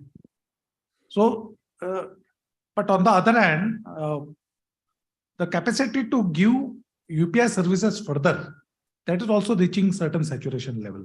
So yesterday only I had a meeting with NPCI. They had come to us on how to go about it. So there are some plans in place, and for feature phone, they are coming out with one product of Pay 1234, something like that. And yeah, UPI 1234, yeah, something like that. And as far as expanding the UPI user space, some plans are already under discussion with banks like State Bank of India. So please wait for some more days to come. Yeah, there nahi. Yeah, dhire se reason ki aana. So one quick question to Dinesh. Yeah, just one second. Sure. Dinesh, well, the question is, you know what? Yesterday only, today the newspaper reported one of the social media is hacked, and 200 million emails are out there. Now this like this every day this happens. How do we react to these kind of situations from a cyber security point of view? Yeah, thank you. I think it's the most vibrant questions, and each one of the audience would also like to hear. So first of all, as I told that we cannot stop foolproof this thing. We have to accept and acknowledge that it will continue to happen. But yes, what we can do is we can minimize. There are awareness aspect also. There are policy and the systems and procedures aspect also. While I talk about awareness, it is the user awareness also that we need to instill in this. In case of any incidents, it is not taken lightly by, I'm so sure, any of the institution. And every incidents, such cybersecurity incidents has an impact on each one of us, irrespective of the organization. And it again impacts in terms of the need to have more and more user awareness, whether it is authentication, whether it is access regulations, and the monitoring and audit. So these type of activities are structured in the organization. Our also bank also, we have had such regular practices to have. And we also do the random checks. We call it drill. So today, if you see various institutions like IDRBT and all jointly with the bank and other public sector banks, they are doing a lot of such exercises, that drill and other things, where we used to call hackathon and all. Those things are also being done, and it is extensively inbuilt in our systems. And data breach is the biggest challenge. So whenever you just talked about one incident, that emails and other things, so data breach is the biggest challenge. And more security solutions, as I also covered in my opening remarks, that today there are a lot of security solutions. Maybe it will go long if I start to discuss about those solutions. But there are solutions where you can restrict such data access as well as data leak prevention also. So those are the ways, some in terms of policy implementation, some in terms of practice and awareness also. The one emphasis I want to give is to have a SPAT team. It's like a SWAT team to respond to these things. If you have, every organization must have an SWAT team, which comes into being as soon as something like this happens. Yeah. And therefore, they will do it. Yeah. Sure. We have So, in please go ahead, Mr. Devesh.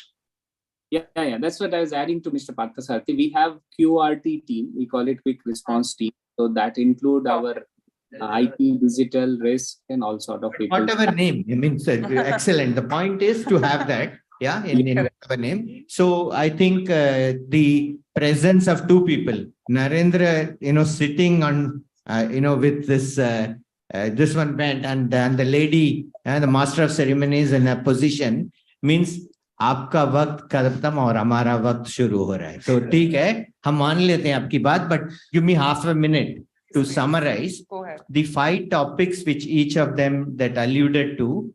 Is the digital blueprint for tomorrow? How do we do digital transformation in any organization? And you start by saying, we are here, we want to be leaders in our thing, industry is changing, how do we do? Then you come and say, oh, it just doesn't matter to do it on today's one. You look at the customer as the center of the universe, and what is the customer journey? And therefore, how digitally we are going to respond to that customer journey and how we are going to track the changes. Then comes the security, how we are going to secure. And you heard the views on security, including SWAT teams at the end of it. Then you come and say, oh, all this is this. How do we enable this whole thing about cloud computing? Because that enables so many great things. But what are the falls? What are the myths? What are the arms? And you heard the talk about it. And last but not least, we have to go to the next version. The teleporting is no more a myth. It is an realism. And he, in many ways, as you see, going into shopping mall, showed us that how it is happening. All of this with great agility has to be done. And agility not only means that I'm fast, it also means the speed with I react to various situations, various changes, because changes are going to happen. And therefore, we have to digitize, we have to digitalize, we have to metaverse, but also change according to times. And with that change in mind, I would say, change over to the new, to the conclusion. Second year. Oh, wow. Thank you. Thank you so much for joining us on that. Well, ladies and gentlemen. Just one thing. Yes, last time also it happened on 7th of January, 2023. So same day. And I saw last time my CIO, who is a very young guy, come in, and I saw that in the panel, he was there. And I said, "Oi, what happened? Second year running, he is also coming." But then I realized it was 1 year back. Yes, Thank you so much. Well, ladies and gentlemen, let's give a big, big round of applause. If I could now have Dr. N. Narendra, please kindly felicitate first up Mr. V.S. Parthasarathy. Thank you so much, sir, for joining us and being such an excellent session chair. Let's give him a big round of applause. Of course, a big thank you to Mr. Sandeep Ubaleji. Thank you so much. Ladies and gentlemen, let the applause continue. Thank you. If I could now have the Executive Vice President, Retail Broking, Reliance Securities Limited, Nishant Srivastava, to kindly join us and help us in felicitating Mr. Kersey Tavadidis. Please, Mr. Kersey, thank you so much. Thank you so much, Nishant. If I could now have the Managing Director, Senior Relationship Manager, Financial Institution Sales and Solutions, City Markets, Sandeep Kakkar, to kindly join us. Let's give our man a big round of applause. Sandeep, if you could help us in felicitating Mr. Rajesh. Yeah. Come on, let the applause continue. A tall order on the stage right now.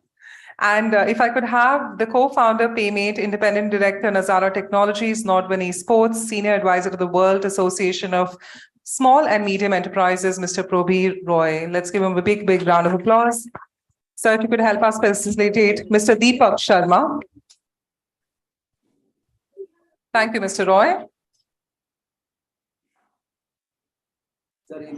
And on that note, if I could have Sandeep, Nishant, please, if you could all join us. I know, I'll just step a little this side. Yeah, perfect. So, ladies and gentlemen, let the applause continue.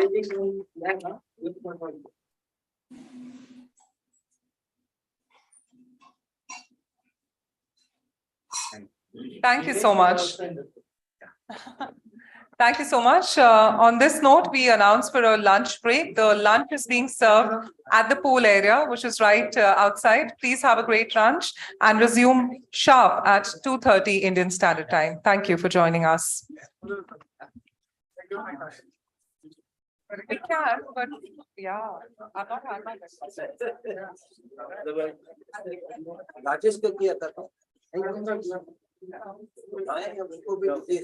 आपको bite करने का एक हमारा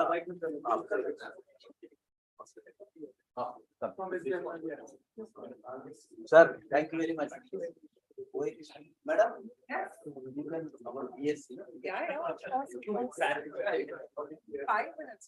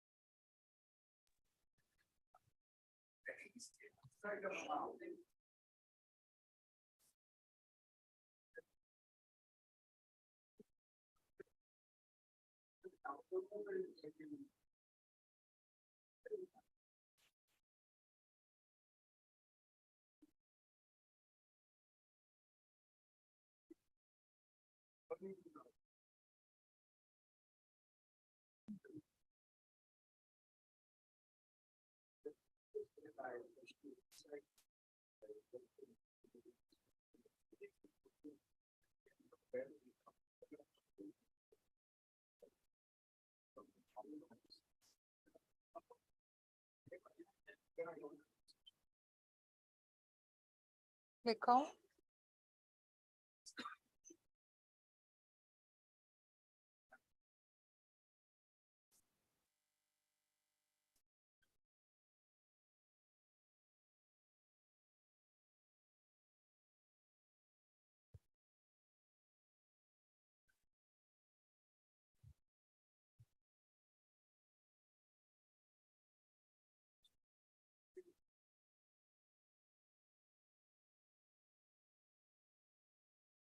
Ladies and gentlemen, we're about to begin, requesting you all to kindly maintain the decorum in the room and requesting you all to continue the conversations if urgent outside, but meanwhile, please be seated. Thank you.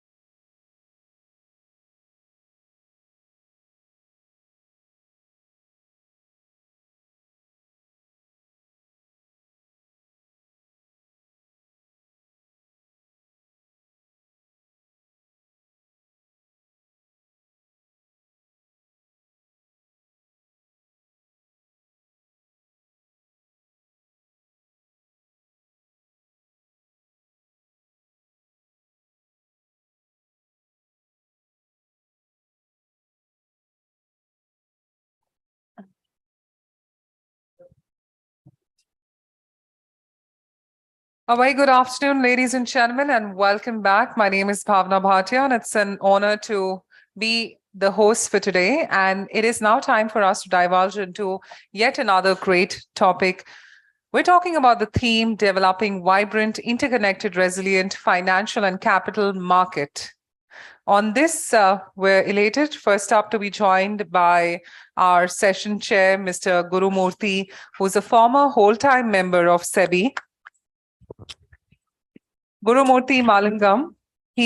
Prior to that, he was also the executive director of RBI, and he's had vast experience in markets, being in charge of the operations, both foreign exchange and rupee liquidity.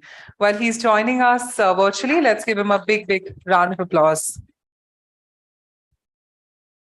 With that, I'd also like to acknowledge Mr. Nilesh Shah, who's going to be joining us shortly. He's the managing director in Kotak Mahindra Asset Management Company Limited, well known in the capital markets industry for more than 30 years of experience, a gold medalist chartered accountant with earlier experience in Axis, ICICI Prudential, and he's currently a member of one of the committees of SEBI. So a big thank you to Mr. Nilesh. He's going to be joining us shortly on the same.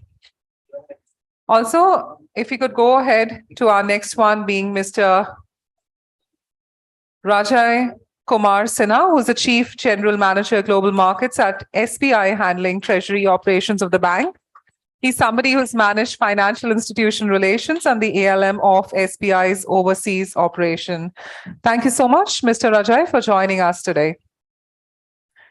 Next up, if I could have the honor of inviting Mr. N.S. Venkatesh, who is the Chief Executive of Association of Mutual Funds in India. He has he's got a vast experience of banking of more than 3 decades, with special focus on treasury, international banking, capital markets. Thank you so much, Mr. Venkatesh, for joining us on that. Also, it's my honor now to call upon our next speaker, Mr. Sravan Kumar, the head derivative product and interbank at ICICI Bank. Somebody who's got more than 18 years of experience in finance and treasury. Mr. Kumar, it's an absolute honor having you on board. And Next up, if you could have Mr. Tocho Banerjee, who's the Vice President of Business Development at NSC, somebody who's handling the international and domestic institutional business and who's got more than 23 years in banking and financial services. A big, big thank you to Mr. Banerjee for joining us. On that front, of course, thank you so much, Dr. Narendra. Let's give him a big, big round of applause for joining us on the forum. With this, I'd now like to pass on the live baton to our session chair, Mr. Guru Murthy, to take it forward. Sir, can you hear us? We'd just like you to unmute yourself. Yeah, he's there. Yeah, no, I mean, I'm able to perfect. hear you. Are you able to hear me clearly? Yes, now we can. Yes, sir. Oh, thank you very much. First of all, let me profusely thank NQ for conducting this kind of a seminar, which has always been pretty topical. They come up with very innovative topics and they assemble a line of speakers who are absolutely rich with practical experience. So they are able to share their experiences very much with the audience. And this topic, which has been chosen for the panel, again, it's a pretty timely topic, given the fact that the markets are going through a state of complete uncertainty today. There is very high and sticky inflation. Along with the high and sticky inflation, we are facing a looming recession in some of the major economies like US and Europe. And to add further fuel to that, we have geopolitical risk, which doesn't seem to be abating at all. I think we all thought that the Russia-Ukraine war can never last beyond about 10 days, 20 days, or 30 days. Now it's going to almost touch, if I remember correctly, 1 year. So the war has been on, and still nobody is able to predict who is the real clear winner in the war, with the result that the entire markets are in a state of uncertainty. This has actually created a huge amount of problems for the policymakers, the central bankers. The central bankers have been focusing on actually liquidity tightening. The central bankers have been really focusing on their monetary policy. In India, things are a little bit different. India definitely seems to be differently positioned compared to some of these major economies. We are still likely to touch a growth of almost about 6 to 6.5%, if not more. And as per RBI estimates, the inflation is expected to moderate from here, and the interest rates are almost supposed to be peaking. Currency went through a bout of instability for a very long time, volatility for a very long time. Now it is seemingly settling down in a range of about 80 to 82. So that gives us some confidence that things are actually showing up in India. And again, to add to the positive news, the banking sector has been performing pretty well. The banking sector balance sheets, after a long time, they are showing a reasonably healthy profits. And the credit growth has picked up. This is going to add to the balance sheet strength in times to come. The NPA burden is the banks are slowly shrugging it off through several mechanisms, maybe the IBC, maybe the asset reconstruction companies, and all these are going to give some kind of, I think, push to the banking system to actually operate on a much more resilient base. The governments will continue to borrow heavily. The government is swearing by the fiscal deficit target, but nevertheless, it's going to be very difficult for the governments to actually cut down their borrowings below about 14 to 15 lakh crores. And to add to that melee, the state governments are also borrowing pretty heavily. So this is definitely going to bring about some kind of pressure on the bond markets. If you look at the capital market side, the capital markets has been showing a positive frame of mind for quite some time. Yes, it did crash at the time of COVID, particularly the March last week of 2020. But then after that, it has actually zoomed. And then after zooming all the way to almost about past 60,000 of the BSE Sensex, it has been stabilizing. It has been actually ranging between 55,000 to 62,000. And the FPI flows are also stabilizing. Flows into mutual funds are also seemingly actually catching up after a period of lull. And the investing public is now looking at even very interesting instruments like alternative investment funds. I mean, there's a lot of clamor for the alternative investment funds, which was always considered as a high net worth individual's residence. It was never considered as a retail investor, but with the threshold of 1 crore, there are many people who are trying to actually beat that threshold and then get into the alternative investment funds. So all this I'm giving a background because the capital markets, despite COVID, has been able to record a semblance of stability at the price equity ratio. At least in India, PE ratio in India has been in the range of about 23 to 24, much higher than many other markets, and only second to NASDAQ. And in terms of the market capitalization ratio, again, the volume to the market capitalization ratio, India has been again pretty high. Market capitalization to GDP ratio has crossed about 100, which is not seen in many of the jurisdictions at all. So the point that I'm trying to stress is there are positives, there are negatives. The policymakers are actually caught between the two. The policymakers are going to make a clear-cut, break from actually a firefighting kind of a mode that they have been in for the entire year 2022. Now, can we expect them to get into a market development mode in 2023? Is a question that perhaps all of us, I think the expert panelists here, would like to really excise their minds on. So with this brief introduction, I think I'll plunge straight into questions for the panelists. Mr. Narendra, you would like to say something before we start off? No, I will say that at the end, sir.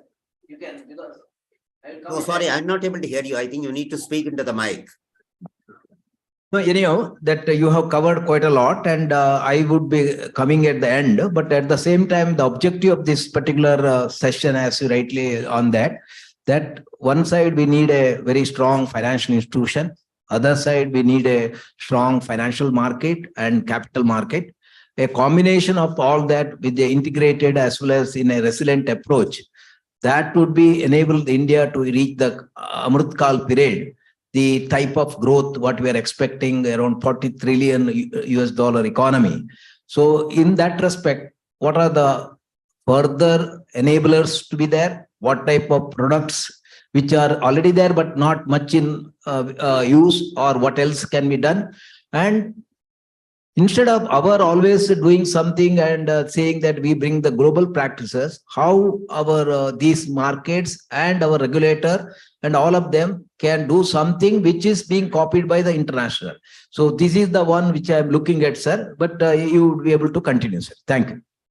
Thanks a lot, Mr. Narendra. Actually, I would like to develop on the theme that Mr. Narendra has also been mentioning. First, I would like to start off with Mr. Rajay Sinha, coming from the biggest bank of the country. The market development efforts, as I was mentioning some time back, seems to have taken a backseat in 2022. Amidst all the factors that I was mentioning, whether it is high inflation, looming recession across the world, or geopolitical risk, or the central bank tightening liquidity. So people are focusing on that. People are not really focusing on innovation, new products, market development and all. What do you feel actually? What are your views on this? What should the regulators be doing? What should the policymakers be doing? What should the market participants be doing? My basic thing is, if you could confine your answer to just about, say, 2-3 minutes, maybe the others will also be, everybody will be able to speak on this, because I am trying to spread the questions to all the people, but there are some specialized questions which I would like to address to specialized market participants. But this being a general question, maybe everybody else can have their views expressed on this. We can start with Mr. Rajay. Thank you, sir. And thank you for inviting me for this program. Sir, first of all, the good thing about what you said is that despite the fact that market, as you correctly pointed out, was more or less in turmoil throughout the year, regulators have not, delayed whatever was necessary. In fact, they have gone a bit beyond that also. If you look at RBI, They have not only taken steps to, smoothen the market movement, reduce the volatility, but some of the steps, for example, that they have done this year, like issuing the guidelines on credit default swaps, permitting NDOIS, or rather foreign currency OIS, permitting a whole lot of options like barriers, etc., that were demanded for quite some time by the bank, by the individuals, by the clients. Similarly, CBDC and internationalization of rupee. We know, it's a journey that they have just started. What I'm trying to say is that, sir, they have not delayed these things. SDF, again, you know better than most of us, is a major development, introduction of standing deposit facility. So far as monetary policy is concerned, various margin guidelines have been issued. They were ready, I believe, with initial margin guidelines, but they have stayed back. IFRS, they have issued draft note, etc.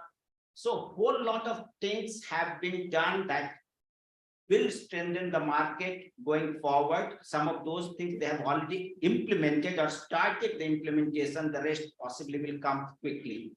SEBI again have taken so many steps to take care of the client's interest. One of the major decision was, to ensure that the intermediaries do not misuse the client's fund, etc. Similarly, the panel that I think the committee that you headed has introduced so many reforms in corporate bonds market, including eliminating finger first, addressing the green swaps and ISIN, of course, limiting the number of ISIN will go a long way in consolidating the corporate bonds issuances, etc. So it's not that regulators have just waited for the crisis to be over. So that is the best part of 2022. Coming back to your question on what else we can do, I believe that with some sort of certainty coming back to market, there is a need to expedite the steps that have been implemented and to take forward those measures which have been discussed, deliberated, but have been delayed for obvious reasons. One thing that we need to do is to move from specific instructions to principle-based guidelines. And again, we have seen both the major regulators and other regulators also moving in that direction actually. So that also has started. Any step that deepens the market and takes care of clients' end users' safety will be welcome. But as I said, I believe that so much has been done and so much can be done, partly by implementing those things in right earnest and largely by reintroducing both the measures or introducing the measures which have been delayed for whatever reason. Thank you. Thanks a lot, Rajay. Any quick comments can I expect from either Mr. Venkatesh or Mr. Nilesh? So Nilesh is not yet come. Yeah. He will be joining in a short while. Fine. I'm Venkatesh here. Yeah. Thanks to Mr. Narendra and N-Cube for inviting me. And essentially, last couple of years has been a challenging period because of the pandemic itself. But even during those periods, the regulators have tried to ensure that most of the matters are looked at in a minute manner and ensured that the market's integrity is protected and all the hygiene related activities had been carried out. But going forward now with the market, with more or less the pandemic behind us, I would say, though there are still in China, the COVID scare is still remaining. But still, I would say that the regulators can work with the market participants, and the market participants also can start utilizing the various products which are available in the market to make the market much more vibrant and healthy. The CBDC is one thing which maybe more and more activities could happen in the CBDC. That is one thing which could happen. From the mutual fund industry, I would say that in the mutual funds, essentially the retail participation is growing at an alarming rate. So maybe the regulator is a little bit skeptical or worried. And because the regulator's role is to protect the investor, the ultimate retail investor. So more and more, we will see more and more disclosures coming up, more and more steps taken to protect the retail investor. Some of the things which they did was the PRC, the potential risk class, which they came in the mutual fund. So then the stress testing which they brought in. Then they even brought in the liquidity risk measures for the mutual fund industry. So I think those things will all now be much more looked at in serious manner to ensure that the mutual fund industry grows in a healthy line. We also saw some of the frowning of the regulator on the front running which had happened, which affects the integrity of the market. So essentially, I would say that the regulations which are being woven by the SEBI will be to protect the ultimate investor. So I think we will see some such things happening in the near future, especially relating to surveillance and all those. Thanks a lot, Venkatesh. Shravan, you would like to add any comments here? Yes, first, thank you, Mr. Narendra, for inviting me. Sir, in terms of the market development has been a journey or a process that has been going on for quite a few years now. There is reasonable recognition that market development is required both from a product innovation perspective so that, risks are managed adequately and for removing friction. So whatever is the area regulations that are coming in that area have addressed towards that. And since 2019, there have been large number of changes. So anyone who, if you had someone who had gone to sleep for 5 years, the Indian financial market would be very unrecognizable for them today when compared to, say, 2017. One way to look at it is that the big bang things, reforms that were required, a lot of it started around 2019, and during the first, 2020, the first year of the pandemic, a lot of them came up, and over a period of time, whatever is now happening seems to be more and more incremental. I think one barometer for that, sir, is the way at the end of every monetary policy, the governor announces this, development reform measures.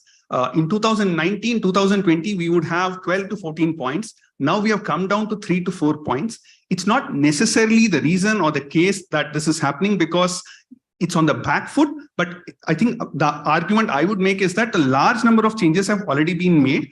It's time for the regulators as well as the market to absorb this and then let us see the feedback in terms of how it goes and then make the necessary tweaks where they are.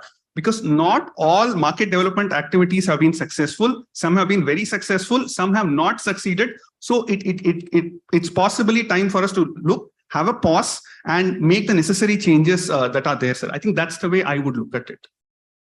Thanks a lot, Shravan. Mr. Banerjee, I'll come back to you a little later. I'll just come back to you with a different question.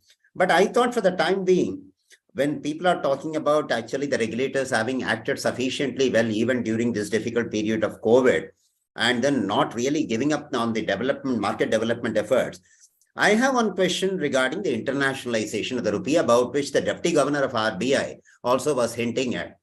Now, do you think that the country is moving towards a full capital account convertibility, that the foreign exchange markets are going to really open up? New products will really be there in a very big way because the inflows and outflows will be completely free. Do we see a scope for such a scenario to develop immediately? Or do you think that risks remain in the horizon, that the Reserve Bank is just not going to open up immediately? It is only a step-by-step kind of a process. And it is again a process, it's not going to be a big bang affair. We can again start with anybody. Maybe Rajay, you would like to say anything on the capital account convertibility and internationalization? Yes, sir. Thank you. Sir, capital account convertibility is the goal, and RBI has been moving towards that direction for quite some time. Incremental improvements, stepwise, yes, I think that is needed also. RBI, and I think all of us agree that one of the or couple of the conditions for full capital account convertibility is, external wealth situation. Even today, we are running a 360 billion deficit on net in international investment. Similarly, current account is continuously, persistently in deficit. Balance of payment, we are not very sure. Exchange, second condition is for stable exchange rate. Now, these two actually are essentially the same thing. If you do not have current account surplus, if your external wealth is in deficit, you possibly will not have stability on exchange rate. So unless and until we are actually earning those foreign currencies and not borrowing them, allowing full capital account convertibility is something that many of us are skeptical about. That is one thing. Second, for all practical purposes, of course, our mutual fund friends will disagree with me on certain aspects. For all practical aspects, sir, I believe that India is already more or less, convertible. So there may be some changes, incremental changes. A country that is sending 19 billion, that sent 19 billion under LRS last year and will possibly send more than 25, closer to 30 billion under LRS this year, should not have a very small cap on mutual funds investment overseas. So these are small issues that need to be addressed, sir. But capital account convertibility, I don't see any genuine transaction, whether on current account or capital account, is getting restricted because of that. So internationalization of rupee, I'll not discuss. I'm focusing right now on capital account convertibility. Of course, internationalization of rupee will again be a major step in that direction. Thank you, sir. Thanks a lot, Rajay. I would now focus on Mr. Banerjee. Wants to add little points, sir. Shravan. Yeah. Yeah, Shravan, please add. Please go ahead. Just a few thoughts to take over from what Mr. Sinha just said. Sir, on the internationalization side, I think there are two aspects to it. One aspect to it is, why do we want to do it? Do we want to do it because we think that the dollar rupee risk is better managed by people outside India or people in India? The one way to, so if you look at some of the measures such as rupee ECB or masala bond, somewhere the thought process seems to have been that the forex risk does not lie in India, but it can be managed better by someone, say, outside India. So that's one way to look at it. The other way to look at it is, no, say, genuinely we want rupee to be used by people outside India for, transactions. I think in that aspect, we'll also need to examine, why should someone use the rupee? What is it that the rupee offers which is not offered by, say, some other currencies? So some of the necessary conditions even for someone to use the rupee would be to be able to freely open an account, to be able to invest their surpluses, to be able to take out their money at a short notice. Till we have a clear framework and infrastructure on some of these matters, the genuine true internationalization, wherein, say, two non-residents can use the rupee for a transaction, is not going to happen, sir. I mean, unless if we have a framework and we move towards that, that's when I think it will happen. Yeah, that's a pretty good kind of a thing. I mean, summing up of the situation as far as the capital account is concerned. Let me address a question to Mr. Banerjee right now.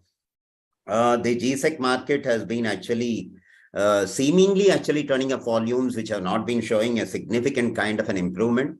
Over a period of time, actually, the government of India has India's borrowings have touched about 15 lakh crores. The state governments have also been borrowing very heavily in the market, with the result that the others are getting crowded out of this kind of a market.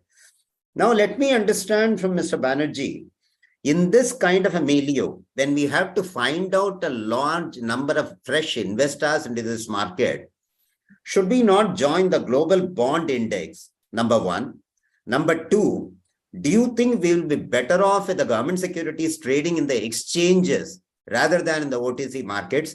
If it should be trading in the exchanges, what are the kinds of ingredients that we need as far as the government securities market is concerned? Your thoughts, please, Mr. Banerjee. Yeah, thank you, Mr. Narendra, for inviting me in this session. So I will take the second question first, and first question I will tell you later. Yeah. The thing is, today, if you see, GSEC is getting traded in the exchanges, in the capital market segment, it is getting traded. But it is majorly getting traded by the retail participation, and it is also in a demat format. But if you see, actually, the major GSEC trades are happening on the CCIL, which is on the SGL format, and it is not happening on the demat format. The basic problem where it stays is that for an institution to come, and institutions are majorly into the CCIL market, and they are not into the exchange market. Now, the thing is, they trade in the SGL format and they don't trade in the DMAT format. And till today, the SGL to DMAT or a DMAT to SGL conversion is not a very easy process. It takes some 4 to 5 days to get it done. So it does not attract the institution to take that much of pain to come to the market, to the exchange market to do the GSEC trading. So if this convertibility of SGL to DMAT or a DMAT to SGL happens on a real-time basis, then I think it will make more sense for the institutions also to come to the exchange platform and do the trading. Because if even 2 to 3% of the institution business comes to the exchange, I can tell you that the business in exchange on the GSEC will go up substantially, because today it is only the retail. If you see also, we have a facility whereby the retail can participate in the non-competitive bidding to get GSECs. And we are seeing very good inflows in that. But one thing which we need in the GSEC to flourish in the exchange is basically the institution participation. And that will be the, I think this operational issues needs to be ironed out. Banerjee, just a quick supplementary. What is actually coming in the way of actually SGL and DMAT getting connected seamlessly? Sir, today the process, it is very cumbersome. I can tell you that it is. No, today the process is cumbersome, but you made a very valid point. Today it takes 4 to 5 days, but can it be done? What is coming in the way of that not being done so far? I think both the depositories and the CCIL side has to work to iron out the issues, the operational issues. Right. Okay. Thank you. I'll come back to Mr. Venkatesh once again. Venkatesh, actually, you made a remark right now, which surprised me. You said mutual funds are going at an alarming rate. I thought coming from the mutual funds, you'll be very happy about the growth of mutual funds, but you use the word alarming. So first, I would like to understand the meaning alarming here. Why is it alarming? I was just wondering that the mutual funds, I mean, you can completely counter my views here. I always held the view that mutual funds are for the retail investors. They are not for the institutional investors at all. The mutual funds history is based on the retail investors not being aware of the market. So they are depending upon an institutional setup for people to come and invest on a collective basis. So if the retail investors are coming in hordes into the mutual fund market, aren't we really happy? Is there not more of financialization of the assets which are taking place in the country compared to the bank deposits? People are moving into mutual funds. Is it not something for which we should really be happy about? So tell me, I would like to hear your views, because that's going to be very important. You are really representing the mutual fund industry here. The second thing is, I would also like to know from you, what is really slowing down the mutual fund industry right now? Seemingly after reaching about 35-36 lakh crores, it has been plateauing at around 39-40 lakh crores. Yes, Venkatesh. Thank you, sir. I fully agree with you that mutual fund is the ideal vehicle for the retail investor. The retail investor should actually participate in the equity markets or whatever markets, debt markets, through the mutual fund route only, because then they don't do the analysis to that great extent. They give their money to the professional fund managers who will do that. So we fully we endorse and agree to whatever you have said on that. But the pace at which the investors have come in or has increased substantially. So naturally, it should go hand in hand with, I would say, the awareness programs that we should run, because it should not happen that essentially that it's coming because of some mis-selling happening, because those mis-sellings can create a trust issue at a later point of time. So essentially that is where we are trying to say when we are saying alarming. But we would welcome, as an association, we would always welcome the growth the growth is somewhere around 20% growth of retail folios coming in over the last year. So we believe that there is enough penetration still left, in the sense that if you look at the PAN card as one of the indicators, the total number of PAN cards will be somewhere around 60 crore PAN cards, and total number of unique investors will be hardly around 3.6 crores. So there is enough penetration still left. We should do a lot of more penetrations. So we believe that it should go in hand with investor awareness being created, so that fully aware investors keep on coming into the mutual fund, so that we avoid the mis-selling complaints which we generally see in other parts of the financial sector, like the insurance and all, where mis-selling is a little bit rampant. So that is where we are concerned. From a mutual fund industry association, we are concerned that we should not have any mis-selling complaints. That is where we are looking at.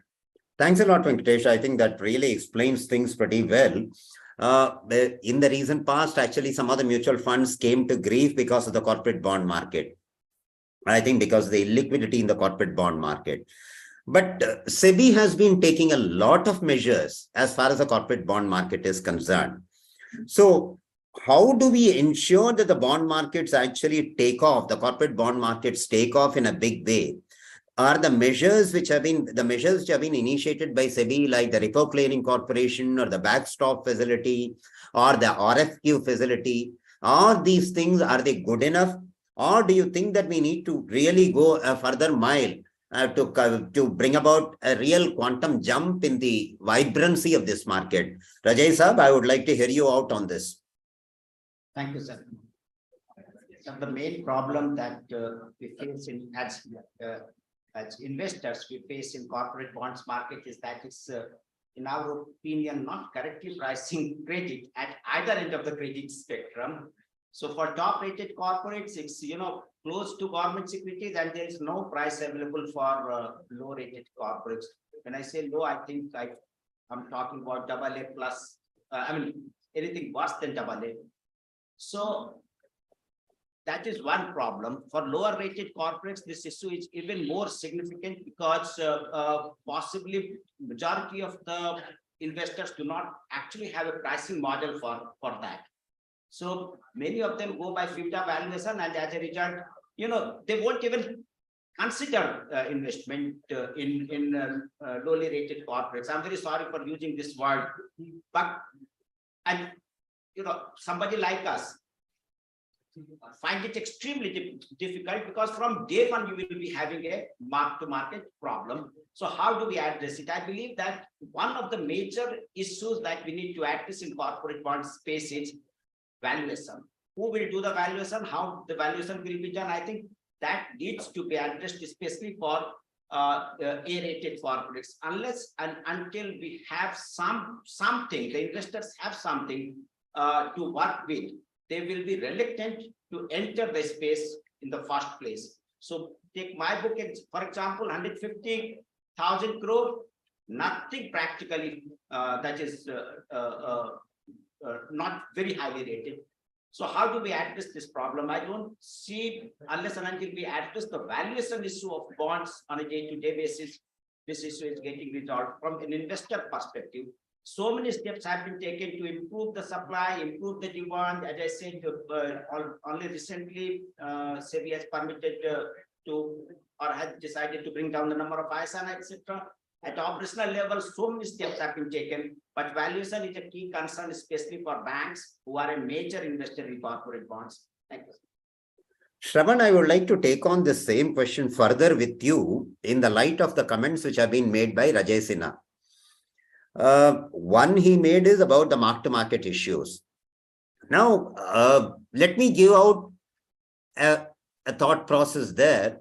I mean, the banks are anyway giving loans to the low-rated corporates.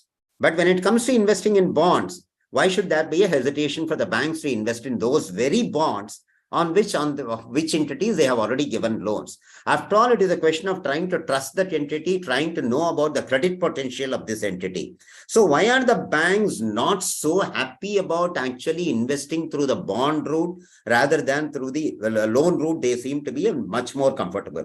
And the second question is common to what I asked Mr. Ajay Sinha. Do you think the Repo Clearing Corporation or the RFQ or the backstop facility, which the SEBI has been now thinking of, these are going to bring about a huge quantum game-changing kind of things in the corporate bond market? Okay, sir. Yes, sir. I'll start with the first set of questions that you asked. Sir, one thing that we are seeing is that there is some move on credit substitution where banks are willing to look at bonds rather than loans.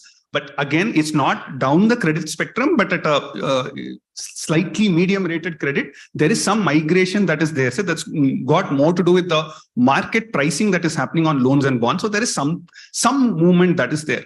However, that movement is not going to be very, very large because there are a couple of fundamental issues. The first thing is the way loans and bonds affect the P&L volatility for the bank. Loans don't need to be marked to market. Bonds need to get marked to market.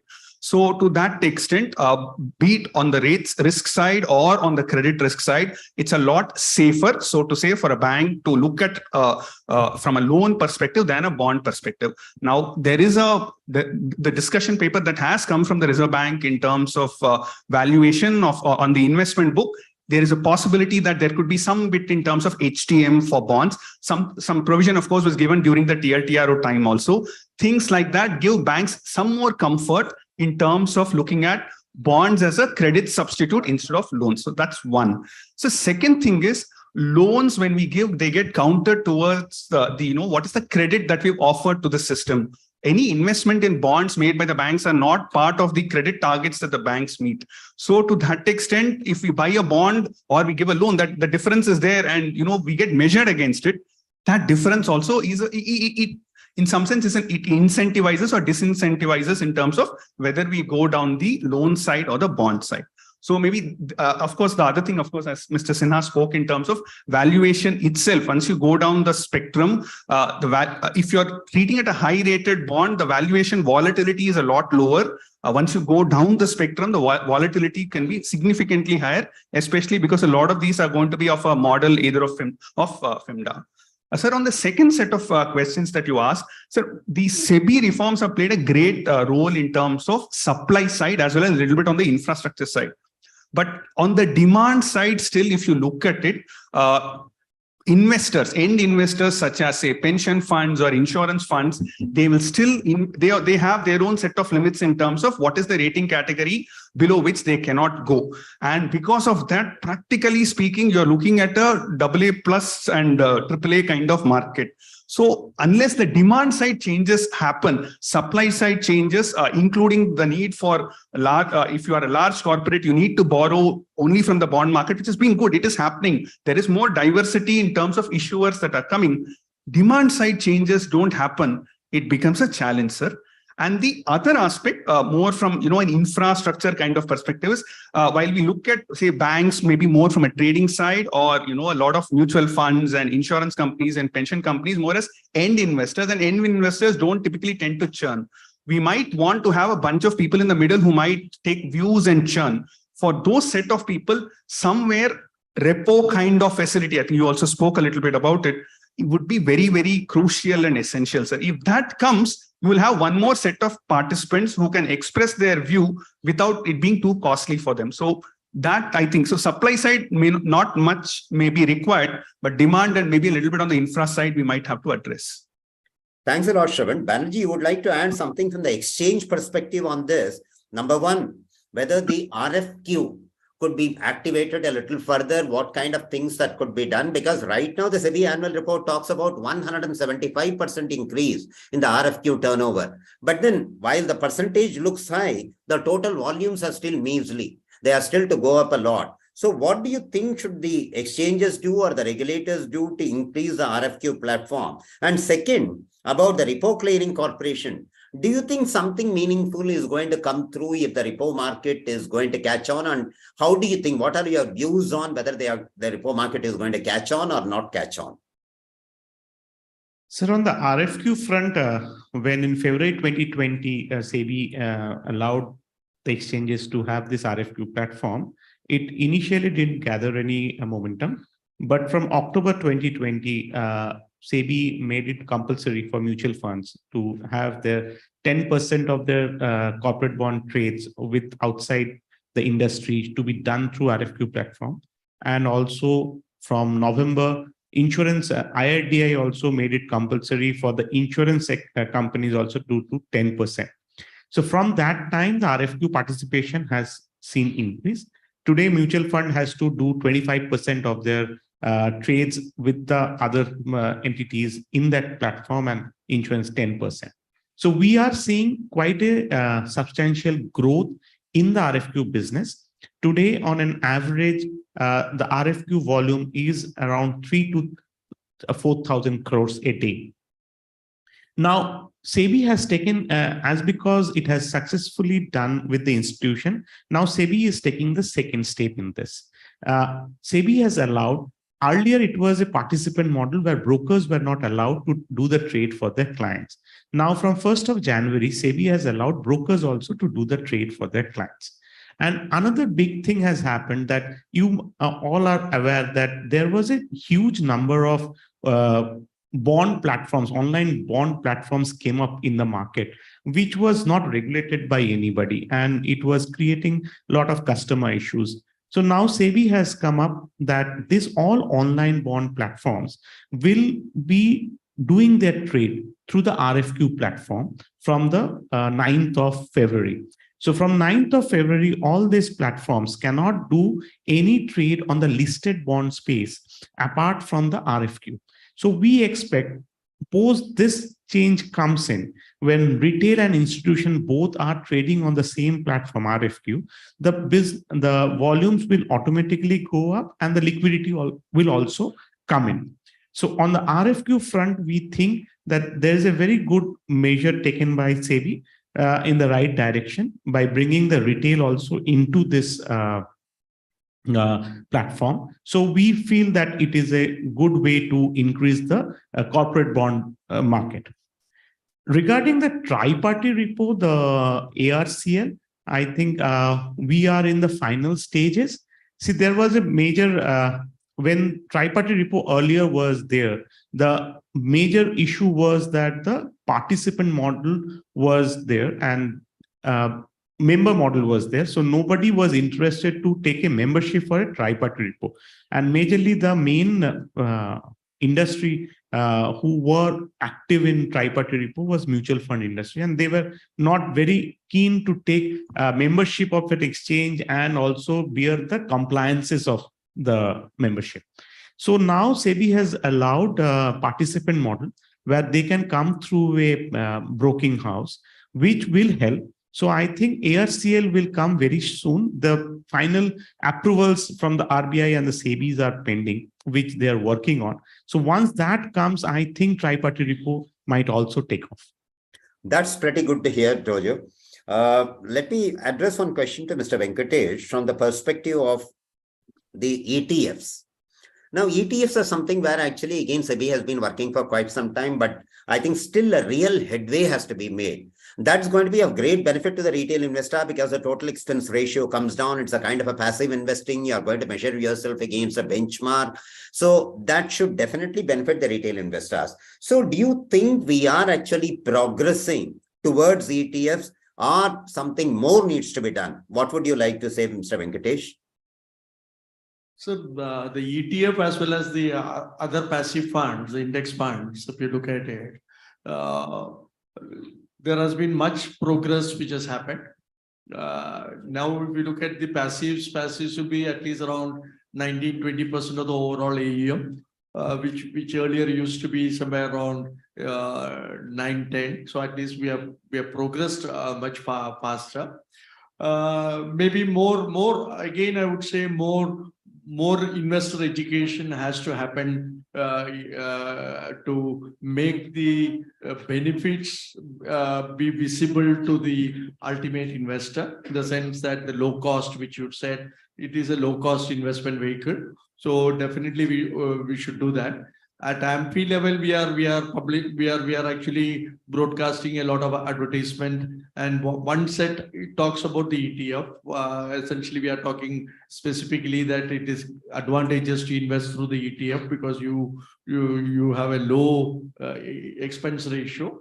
But I think from the AMC sides also, we need to request them to start broadcasting on the ETF side. Other than that, we don't see any major hindrance here. It is creating that awareness and the buzz around that product, which will make more and more people coming into the ETF. But ETF means that you need to have a demat account. That is one thing which is there. Whereas an index fund doesn't require a demat account. It will go through the normal book entry route. So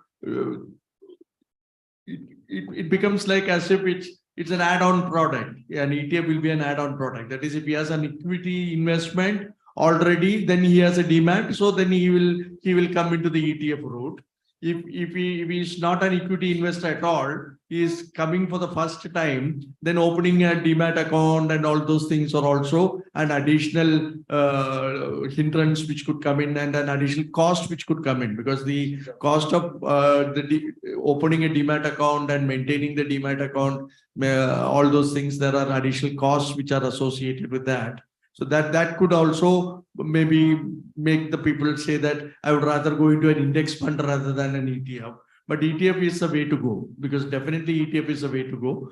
Globally also, if you see, ETF industry has been growing at a very fast pace. So in India also, we will not be an exception. I think in the next 4 to 5 years time, if you are looking at it, the ETF will be in a much more larger scale than what we see at this particular point of time. And we are seeing now gold ETF, we are now seeing silver ETF, all those ETFs have started coming in. So hopefully we should see more traction happening in this area. That also gives us a lot of hope, Venkatesh. Let me address a question to Rajay sir. That is, the public sector banks are actually holding on to a lot of government securities and a bit of corporate bonds. But then when it comes to hedging the interest rates, the public sector banks do not come forward to hedge their interest rate because a good part of it have been lodged in HTM. Now, should not the public sector bank lead the way as far as the interest rate futures market are concerned, or even in OAS market? Because once the public sector banks actually take a big part in the interest rate futures market, we can have plenty of interest rate products coming into the system. And we can even think of at a later date, the CDS actually developing it a full-fledged product. So what do you think the public sector banks should do right now as far as interest rate hedging is concerned? Is it something where actually there is an issue of HR that, I mean, people don't want to get into it because it's a HTM portfolio? Why unnecessarily go and soil my hands? Is it that kind of an attitude? Or is it that genuinely people are not feeling that that's an area where one can make money? Because I feel that public sector banks have talent pool. They can really identify maybe the interest rate changes as much as any other markets. They can really capitalize on it. I would like to address the same question to Shravan also from a private sector bank perspective later. Yeah, Mr. Rajay. Thank you, sir. There are a couple of issues, sir. One, interest rate futures market needs to develop quite a lot, actually, maybe 1,000 folds. So that is a different issue totally.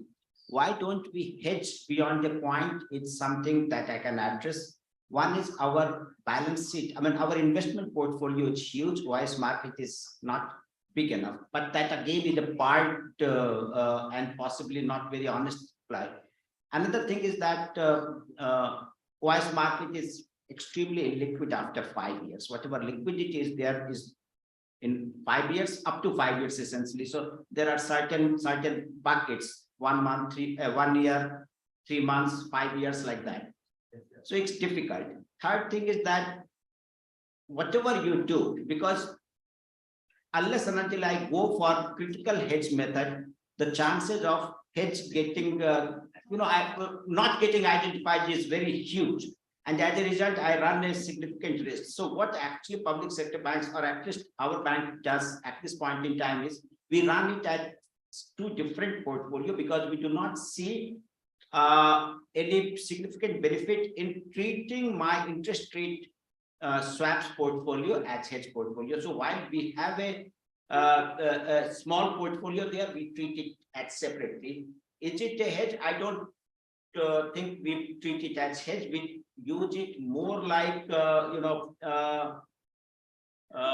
an interest, a way to implement our interest rate strategies, a way to execute our interest rate views. So at this point in time, one, the market size is much smaller compared to my investment portfolio. Second, beyond 5 years, there is not much. And third, because hedging is something that we have not found very useful at this point in time, at least. So while we use interest rate market for executing our views on interest rate movements and run a significant portfolio in OIS, we do not treat it as hedge. It can be done going forward if, for example, RBI allows us to use, or rather everything is routed through, for example, P&L. Right now, entire OIS derivative is routed through P&L. Allow me to route everything through P&L. So once that regime comes in, where the losses made on derivative, for example, can be compensated against profit made on the government securities or corporate bonds without going through the hedge mechanism, then possibly we'll be more inclined to it. But at this point in time, we treat these two portfolios as separate. But that doesn't mean that we are not present there. Maybe we are not very vocal about that, but we are there. Thank you. Thanks a lot, Rajay. Actually, Shravan, from a private sector bank perspective, what would you like to say? Sir, I'll just take over from where Mr. Sinha ended. When you have proving a derivative as a hedge for an asset is a very, very difficult task from a hedge accounting perspective. Therefore, liabilities are much more easier to be, when you have a liability, writing a derivative against it, hedge accounting is a lot more easier than when you do with an asset. Therefore, what happens is whatever is your investment book, that being your asset, the derivative that you write, getting hedge accounting is a challenging thing. So what happens is both of them therefore get mark to market. The challenge is derivative is mark to market regardless of what happens. Bond, when you're in loss, you take it, but when you're in profit, you can't mark it. So you have this huge accounting asymmetry that is there. I think the investment guideline draft do address it. I think there is they recognize this, and there is a change that could hopefully come. Once that comes, I think we will see a lot more participation, maybe not as a hedge, but as Mr. Sinha pointed out, more in terms of as an interest rate strategy. We see that even from our own perspective, our balance sheet does not use OIS as hedge on the asset side. Liabilities sometimes they do, but asset side, it's very rare that we would see OIS used as a hedge. It's more used as an interest rate strategy only, sir. So second point on the IRF side, most banks and tend to use IRF as a very good tool for shorting. The reason why they do is you don't need to go through the rigmarole of having to repo it every day. So IRF is a very good tool to short. But if you need to go and short there, somebody needs to go and buy there. So who is that somebody going to be? And that's been a challenge and a problem that has been there. One way to look at it is anyone who has borrowed on a fixed rate basis can be the right guy to come there and do that side. But typically end users look at, if they've done a fixed rate borrowing, they simply say, we have frozen our interest rate for the period. They don't look at it as an economic hedge. So somewhere that mindset, if it changes, then we can see things moving forward.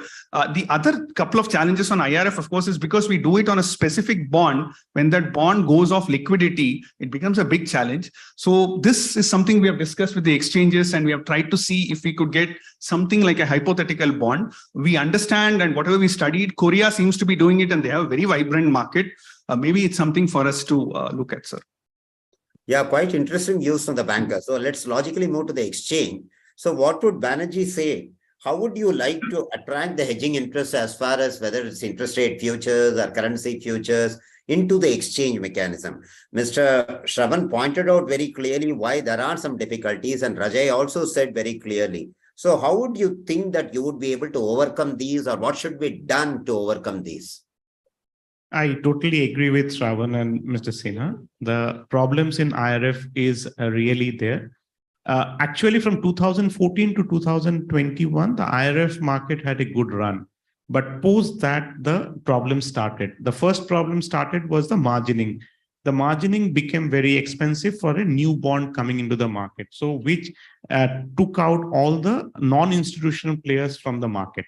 Now, SEBI got it corrected in the year 2022. The margining thing has got corrected. But the problem is today in the IRF market, the major participants are banks and PDs only, nobody else. Mutual fund does not come to the IRF market because they have an obligation to hedge it, to have a correlation of 90%. And the limits are also very less. So they are not interested to come into this market. And the insurance people, who are the other participants in this majorly, they are looking for a product of 20 to 30-year bond, which is not available in the current market. So each institution's requirements are different. So that is becoming an hindrance for one way of bringing everybody in the same place. And what Mr. Shravan told, yes, we have received a proposal from ICICI Bank that there is a product in Korea. See, in India, the problem is that once the current running bond ends, another running bond comes in, the older one goes out of the market types. So you have to move your positions from the older one to new one and create it. So what in the Korea, what they have told and which we are studying currently is that you have a notional bond where the underlying is the current and the just before that. So it's an average of the interest rates between of that two, which gets traded. So we are having a look at it and let's see if it can be taken up with the regulators to get it there in the market. So that can be one of the way we can look into it. And also the insurance companies are talking about bringing a 30-year-old bond. So that is also under consideration. If we can bring this to and see the market can take off on the IRF part. On the currency part, I will say that the currency part, if you see from where we started, today around 25.5% of the currency exchange volume is done by the retail and the corporates. Okay, so it's a long way we have traveled. I think majorly what is now two main things which are pending to make it more attractive is one is the extended market timings, which talks are going on. So if that can be done, because the major movement of dollar happens when the Indian markets are closed. So that is one thing which we think can actually give a boost to the currency derivatives market. And another is that there is a demand in the market for getting the settlement on the currency, which is not there also. So these are the two things we think if can be brought in, then there can be a great boost in the currency derivatives markets. Thanks a lot. Thanks a lot, Banerjee. Thanks a lot to all the panelists. Mr. Narendra, do we have any time? We have time for about one or two for questions 5 minutes for your concluding remarks, sir. 5 minutes for you. Yeah, no, do we want to leave some questions to the audience or you can yeah. Anybody has any questions here? Hamara virtual mein question hai? Anybody here? Murthy, yeah, give the line. Mr. Murthy from RBS Bank earlier, ex-CEO director. Yeah. I have one small question. This is for specific, for basically for Venkatesh. And when we want to buy or sell Nifty, ETF Nifty, a lot of mutual funds have put a higher threshold like 10 lakhs, 20 lakhs, 30 lakhs. But if you want to go for a Nifty index, there, you don't take the benefit of NAV. In case of ETF, you can take the benefit of the market price. But for that, when I spoke to a couple of big mutual funds, they said, no, our minimum requirement is you have to invest 40 lakhs. Somebody said 90 lakhs. Forget it, 90, 40 lakhs, where we can get it? So finally, I ended up in taking Nifty index through another mutual fund. There, maybe the charges slightly higher. But how to resolve this problem, to improve this, increase the utilization use of this ETF buying in the market or selling through market? Sure. Though we have a Demat account. Sure. Yeah, Venkatesh, you have some answers for that? Sir, I'm trying to answer. Yeah. So essentially, if you look at it, the current market infrastructure, you don't have that sort of a market participant, authorized participant there, who creates that units for buy and sell, that sort of the thing. And if you're going directly, let us say, with the mutual fund, who is a producer, manufacturer, then what happens is the limits will keep on going up. So that is where it is. So the best thing is for the authorized participant who numbers to increase, so that they will be in a position to offer smaller lots to you, and that lots can then be consolidated and given to the producer or manufacturer for the manufacturer to issue or buy back the concerned unit. So that is where it is. So it is a market informity at this particular point of time, but we are working on that. We are conscious of this particular problem which you are raising. So we are discussing in our ETF committee as well. We have an ETF committee in AMFI, and we are trying to find out some solutions for that. But sir, no cross question. I'm so sorry on that. Madam, 1 minute. Yeah. There is one question, sir. In the virtual mode, Tojo Banerjee will be replying that. Sure. Yeah. Banerjee? And the question is, what are the views of panel of extension of stock exchange trading hours till night to improve global market share? As the thing is, you all might have heard my managing director recently has come out in the press and told that he also supports the extension of market hours till 11:30. And we are already in discussion with the regulator for the extension of the market. There was a divided house earlier, but post-COVID, with people seeing working from home and all, and also the commodity market currently running till 11:50. So I think we are now on the way to go for an extension of the market. Sure. Thank you, Mr. Banerjee. Can we conclude with this? Because do we have any concluding remarks? I don't have anything in particular. I would like to thank the panel for coming out with very good, important views. All that we can conclude out of this is, I think the market development is on, and there are small problems which have been cited, which can be easily be addressed. So clearly, we are going to see the market in a fast forward mode from now onwards. Thank you. Sure. Thank you so much. On that note, if I may invite the digital initiatives of Kia.ai, Sachin, to kindly join us. Let's give a warm round of applause to Mr. Sachin Asati. Sachin, we'd like you to do the honors of felicitating none other than Mr. Rajay Kumar Sinha. Thank you so much.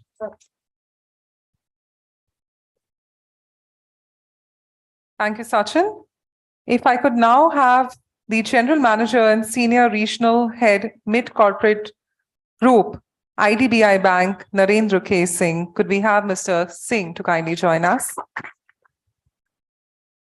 Sir, if you could help us to felicitate none other than Mr. N.S. Venkatesh. What a great moment that is.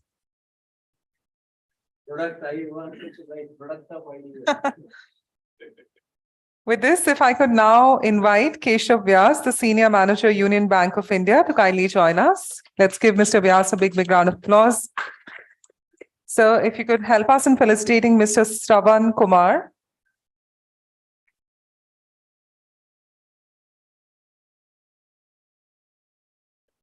Thank you so much.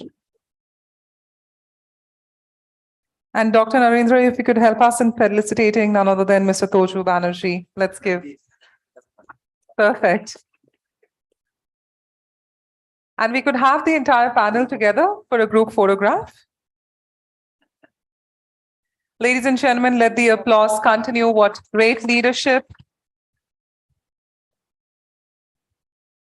And of course, thank you so much, Mr. Gurumurthy Mahalingam, for joining us virtually and conducting this session so well. Thank you once again. Sir, we will reach out to you, sir, in the off mode later. Yeah, okay. Thank you. Thank you so much. Thank you. Thank you once again.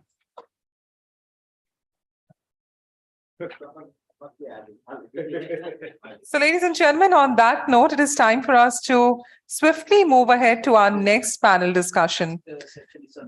Could we have the slides on? Thank you so much. Ladies and gentlemen, our next session is building robust and sustainable human capital and diversity, equity, and inclusion. Firstly, we're very honored to have with us our session chair. Ladies and gentlemen, Mr. Sanjay Jha, who's the CHRO and the Senior VP, VD and OEM Relations with Mahindra First Choice Wheels. Anywhere, sir. He's somebody who's got more than 30 years of work experience in the field of TQM, TPM, HR, and sales, and is a certified Six Sigma Black Belt and certified ACC level ICF coach. PCC. On that note, if I could have Ms. Purvi Sheth is going to be joining us virtually for our introductory remarks, being the CEO of, I'm just going to be putting her slide as well, being the CEO of Shilputsi Consultants, a second-generation entrepreneur and an accomplished leader with more than 25 years of experience. A chief curator and mentor, it's definitely indeed an honor to have the independent director and leading companies which she represents. Thank you, Ms. Sheth, for joining us virtually on the same. Thank you for Next having up- me.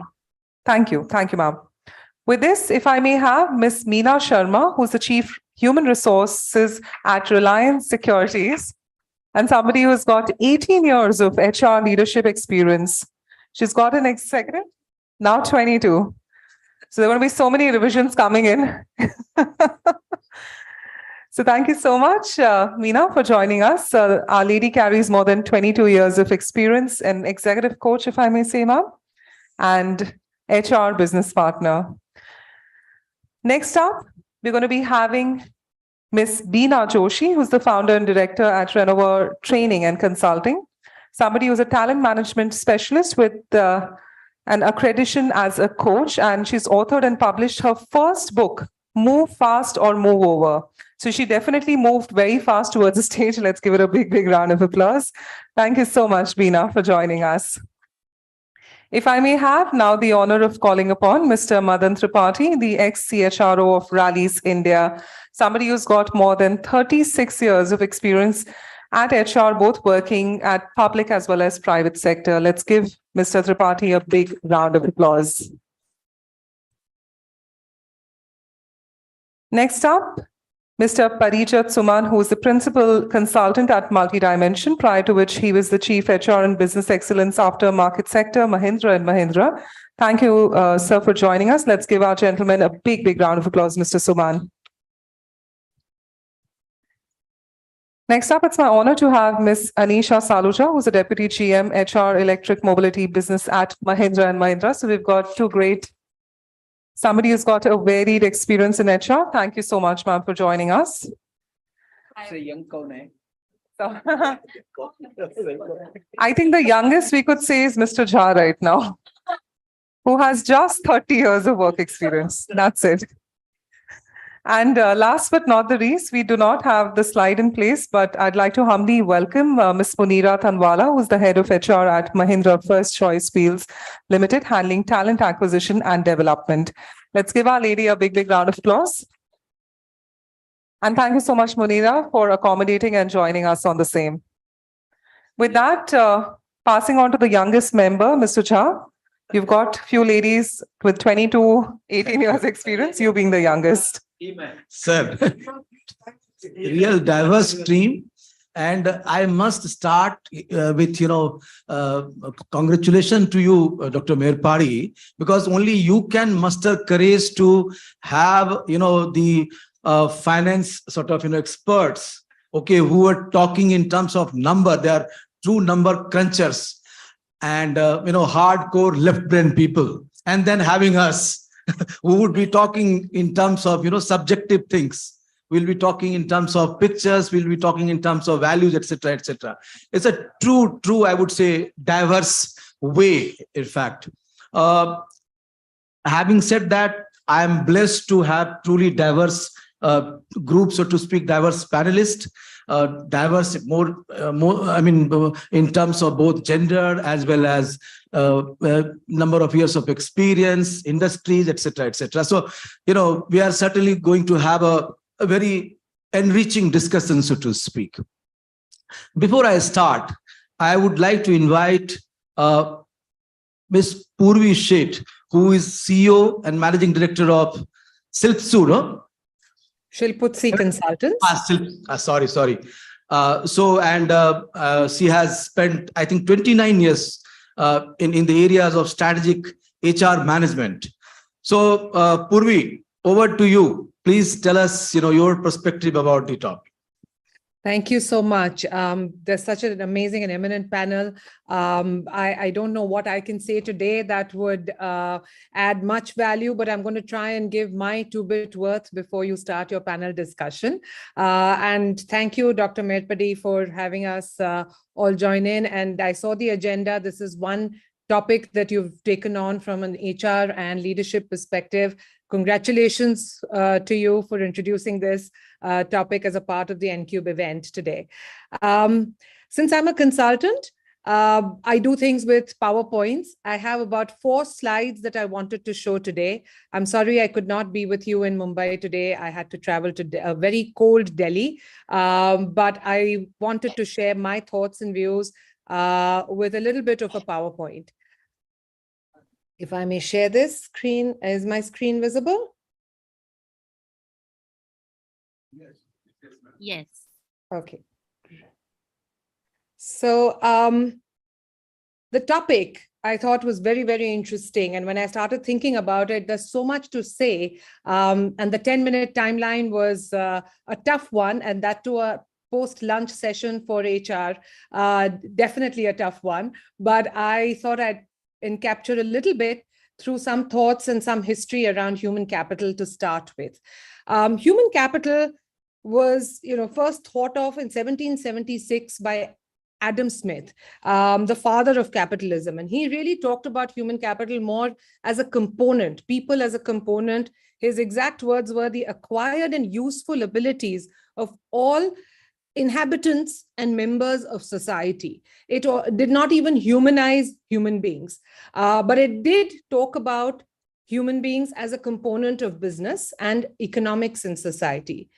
From there on, moving to the mid-20th century, where Nobel Prize winner Gary Becker talks about human capital in itself and says this is an intangible but essential asset to business. He's the one who captured and coined the term human capital. To where we are today. Today, we talk about human capital not as just a component, but as the single most important resource in society, in business, across everything that we do. And we not just look at it as one piece of business, but say, how do we harness this talent that we have today? How do we make this resource even better? And how do we support this resource today? So that's been the journey of human capital per se, from where it was to where it is today. And where it is today, I sit on about 5 boards and I look at how balance sheets still struggle to find a way to define the worth of employees. And it's interesting how CEOs, CXOs, boards still struggle a little bit with that. But returns on human capital need to be identified and need to be measured.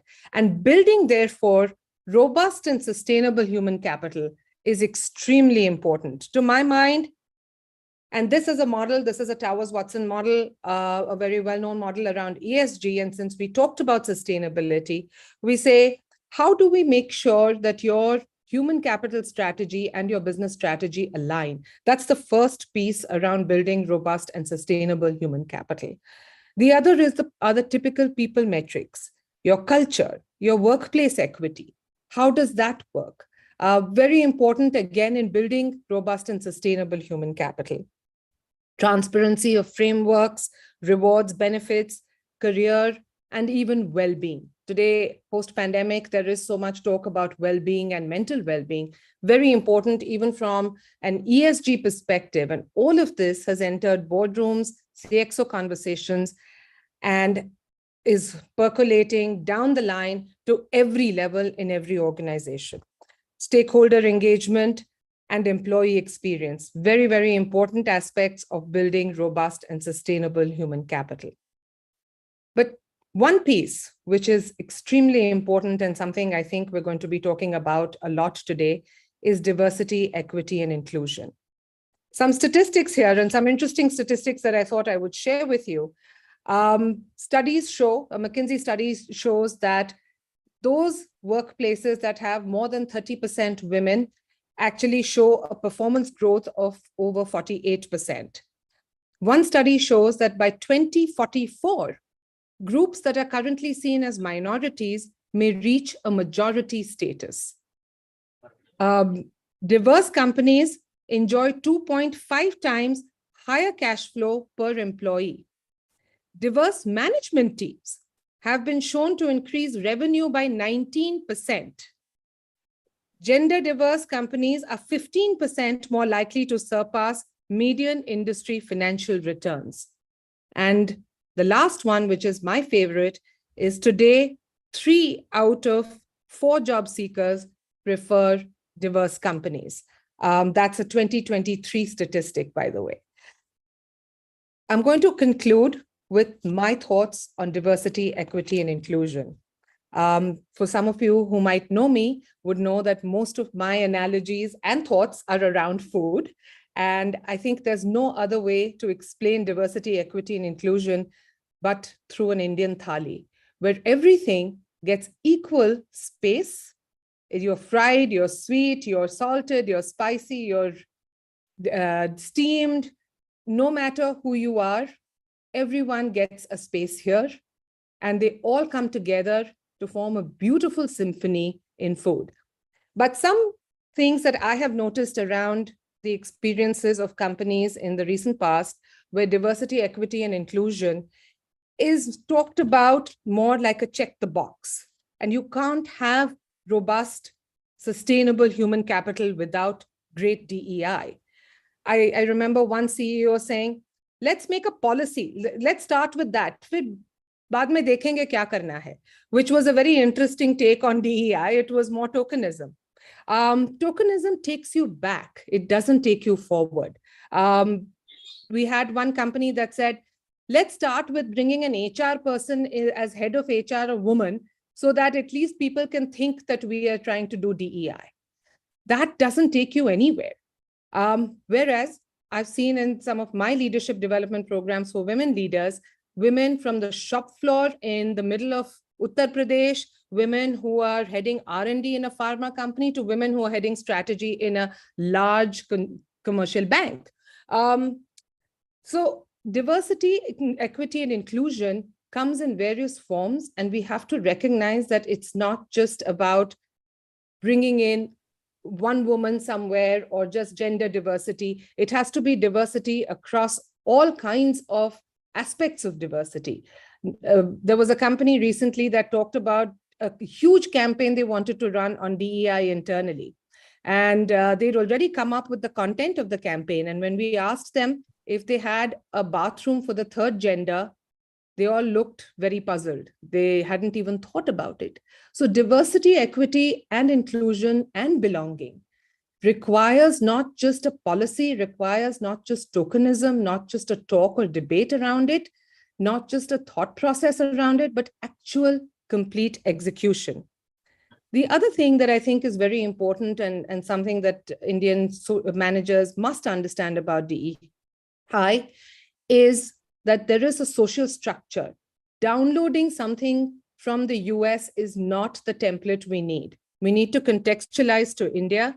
We have a very different, somebody told me one day that, what do? We don't have races in India. So what DEI do we look at beyond physically challenged, beyond gender, beyond LGBTQI? And I was saying we have so many other nuances in our culture where you can contextualize. We have caste, we have religion, we have geography. There are so many different aspects today. Even hiring, it's amazing how many people get hired when there is a surname involved. Resumes are looked at from where is the person, where have they graduated from, where have they lived. Those are all smaller nuances of DEI that we ignore, but those are hidden barriers. Those are assumptions that we make. Finally, some aspects that I think are important is your organization itself. When you talk about DEI, does your organization represent what it does in its culture? Nitin Paranjpe, the CEO of Unilever in India and then later on COO of Unilever globally, had mentioned how he realized that they sell products to a certain consumer category, but the same consumer category doesn't reside or work in the company. And sometimes you have to hire the people you serve to realize what they want served. And DEI and real DEI will only take place then. Many of us won't be alive to see the startups of today, but we need to make sure that those startups remain robust from a profit perspective, and that can only happen when they have a robust and sustainable human capital strategy and plan. So let's hope that this is the beginning of that, and I will end my session here. Thank you so much, Mr. Jha. Thanks, Purvi. Thanks a lot, Purvi. Well, I would just like to add that, we are living in the age of disruption, and people are, in today's time at least, not just resource, they are the very source. And in fact, each one of us has humongous potential. Each one of us is sitting on gold mines, so to speak. And unless a particular organization create culture, a congenial atmosphere to leverage, to harness the potential of each and every person, well, it will get disrupted. Okay. Having said that, each one of us has our piece of war scars and wins, and all these experiences create a very different kind of wisdom. So this is very important that, as an organization, we create the right mix of diversity and we include people and we create equitability so that people trust, people participate, and people contribute. Having said that, I would request now one by one to each eminent panelist, to give their view, so to speak. So let me repeat the topic once more so that we do not distract, we don't digress. The topic is the importance of diversity, equity, and inclusion in current context for building robust and sustainable human capital. So who would you like to start? May I request? I mean, we can start in any order, so to speak. But Meena, may I request you to? All the words, equity, diversity, importance, and all. I think somewhere or other, when you start giving too much of importance, the importance gets diluted. I feel it is given. I mean, if you start a health program, so for example, because I'm a health freak, so if I do one exercise every day, it is not going to give any benefit to my body. If I eat one kind of food every day, it is not going to give me benefit to my body. So what it requires is the diversity. What it requires is the inclusion of more of vitamins, inclusion of more of minerals, inclusion of more of the variety. The same way, organization is like a body. So if you want the organization to, let me say, prosper, to live, you need a lot of diversity. You need a lot of inclusion. Diversity in terms of gender, inclusion in terms of culture, and everything. So the more and the more variety is there. And obviously, people say that, you are responsible for culture. Culture is in the mind. The culture is built by each and everyone in the organization. What do you want to build as a culture? You want to build a culture of the British organization, European organization, American organization, Indian organization. That's all there in the mind. It is as simple as, I think it's the simplicity. That's the reason diversity and inclusion, I think it's given. I mean, let's not debate about it. When I say let's not debate about it, it's given. So the next step to how do we ensure that, it goes to the next level altogether? Very interesting, very precise, very simply put. Beena, your perspective, please. So I think one aspect of diversity, equity, and inclusion I would like to actually really focus on is, like she was talking about the culture, and culture is built by each one of us. So very recently, I was doing this initiative by an organization, which was to do with how do we handle toxic work culture, right? And one of the startling findings was incivility is actually experienced by people at workplace. Now, when I talk about incivility, this comes in forms of biases because I have a diverse workforce. And to give you a very simple example, diversity is also in terms of the age gap. I'm talking about a Gen Z vis-a-vis somebody who has a 30 years of experience. It's a completely different way of working, right? And then such diverse groups do face what we call as, biases, prejudices, etc., all of that. Now, in that space, how do they really feel that sense of well-being? How are they going to feel that sense of, psychological safety? That is something that we need to start focusing on when it comes to having that sustainability, even in terms of our organization. So, one of the things that I have seen with organizations is that, one size fits all. People want to do things like wellness programs. People want to do things like, wellness days, or I have seen people, let's say, do things like surveys to see what is the well-being, etc., within the within the employees of the organization. But it's not one size fits all. There are several different initiatives that people will need to take to ensure that with a diverse workforce, how included are they feeling? How much are they feeling respected? How much are they feeling accepted? And how much do they feel a sense of belonging? I think that's one thing that needs to be focused on. So yeah, that was one thing that I wanted to share. Thanks, Beena. Mr. Suman, your opening comment. When this topic came to me, I was a bit at a loss. And I was looking back at my career, where I started with one of the biggest organizations in the country, from the within the Tata Group, Tata Steel, and then later to Rallis. I'm just trying to relate what I want to say with my experience, and then I moved over to Mahindra. And then today I'm working for a micro organization, just about 45 people.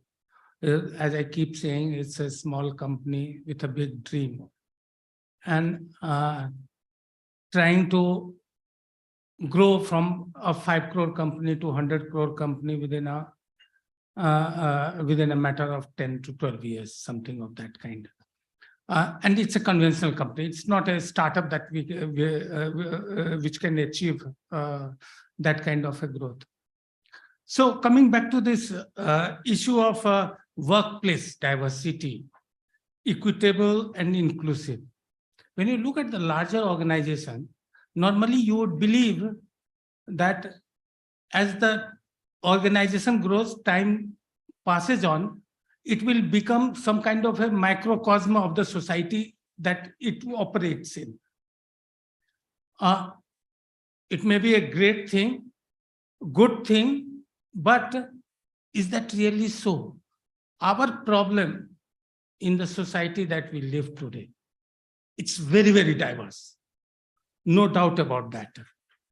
But if the organization doesn't consciously tries to do something about the equity part and the inclusiveness part of the society, it's a problem. You don't want to become a microcosm of the society which is out, which is not so equitable. There is a lot of polarity in thought and the way people operate and all. There is a lack of inclusiveness. And if you become a microcosm of that, it's a problem for the society. So that is one point I wanted to make.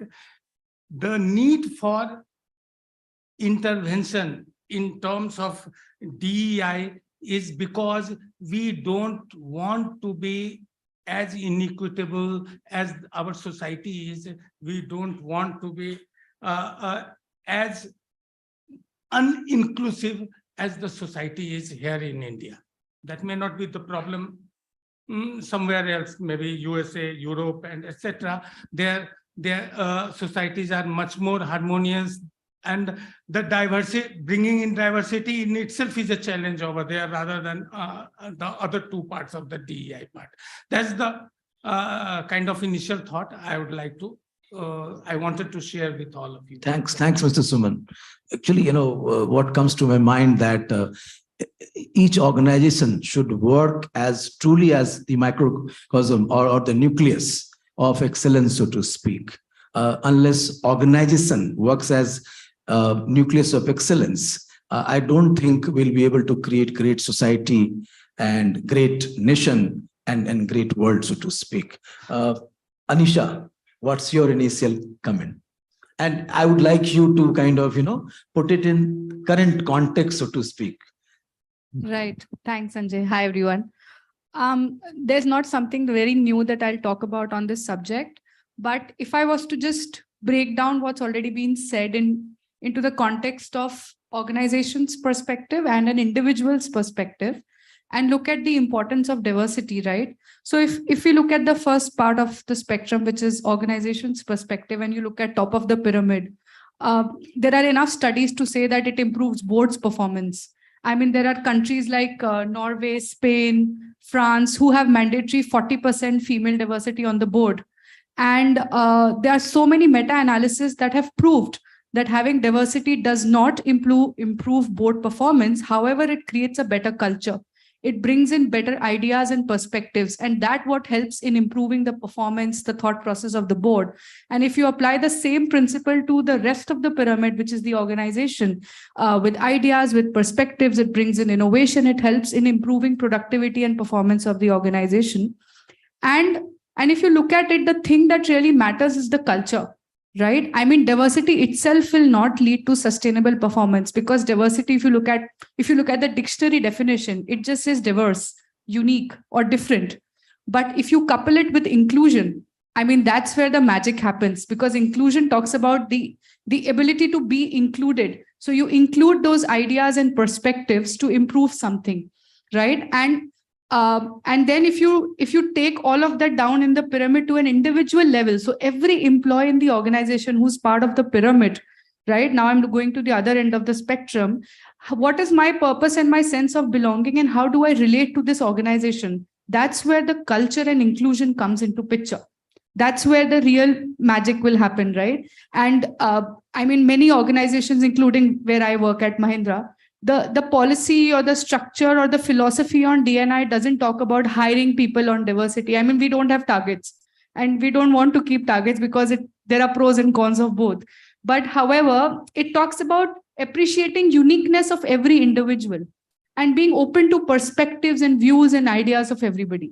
So that's how I look at importance of diversity. Thank you. Thanks. I mean, I fully agree what you're saying. Diversity without inclusion is toxic, and inclusion without diversity is just stagnation, no creativity. Munira, your opening comment? Sure. Thanks, Sanjay. Some very interesting comments already come in from this panel. So I'll just put in 2 points that I think of. Importance of DEI, I feel, is going to be there in 2 areas largely for an organization in terms of sustainability and innovation. So if you have a very diverse, equitable, and inclusive workforce, it's definitely going to contribute to sustainability in a way that it's going to impact people, planet, and profits. So that's definitely a very clear thing in my mind.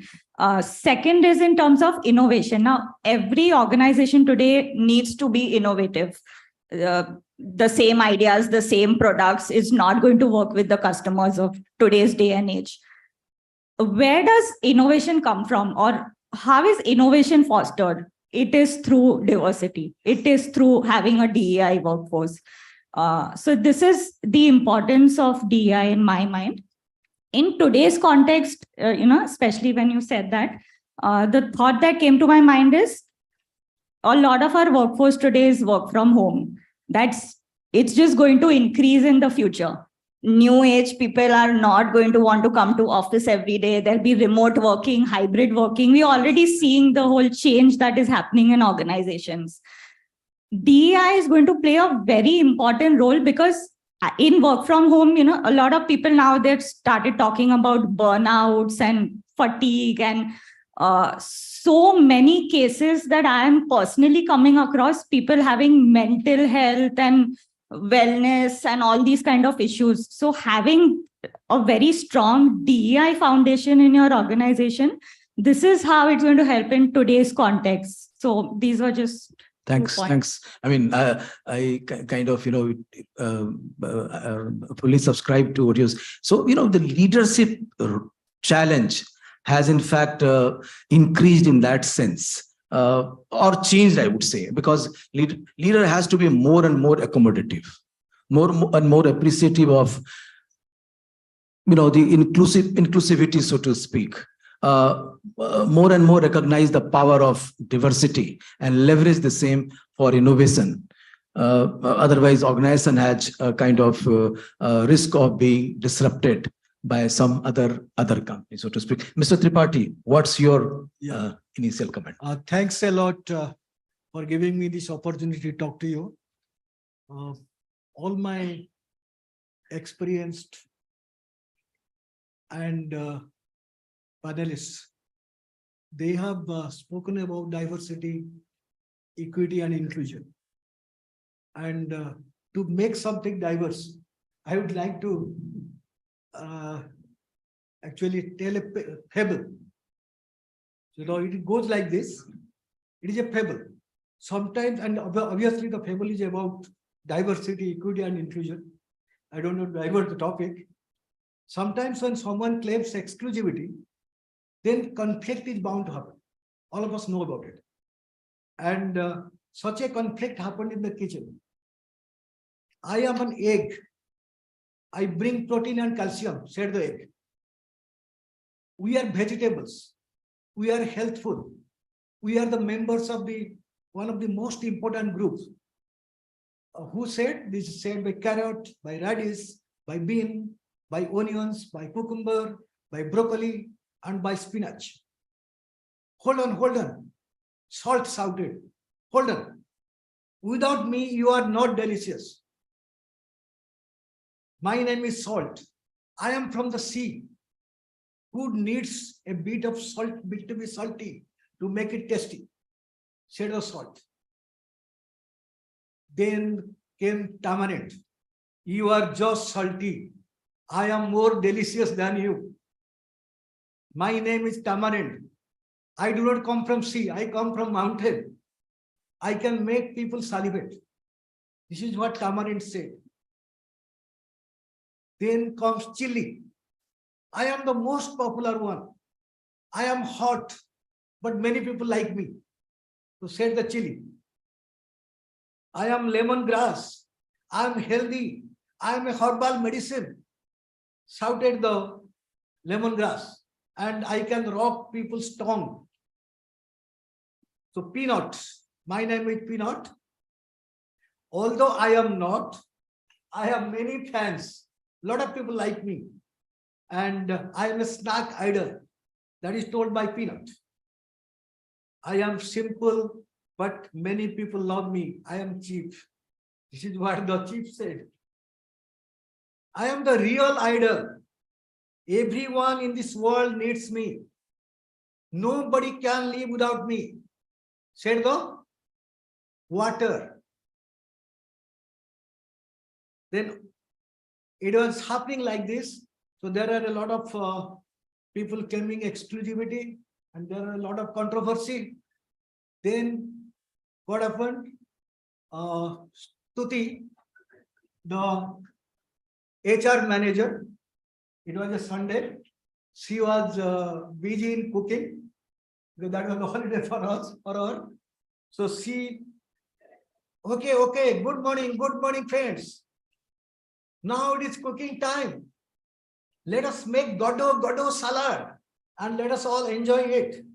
We are all one team. We are all one team and we have one dream. What is our dream? Our dream is to make the food tasty, make the salad tasty, so that our customers enjoy it. So it is time we unite our diversity and unite our weakness, and we'll create yummy, tongue-licking godo salad. So the fable what I told, this is the salad metaphor. This is the way multicultural organizations can integrate different cultures while maintaining their separate identities. So that is what diversity is all about. We know different type of ingredients are mixed together to add their own flavor to the bowl. But when it is mixed just right, depending upon the quality of the ingredients, depending upon the taste of the customers, it becomes good. It becomes great. So, and in this particular fable, diversity is there, equity is there, and inclusiveness is also there. So if I expand a little more, what is exactly diversity? As the people have told that diversity is presence of difference within a given setting. Diversity could be with respect to gender, with respect to race, with respect to ethnicity, with respect to religion, nationality, communities, sexual orientation, age, and socio-economic classes. But when it all pulled together for the benefit of the organization benefits. And similarly, if I say a simple word about equity, and there is a lot of normally that people confuse between equity and equality. Equity and equality are two different things. They're not same. Equity is what? Each individual or group in an organization is given resources or opportunity to achieve a particular result. The resources and opportunity, as my co-panelists have told, resources and opportunity may not be same. Resources and opportunity could be different for different people, so that the result is what we want. But equality is absolutely different. Equality is giving everybody same situation, same training, same. If I take a small example, that we have a physical conclude now. You'll have to conclude now because yeah. So that is about equality. I'll do one thing, Mr. Tripathi. So if you could conclude, I'll come back to you once again. Yeah, I'll conclude here. So this is so equality and equity are separate, and inclusion is without diversity. Inclusion has no value, and diversity inclusion need to go together. That is what I would like to. Superb. Thanks for that interesting, insightful fable. Well, so I have now few questions which I'm going to ask. Okay, and panelists, please keep this thing in mind that we have only 30 minutes now. Okay, so you have to be precise. Okay, to the point. Meena, tell us that, give us sense, how does a robust and sustainable HR capital look like? So let me break it in the words, okay? So robust, sustainable, human capital. I mean, many of us who have been experienced in the HR department, who have seen HR department, those who are not from HR department, I'm sure in your organization, you would have experienced the HR department. So there was an era where HR department used to get called as a personnel department, PERSONNEL. So there's a personnel department. People will go to them, mera salary nahi aaya hai, mera timesheet mein time gadbad hai, income tax mein kya hoga, and all that kind of stuff. Today, this is no more just the HR department. At least I don't believe in that. The most sustainable and robust HR capital, or you want to call it the human resource department, where we don't call ourselves as a human resource department. We are just not HR. We are business partner. What is the role of HR? The role of HR is to ensure that organization achieves the goal, whatever is the goal is set by, and the goal is just not HR goal. The goal is the financial goal, the organization goal. I come from financial services, so pardon me for using little financial services language. So for example, if the organization goal is to achieve top line of say 200 crore or top line of 300 crore, as a HR person, I can't be sitting in the corner and, just breaking down my KPI. I have to hire 120 people. My training mandates should be 3 mandates per employees per year. Employee engagement, I have to do the Diwali celebration, Holi celebration, New Year celebration, Christmas celebration, and all that kind of stuff. No, that's not my HR KPI. I would be asked the question, okay, how are you adding value to this 200 crore? My question, okay, what is the business target? The business target is that each business, this is the business target. Let's break it up. So I'm from broking industry. I can give that example. So broking industry, the target is that you divide it 100 crore to the revenue coming from broking. It is from third-party distribution and so on. Then I would think back, okay, do I have a human who can bring that target, who can achieve that target?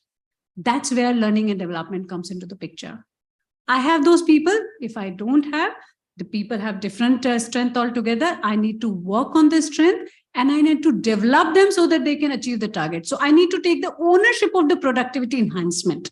So that's where it comes into the picture. But until and unless, as a HR person, if I don't understand the business, I wouldn't be talking the business language. And gone are the days where CEOs and the business owners expect HR to talk HR language. They expect HR to speak business language.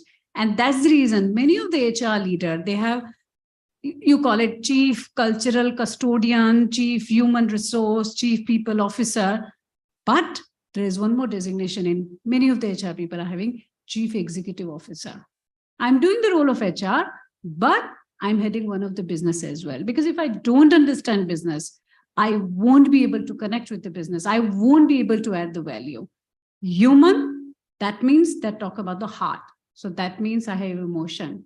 Capital, which is talking very practical for any organization, come what may. Okay, you talk about the top line, but it is extremely important for the bottom line also. And even what are the sources of the top line? So which is capital? Where does the capital come from? How will my business people get the capital? And that's where the intellectual comes into the picture. And that the role of HR is to marry emotion and brain. So that is intelligence and the feelings. And that's where the specialty of HR comes. I understand my people. I understand my emotions of my people. I work as a heart. But at the same time, I understand what is the target my management is having. What is the target the organization is having. If I miss the train, I will miss the train or bus forever. That's where I need to bring human and capital together so that we as an organization grow together. And that's why sustainable and robust HR system, when HR doesn't work just like HR. HR thinks like HR, obviously, because that's what we are made of, right? If the color is blue, color is blue. If I'm made of something, I'm made of something. But HR thinks like a business and accordingly make the strategies and obviously take the work like a custodian of the entire culture of the organization. In fact, the ownership of the organization. That's what called as the robust and sustainable HR capital. Thank you. Thanks, Meena. Mr. Tripathi, from your experience, please tell us how robust and sustainable HR capital help building sustainable organization.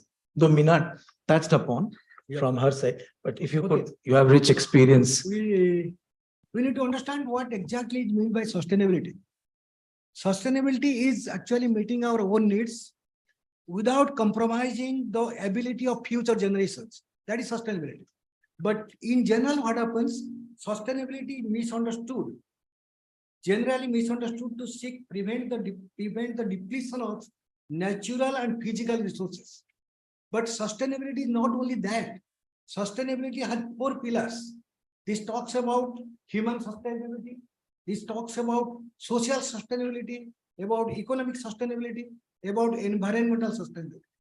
So unless we talk about all the 4 sustainability and all 4 are connected to each other, then sustainability in an organization doesn't have any meaning.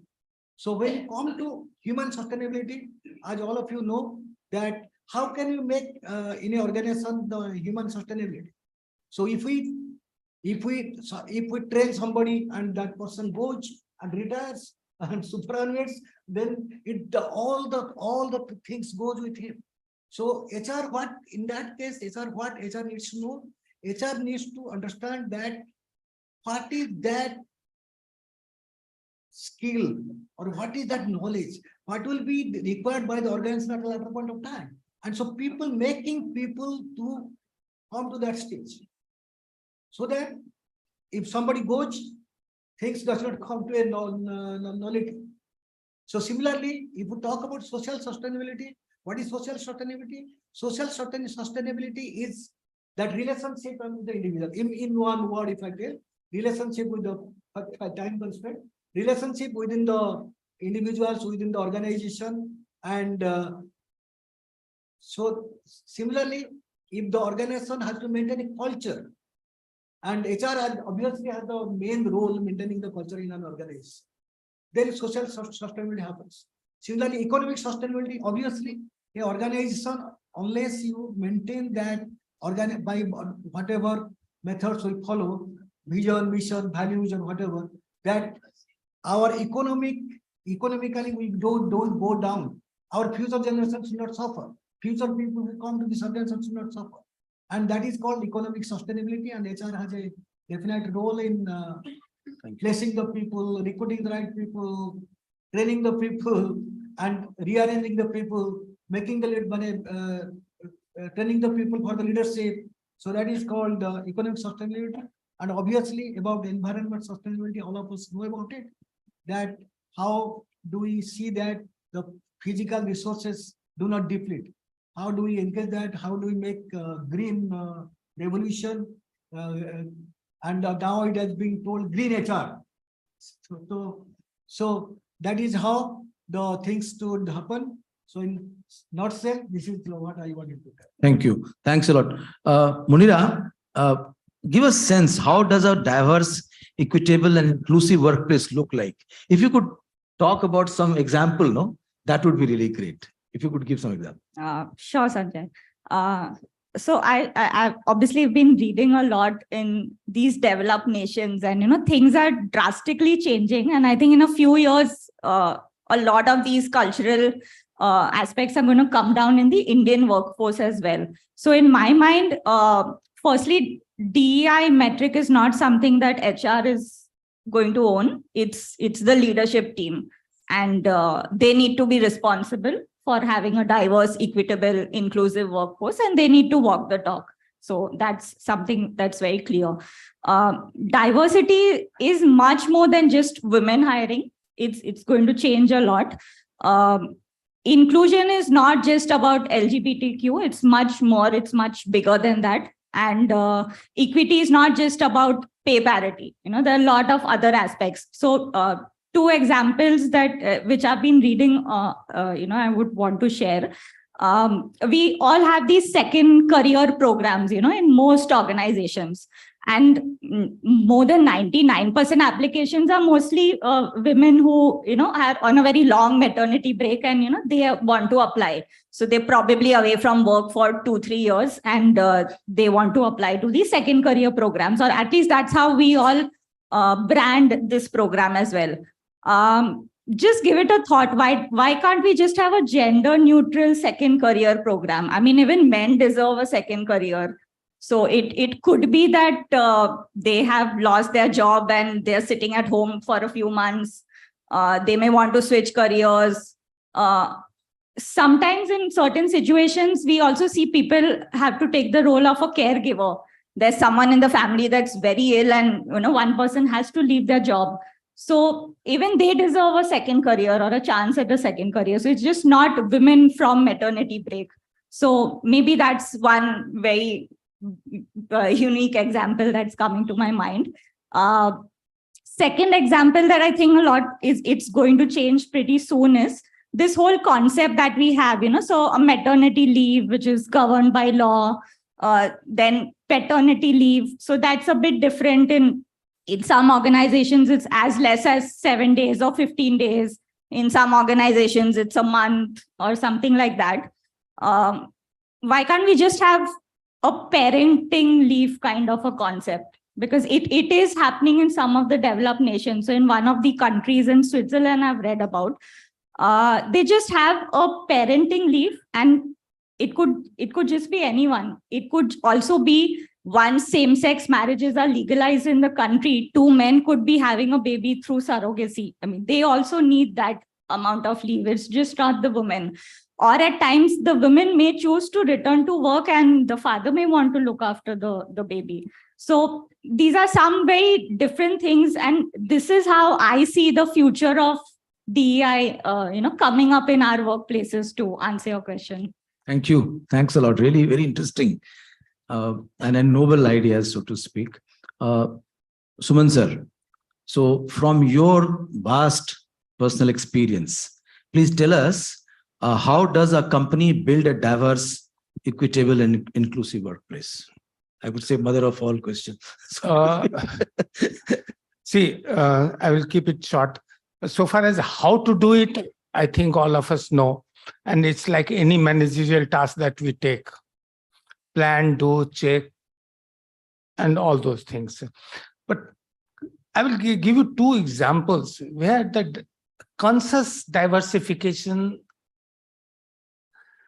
in your employee base at your workplace can lead to great advantage and can be used for to solve the problem on the shop floor. Sometimes we just don't think that way. And this example is an old one, almost 40 years back. The company I was working in was recruiting engineers in large numbers. 200, 250, 300 engineers in a year.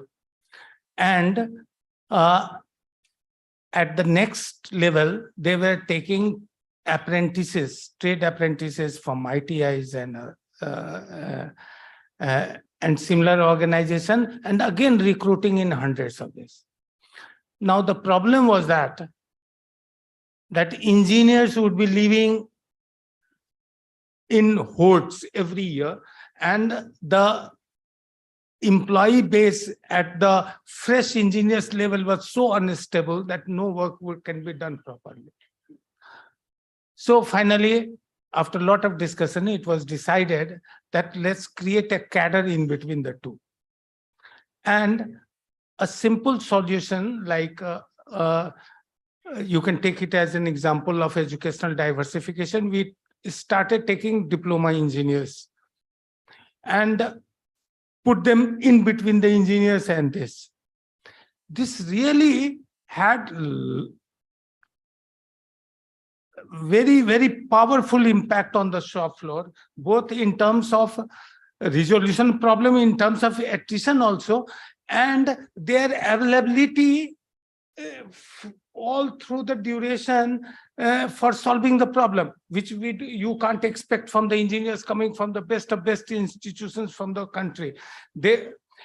We wanted a stable workforce at the first level, supervisors level, and the problem was solved. Similarly, I have seen that consciously diversifying and taking employees from weaker part of the society and solving the problem of attrition again at the workplace.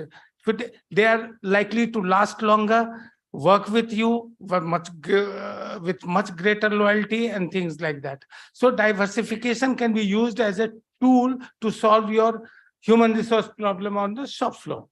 There are several examples of this. I think that gives you some idea of this. Sure. But you know what? Let me tell you, the context has drastically changed 40 years after 40 years. In fact, we have sort of, But that cadre is still last. Of course. Yes. So I'm going to ask question to Beena now. Beena, given that, given that we are living in a very high velocity world, where, the mortality rate of companies they have kind of lowered down like anything. Okay. And, because of this kind of disruptive nature of that time, people's job are becoming sort of, I would say irrelevant, or they kind of do not exist. Okay. We have personally gone through that kind of experience, let me tell you. I don't have any hesitancy.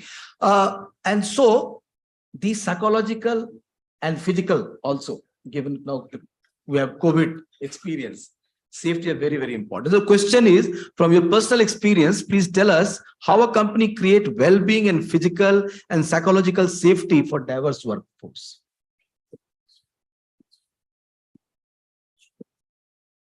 So in fact, I would like to quote an example over here. When I was writing my book, which is on career management, I was talking to this young women leader, and she had just delivered. And she's working in one of the biggest IT companies in the Bay Area. Now, she's just delivered a baby, but her constant focus was to go back and be connected with her team. Why? Because the fear that I will become irrelevant in that 6 months of maternity leave. And so I don't want to lose touch. And so every 10 days, every 15 days, she would constantly go and, meet the team members, etc. When ideally she should have been focusing on taking care of the child. This is what we talk about stress related to, or pressure related to work, right? And, this is just one example that I'm talking about from the point of view of a woman. But what I'm trying to portray over here is, one, emotional well-being and psychological safety is a priority in 2023 from the perspective of human capital. In fact, I would take it one step further. People have to look at it from a humanistic perspective rather than analytical perspective or in any other capacity. So, what is it that we can do to make people feel included? What is it that we can do to make people feel that, they can trust? Because when I talk about psychological safety, it's about that feeling of, if I say something, will there be a repercussion of it? Right? And as an employee of an organization, I don't want to feel like that, right? Because I want to give the best. Because very clearly, if I don't make a well-being and psychological safety as a priority, definitely productivity is out of the window, right? So now the question is, I want to break this myth, because the myth that most people have is an environment where emotional well-being and psychological safety is the most perfect workplace. No, it's not. It's not. People are going to have conflicts. People are going to have challenges. But when I'm talking about feeling that well-being and psychological safety, it means I can bring my authentic self, where I feel the freedom to be able to express my opinion, to thrash out even differences without disrespecting each other, right? So that's one aspect of it. Now, from the organization standpoint, what can one do? So like I said, it cannot be one size fits all, because I know for a fact that Microsoft Japan in, I think, 2019 had created this four-day work week to create a sense of well-being, etc. And they also saw a lot of productivity. Worked for them, great. But I'm not sure if every organization can work like that. So what is it that we can do? Yes, there can be a systemic change. What I mean by that is a cultural change. But, I go back to what Meena said, and it really struck me that culture is created by each one of us. And so how do we go about it? I want to break it into smaller steps. Each one of us manages a team. So if I'm looking at creating a space of emotional well-being and psychological safety, let me start with my team. So what are a few things that we can do? One, create a space in my team which is supportive and consultative. Simply put, when I say consultative, as a leader, I should be open to inputs, ideas, feedback, candor, from the team members that I have, right? Without really reprimanding them for really speaking their mind. Secondly, when I talk about supportive kind of a team leader, what I mean over here is the aspect of equity that we were talking about. Yes, equal opportunities may be available to people, but is everybody competent enough? So then can I support the person in several ways to be able to come to that level to leverage the opportunities that are there? Secondly, as a leader, I'm a role model. So which means when I start or create a culture of appreciation within my own team, it'll be a ripple effect for everyone. And when people feel appreciated, they definitely feel a sense of belongingness to the team. Thirdly, most importantly, as leaders, I think we need to be observant. Business metrics, business goals, KPIs, etc. are important. But how is my team dynamic, therefore, changing at every moment? Because if that's changing, and if that's a toxic place to work in, then I need to definitely take some action to ensure that I, as a leader, am able to take some action.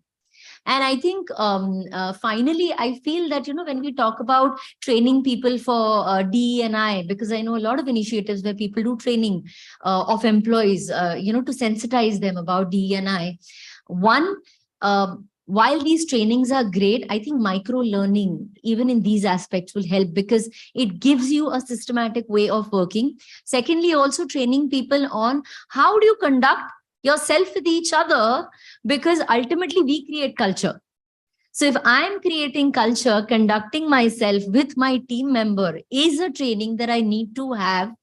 And that is what is going to help me feel that sense of belongingness within the team, ultimately creating trust and that sense of well-being. So thank you. Thanks, Bina. I mean, what struck to me when you said that, how to bring the authentic self, the powerful line. I mean, Bina is a PCC coach. You're also a SEC coach, right? Okay. So I think power of sustenance lies there. How, organization creates a congenial culture to bring the authentic self of each and every individual. Having said that, Anisha, the very pertinent point is, the way half-life of skill. I mean, half-life we used to use, still we use for the radioactive material, but seems that skill has become the radioactive material today. And half-life skill is dwindling like anything, okay? The skill, which is very hot today, becomes, irrelevant after some time. So in such kind of world, how do you reskill and upskill your diverse workforce and thereby create the true inclusivity and trust? Otherwise, it is all goody thing, isn't it? So, yeah. So Sanjay, because you said true diverse workforce, honestly, in my personal opinion, reskilling and upskilling is a very, very small portion of the whole thing. If I just take a step back, I will finish my answer quickly, but the context is that, are we creating enough avenues to, first of all, get such people onboarded, right? We all want to have targets, but do we have enough CVs when we are looking at role? I want to share an example because you wanted us to share examples, right? There are some roles in my manufacturing plant where my plant head wouldn't hire females because the females won't work in all the 3 shifts. So I said that your position will remain empty for 1 year, but I will not let you hire anybody else. So he had no choice, but he ended up hiring all the roles with all females and they'll only work in general shift, right? Training or upskilling is a very small fraction, and I'll come to that. First is, creating avenues of getting people with diversity in the organization.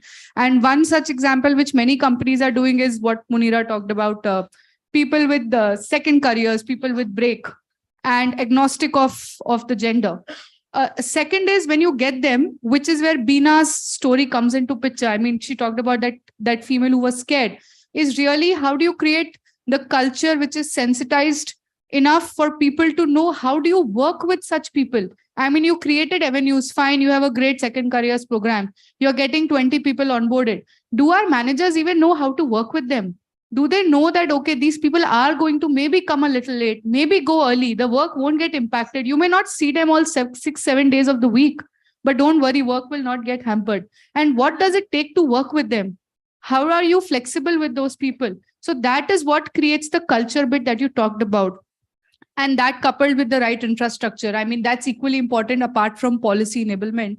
But the final bit on reskilling and upskilling, I personally believe that in every organization today, the workforce, even if you don't look at gender diversity, the workforce is quite diverse. I mean, you have people with 3 to 4 generations. Large population is millennials and then Gen Z and Gen Alpha and what all words we have, right? You have people across the globe with different race, different religion, different ethnicity, different perspectives. So even if you're not able to fulfill your gender or PWD targets, you still have a diverse workforce. And I feel the content or the training would not differ for anybody. I mean, to really achieve the right level of performance, you will need to reskill and upskill everybody on the current business needs and where the organization is headed 3 years from now. I mean, when we are making our HR plans for the next 2 years, we are not looking at what training is needed tomorrow. We are looking at where is the volume reaching in 3 years. And is it new product related? Is it new market related? Is it acquiring new customers? Is it expanding in markets? And then what are the skills needed? So it is looked at from a strategy, maybe 3-year lens. Yeah, that could be different is the approach, the ecosystem or environment to be able to reach that training effectively to certain set of audience can differ. I agree. That's where infrastructure and policy helps. But the content per se would not differ in my opinion. And the organization will look at it holistically to really reskill and upskill people. Great. Thank you. It was very enlightening. So we have 5 more minutes by my watch. So you want to say something, Mr. Tripathi? Please. Okay. Since Sanjay has permitted, so I'd like to read out a small poem about sustainability. We love sustainability. We love sustainability. Ending poverty and hunger and living healthy lives. Diversity and equity go side by side. We love sustainability. We love sustainability. Taking care of all the life in the ocean and land. Clean energy and water, they go hand in hand. We love sustainability. We love sustainability and economy that gives us what we all really need. Green cities, green products, and lot less greed. We love sustainability. We love sustainability. Now we have to come together. We have to come together, live in justice and peace, turn dream into reality for you and me. Any question, please? No, I have one question, but there is no time. In line with the second, what is connect future ready leaders, few of them you can ask how they are creating future ready leaders in their organization. Who would like to answer? What are the, Anisha? that succession plan and all we are talking, what is that they are doing? I mean, that's a very interesting, yeah. Women empowerment, women leaders they are themselves are there, but are they encouraging other women leaders? Anisha, you would like to go first? I think Anisha already spoke also about the women empowerment, but quickly, if you could have someone talk. Yeah. So on your first question on reskilling, sorry, what was your first part of the? How are you creating future ready? Okay. leaders? So in terms of future ready leaders, I can talk about from our personal example, if that's relevant. What we do is that we look at organization from a 3 to 5 year lens, and we look at what the strategy is, be it revenue, be it EBIT, be it numbers, volumes, market share. Then we look at what are the key roles or initiatives that would contribute to that future strategy, right? What are the significant roles that are going to generate that value, and what are the roles that are going to support in that value creation? Once you have a list of roles, they become your really important roles. Now you know what kind of talent is needed for that roles. When you figure out what kind of talent is needed, who will contribute to that strategy in the first place, you start mapping development plans for each of those people. Now in large organizations, you might have a long list. So you may not be able to do personalization in terms of development. But if you have a small list or if you have a cohort where you can do personalization, that's the best thing to do.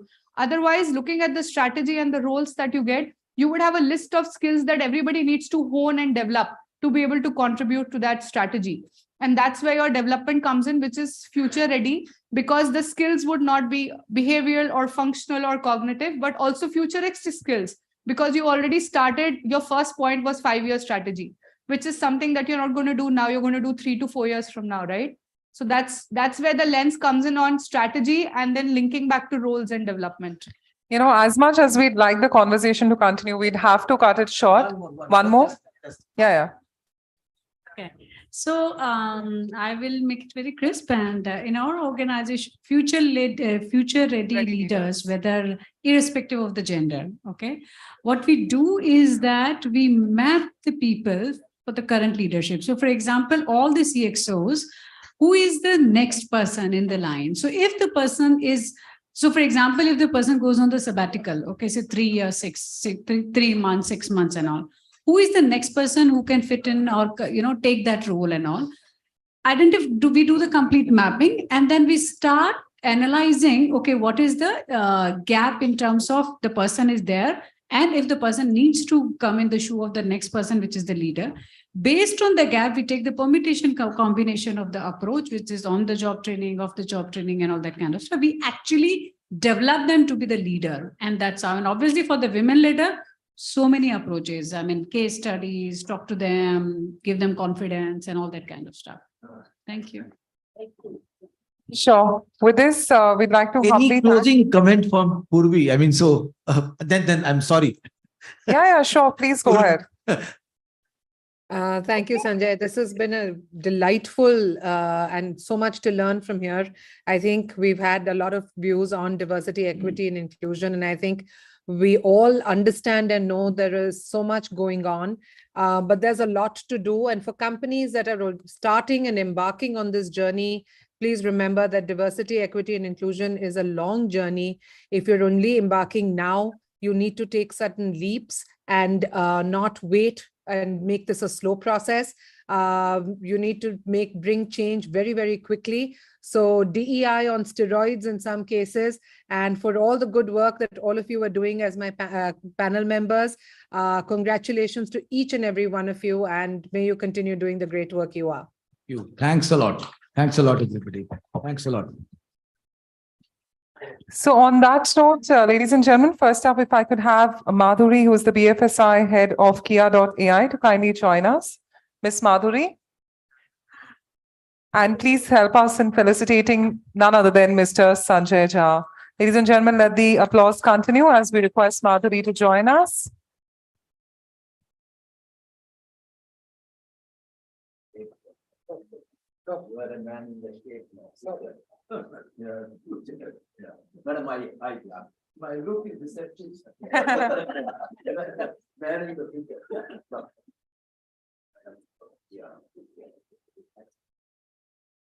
Thank you so much. If I could now have the director of UV Asset Reconstruction Company, Hari Hara Mishra. Hari ji, thank you. Can we have a big round of applause for Mr. Mishra? If you could help us in felicitating Ms. Meena.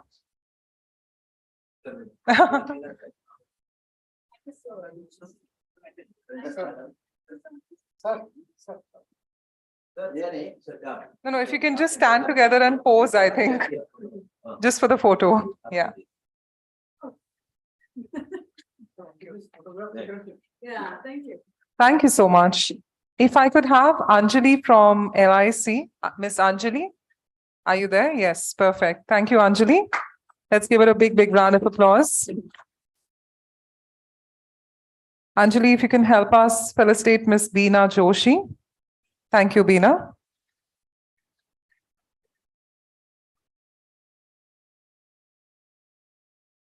Thank you so much. If I could now have Mr. Vinod Jha. Do we have Mr. Jha right there?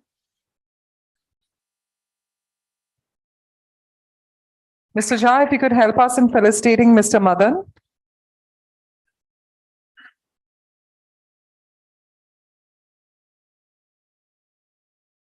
If I could now have Mr. Manoj Alimchandani. Manojji. If you could help us in felicitating Mr. Parijat Suman.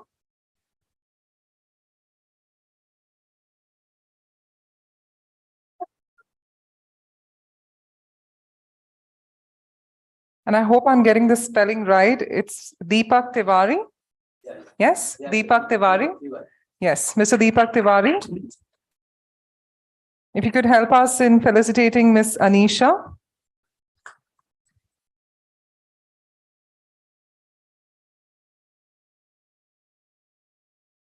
And Mr. Narendra, you'll have to help me with the last name.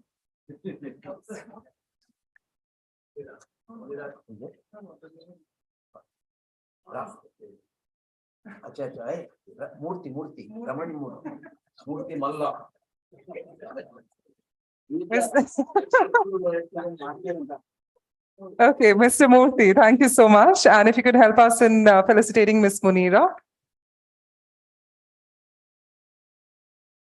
And on that note, if I could request our entire panel to please stand up all together. And of course, thank you once again to Purvi for joining us virtually.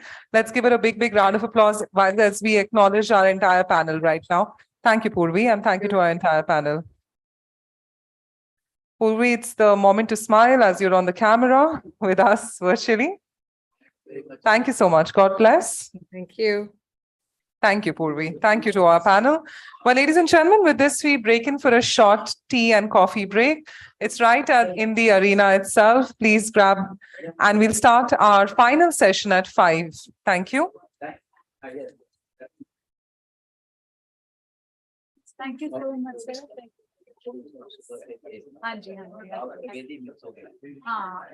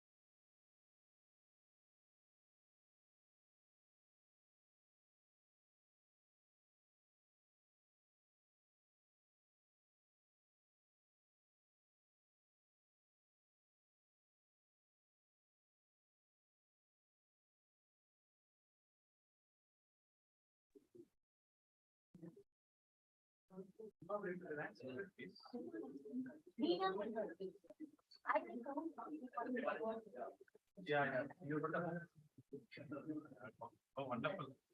What's the name on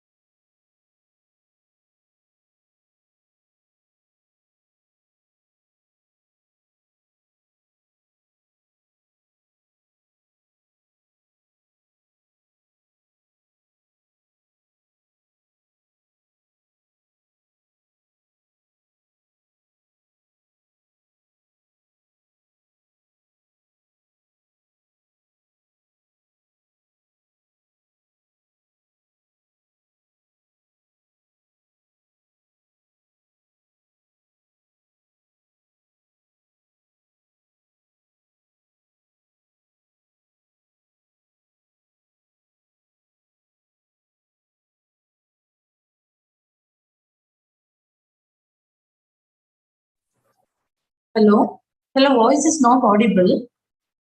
Hotel Kohinoor, can you just? Yeah, we can hear you. We Yes, can yes, hear now you. it is audible. Thank you. Thank you. Yeah. May I know who it is, Mr. Who was this one? Ho gaya na? Mr. Panda, right? Pramod Panda's team, right? So ladies and gentlemen, as per schedule, it is time for us to move ahead with our final session. Firstly, the Connect has been great so far. We're looking at the theme, strong ecosystem with regulation, compliance and risk management. Joining us as our session chairman, ladies and gentlemen, is Dr. M. Narendra, who's the former chairman and managing director of Indian Overseas Bank and an advisor at N-Cube Collaboration. Somebody who's got more than 40 years of experience in banking, worked in different capacities, both at the field and HO level. And also he's worked in 3 public sector banks, namely Corporation Bank, Bank of India, and IOB. Let's give him a warm round of applause. Also joining him is going to be Mr. UNN Maya, who's the Chief General Manager Compliance Debt at SBI. He joined SBI in 1984, and you can imagine the kind of experience he has working in different metros and controlling offices. Thank you so much, Mr. Maya, for joining us. On this front, it is now my honor to call upon the General Manager of Bank of India as the Chief Risk Officer of Mr. B. Kumar, who has a vast experience in the field of risk management, finance, and branch banking. Do we have Mr. Kumar amongst us? Virtually. Okay, perfect. Next up, it's my honor to call upon Mr. Pramod Kumar Panda, who's going to be joining us virtually. Career Central Banker, having served in Department of Supervision of Banks. Thank you, Mr. Panda. NBFC, both Indian and foreign banks. He is the nominee director of Bank of India and Corporation Bank, and has also serves as the independent director of various leading companies. Let's give Mr. Panda a big round of applause. Next up, before we move ahead, I'd like to warmly acknowledge Mr. Bireshwar C, who's currently the VP and Head Trade Investigations at NSE, presently handling the surveillance and investigation function of the exchange. And he has got more than 22 years of working experience at NSE. Next up, we've got the honor of having Anshul Gupta, who's the General Manager, Enterprise Risk Management. As the head ERM, he's responsible for building resilience within the organization through enterprise risk and business continuity management, and has garnered a lot of years of experience in the industry. Thank you so much. And with that, if I may now also have a warm invite to Mr. Mithilesh Satija, who's the Head of Management Audit and Assurance, Adani Enterprises Limited.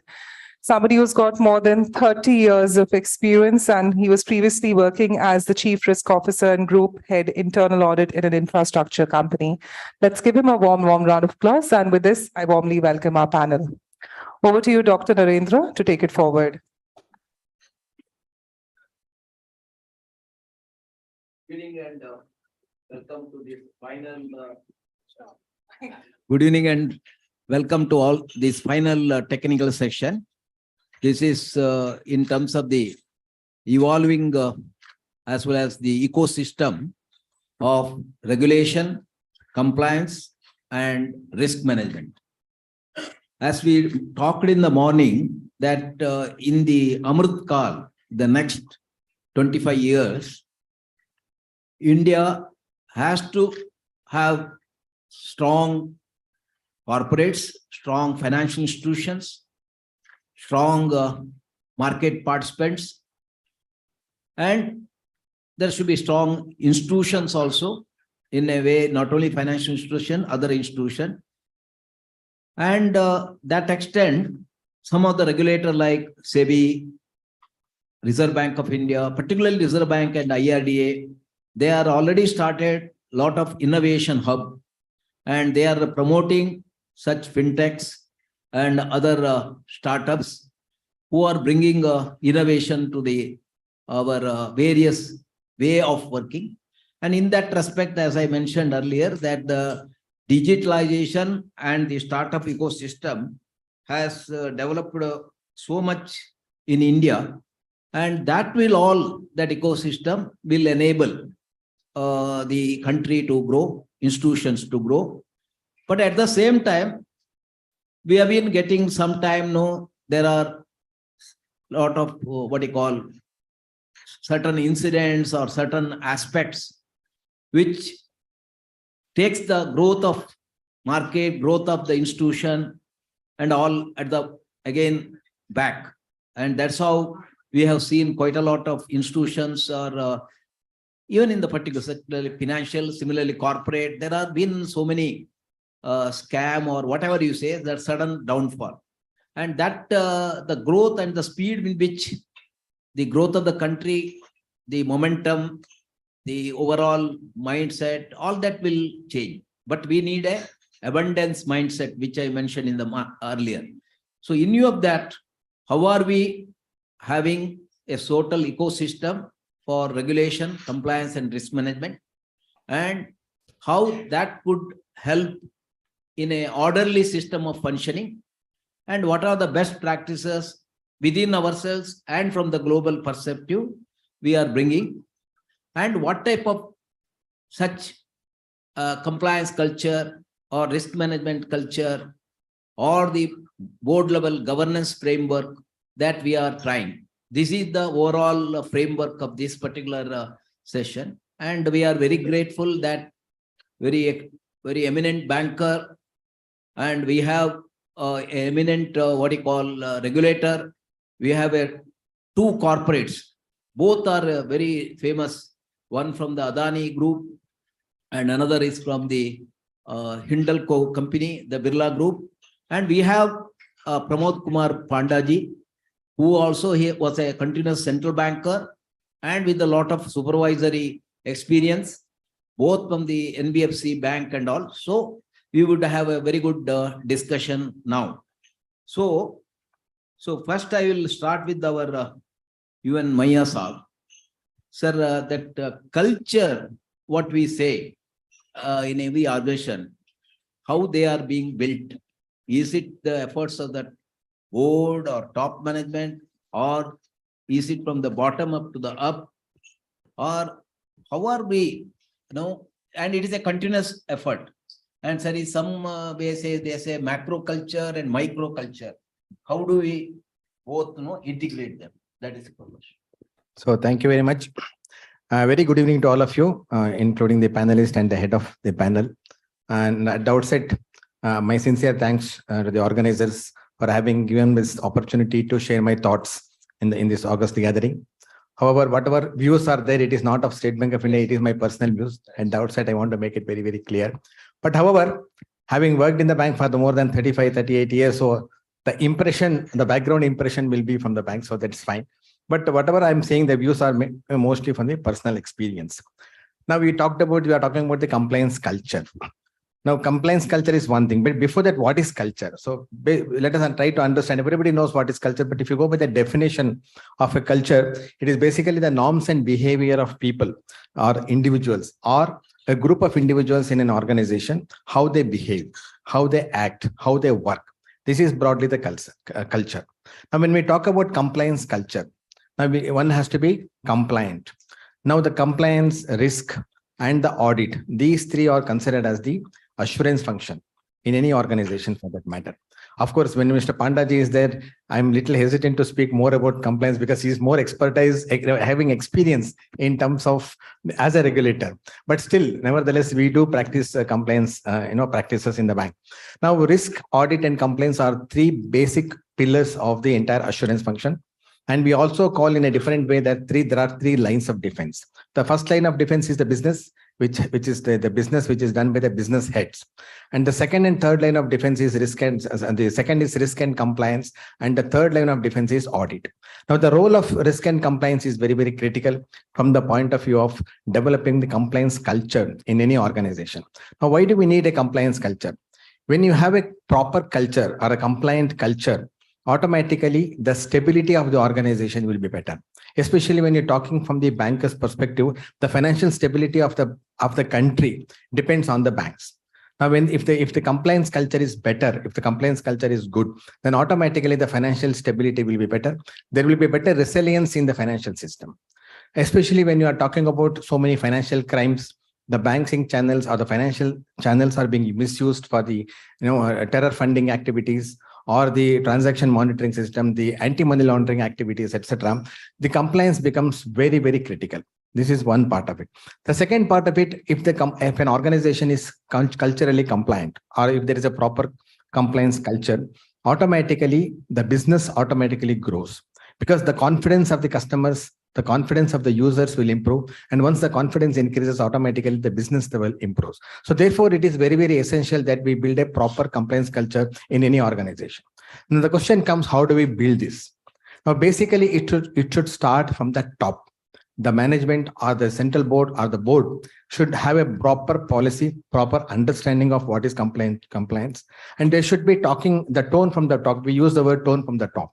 The top management should always talk about the compliance in the organization. Though they set the proper broader rules, the regulations, etc., the way they communicate, the way they convey the seriousness of the culture is very, very important. When you talk about compliance culture, the compliance culture goes hand in hand with the integrity, with the transparency, and also which is associated with the corporate governance. When all these three parameters are in tune, automatically the compliance culture of an organization will improve. Now, how do we further develop? So there should be proper policies. The proper perspective should be given by the board. Second thing is that it comes to communication. So whenever we communicate down the line from the top, there will be a probability of transmission loss. We call it as transmission loss. What is told in the from the top, when it reaches the ground level, the communication will not be in the same manner. So there should be a proper communication of this culture. The proper training should be there at all levels. So that, and not only that, it should be done as a tick box approach. It should be done on a regular basis. Now the compliance also evolves. It is something like futuristic. It is not that stagnant. It evolves for a period of time, depending upon the type of business which we are in, and also the business also undergoes a lot of change. Maybe, for example, if you take the digital, the disruption today, automatic the compliance approach or the training which we give to the people in the organization also will vary. So therefore, providing proper kind of training to the employees, to the staff, to the entire all levels is very, very critical. Similarly, when you talk about the transmission error, I would like to share one experience. Now, I was supposed to go to Hyderabad for giving one session on the compliance to my own staff. So what happened was, before going, I had conveyed to the organizers about my arrival time and also how I am arriving by flight, etc., etc. I've given complete details. So when I landed in Hyderabad airport, I called the car driver. I got the contact details of the car as well. So when I called the tried to contact the car driver, he says, "Sir, I'm waiting." I said, "Fine. Where are you waiting? Where should I come?" He said, "Sir, I'm waiting in the college." Actually, my session was in the college. I was supposed to go to the college. When I landed in airport, he is waiting for me in the college, but not in the airport. Actually, my session was in the first session in the day morning. I couldn't go. Now tell me whether it is a compliance failure or it is a transmission error. So this is how the communication happens in the organization. My communication was very clear. I also got back the proper communication about the driver details, but ultimately the driver was waiting in a different location, which is about 1 hour journey from the airport, and I was waiting in the airport. So this is how the communication happens in some of the organization where the culture fails. So this is one thing we should keep in mind. And the last point about the developing the compliance culture is that there should be proper incentive structure and also the disincentive structure if there is a failure of communication or failure of compliance. Now, normally a compliance is one thing where there are no incentives. The incentives are meant only for the business people. If you look at your own organizations, we always recognize people, we always recognize performers who are doing good in business. But we don't look at the people who are good in audit, who give good results in terms of audit, who give good results in terms of compliance. So there should be a proper system of incentivization and also a proper system of disincentivization in the form of penalties, wherever there is a non-compliant practices which is happening in the organization. So therefore, the tone from the top, the communication, the transmission, the clarity of the instructions, the policies, or the standard operating procedures, etc., should be very clearly laid down and it should be very clearly communicated. And if these are not implemented at any organization, there should be a penalty, or the penal system should be made available. And if somebody is carrying out that, there should be incentivization of these people. So this is what I thought I should share with you regarding the compliance. Thank you, Mayaji. And sir, coming to Pandaji, sir, from the regulatory angle, how do you look at various, you had so much experience and you were also in the bank nominee director. So how did you find the compliance culture? Similarly, whether the regulator had any, on the certain perceived gray areas, and also in spite of the, if anything happens, the regulator will give again an instruction. But in spite of so many instructions, sometimes again there will be some difficulty of non-compliance. So is it due to the fact whether there any compliance of the regulation, or is there not properly taken in the spirit in the organization? But in a general way, you could answer, sir, because being in the regulator. Yeah. That is a very brilliant question. Non-compliance is something which has been a matter of concern for all regulators across the globe, including India. So I would like to put it in a totally different perspective, both on the basis of what I have experienced as a supervisor and also sitting on the boards of different banks and also having some insight into how the regulations get framed over and over again, particularly because regulations were not complied with. Number one, I think it's very important to remember that regulation is a secondary way of governing an organization. Because the organizations might not be governing themselves well, might not be having good control systems, the regulators step in to frame some rules for them. The fundamental fact remains that without regulation, the organization should be able to run their systems in a safe and credible way. Self-regulation. I'm purposely not using the word self-regulation because what essentially I'm trying to say is regulation comes in because fundamentally, other than the few things which are statutorily prescribed, etc., they come in because over time, due to oversight or on the basis of oversight, the regulators feel that the institutions are not well governed in area X or area Y or as a whole, and that's why they prescribe.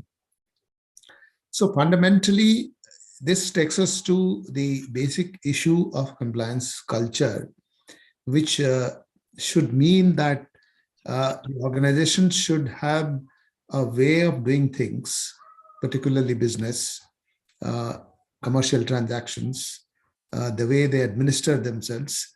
They should do it in a particular way or set of ways which essentially grow from within as a matter of strategy. Now, it's not difficult to see that in many organizations, what takes priority, what comes as most important is doing business somehow and making profit or enhancing the profitability, and the rest we will take care later. This is a bad strategy. I mean, recently, maybe a couple of years ago, the Deputy Governor delivered a speech on compliance culture, where he did mention this fact. I really liked that comment, that many organizations, many banks don't think that compliance unlocks value for the organization. They think it's a cost. So this is a fundamental attribute of that part of the culture which permeates every banking organizations, where starting from the top to the bottom, people think compliance is not a costly proposition. It's not a matter of cost. It's a matter of unlocking value for the organization, because this is something which one should intuitively, naturally, automatically be doing. That is, doing things following certain standards, certain values, certain ethical way of behaving, and thereby and through that making money. Not any way otherwise. And during our supervisory exercises, I would make 2 points here, and I close my comments. During our supervisory exercises, both in the old format and currently also in the new format, what we used to try to see in an organization is how much value is being given to this part of it. This is something which remains at the back of the mind. You'd be surprised to know that this is something which is not articulated in public by the regulators or the supervisors, but this is what permeates their behavior towards the regulated entities. If they feel that an organization is organizing itself internally just for the sake of complying with the regulations and doing business in a little reckless way, then the regulatory rigor and the supervisory rigor increases for that organization. Whereas if it is the other way around, the regulatory supervisory rigor is reduced. Second point is, soon in most jurisdictions, it has started in few jurisdictions, including Netherlands, which is actually a leading regulator, I would always say, leading supervisor. They have started the system of evaluating compliance culture in the organization. And on that basis, they, out of many other factors, they give ratings. So I think the days are not very far away when in India also we are going to see that the supervisor does an evaluation of the compliance culture. Thank you, Pandaji. So we have Bireshwar. So in your, not necessarily in your organization, but what are the perceived challenges you face in ensuring compliance? And among your own experience, department-wise or the organization-wise, through some use case study, not necessarily your case, but there should be pursued some challenges for you. Yeah. Sure.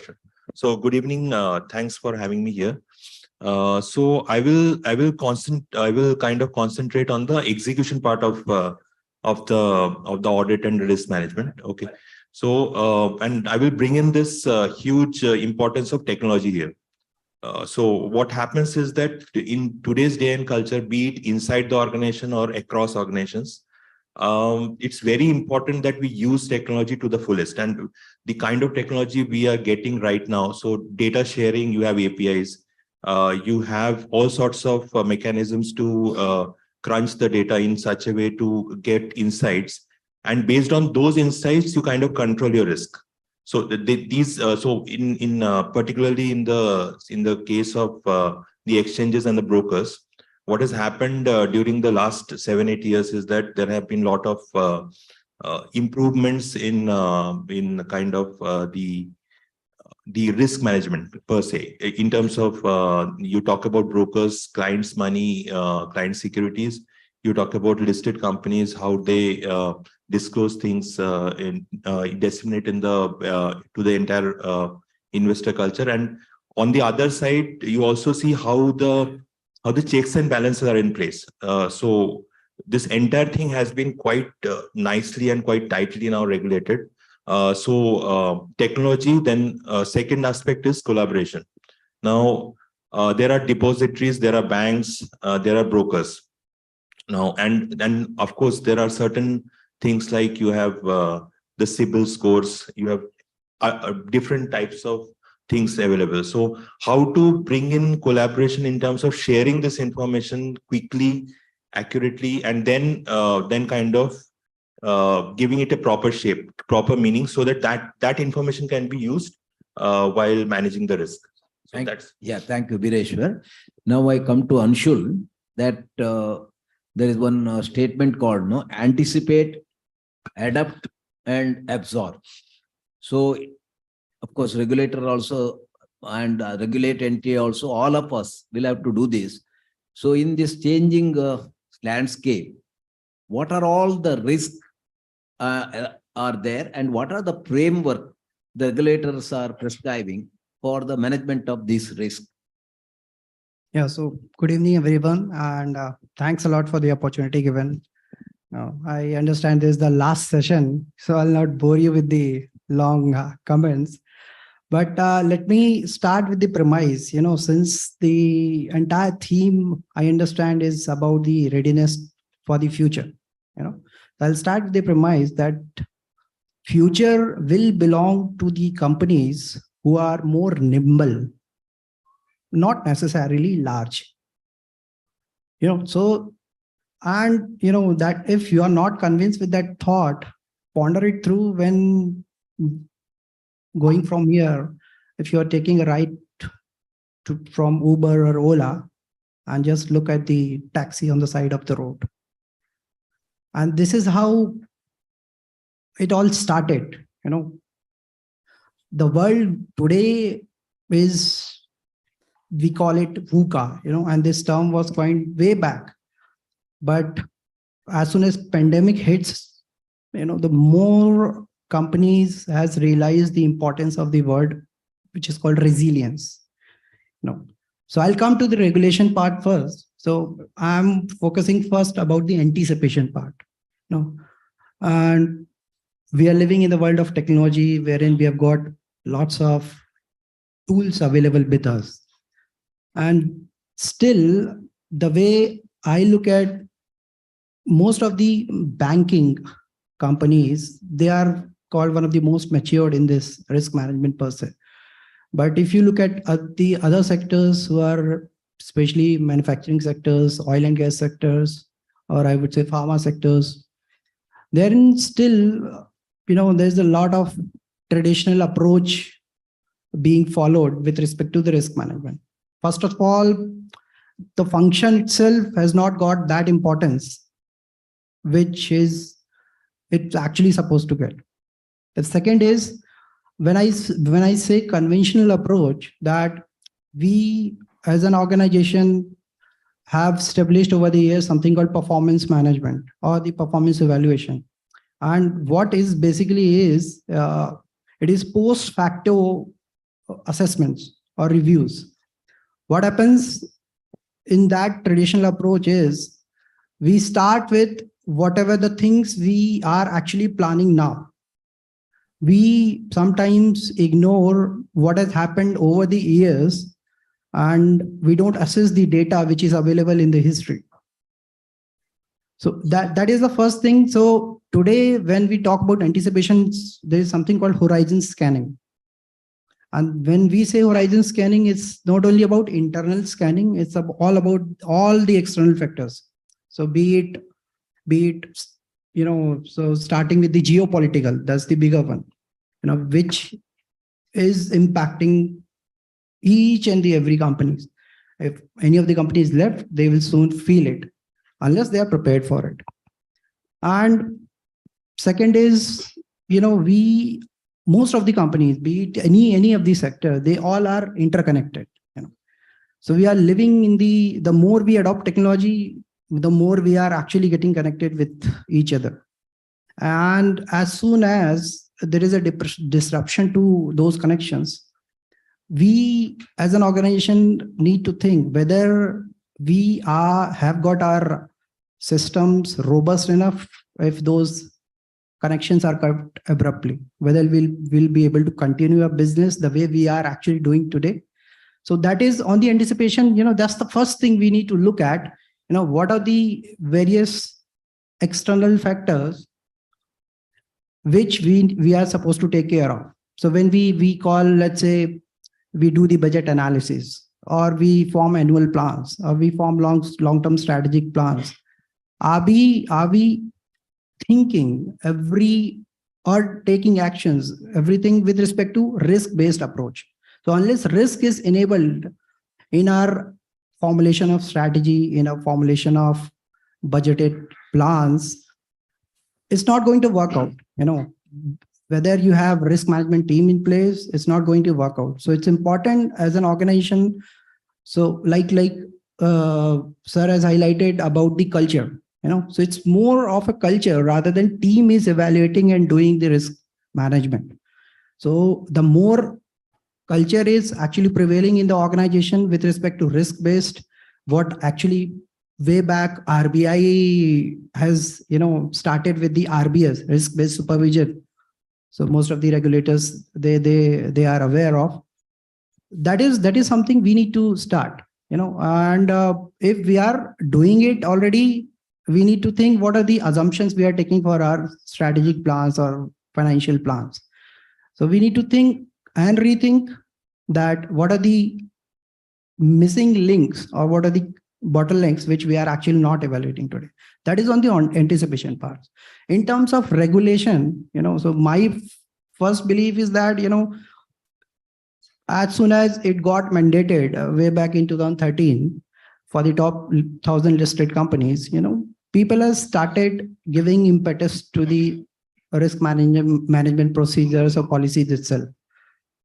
So that is how risk journey started. And when we talk about other regulations, be it, related to credit or be it liquidity, we talk about inflation, we talk about, or the various ISOs on which, the audit or compliance is actually being done. So let's say, for example, ISO 27001, which talks about cybersecurity, or the cyber regulations, or the 14,000 which talks about environment related things. Those are there, have been there. There are organizations who are compliant to it. Still, there are things they don't evaluate for the longer terms.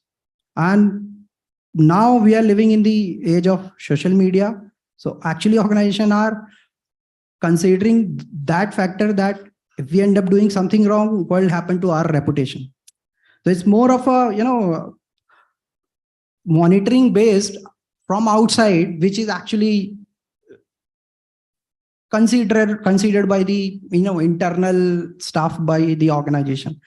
So over the years, regulations are getting tightened, and now that ESG, is catching up in at various platforms, I would say, since we are metal and mining companies, so we know. So when the world talks about the net zero and India talks about net zero, it's a different language we'll talk, right? So we need to see where do we stand with respect to geography, and regulations are going to evolve, but we need to understand the importance how we are talking with each other now, especially with the current government.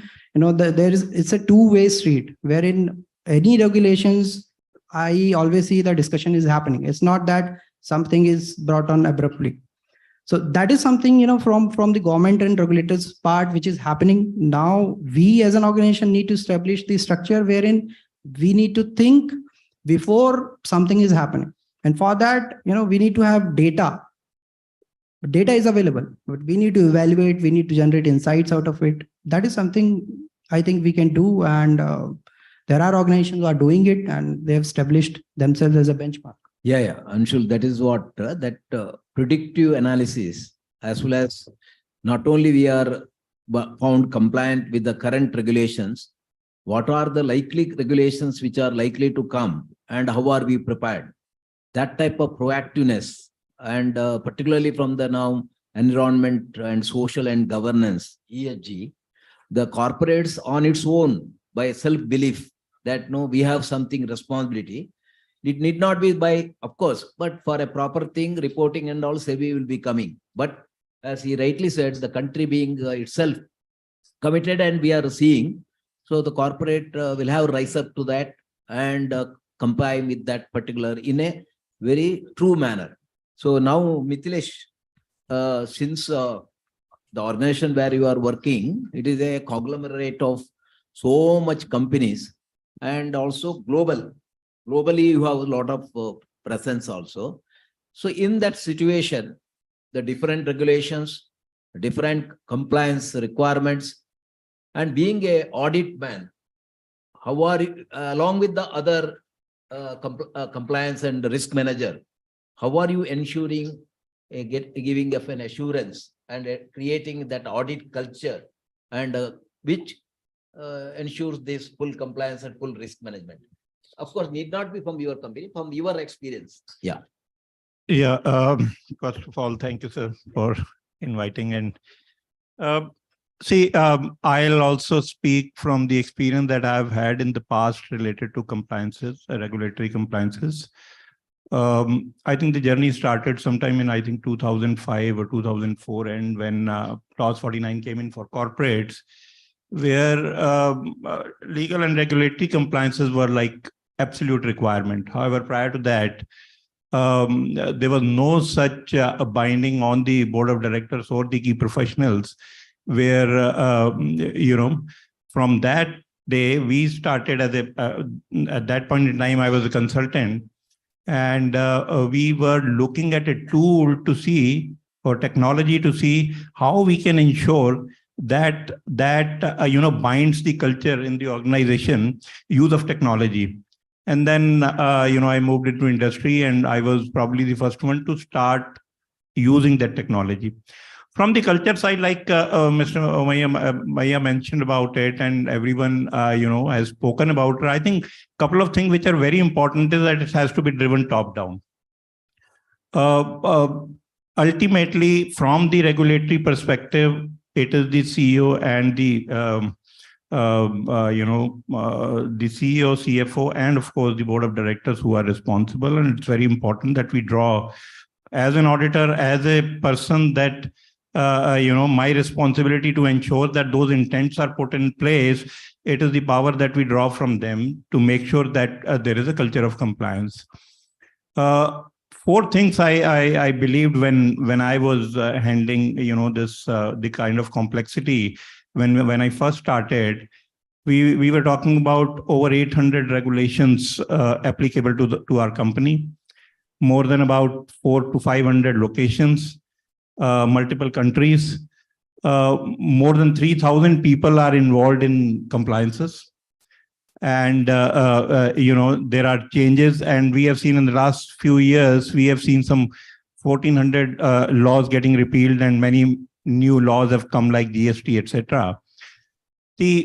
There is a vast landscape in terms of new regulations coming up, and some of the old are repealing. What was very important was bringing the governance structure in place. And, what we created was that the people who are responsible, primary responsibility are, that this becomes part of the review on a monthly basis.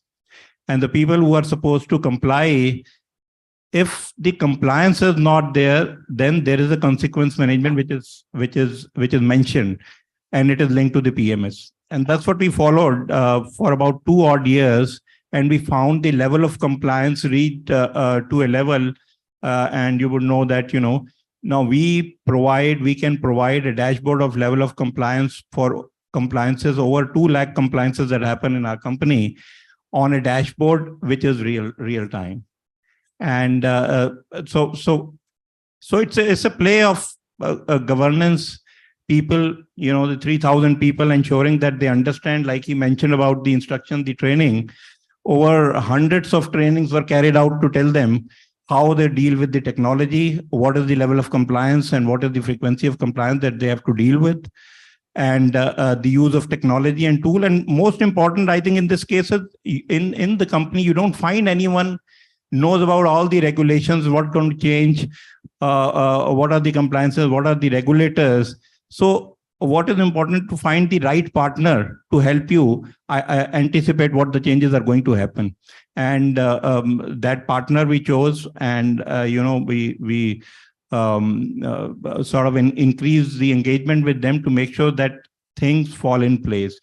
We are able to overcome the complexity in terms of people leaving the organization. New legislations are being timely updated in the system.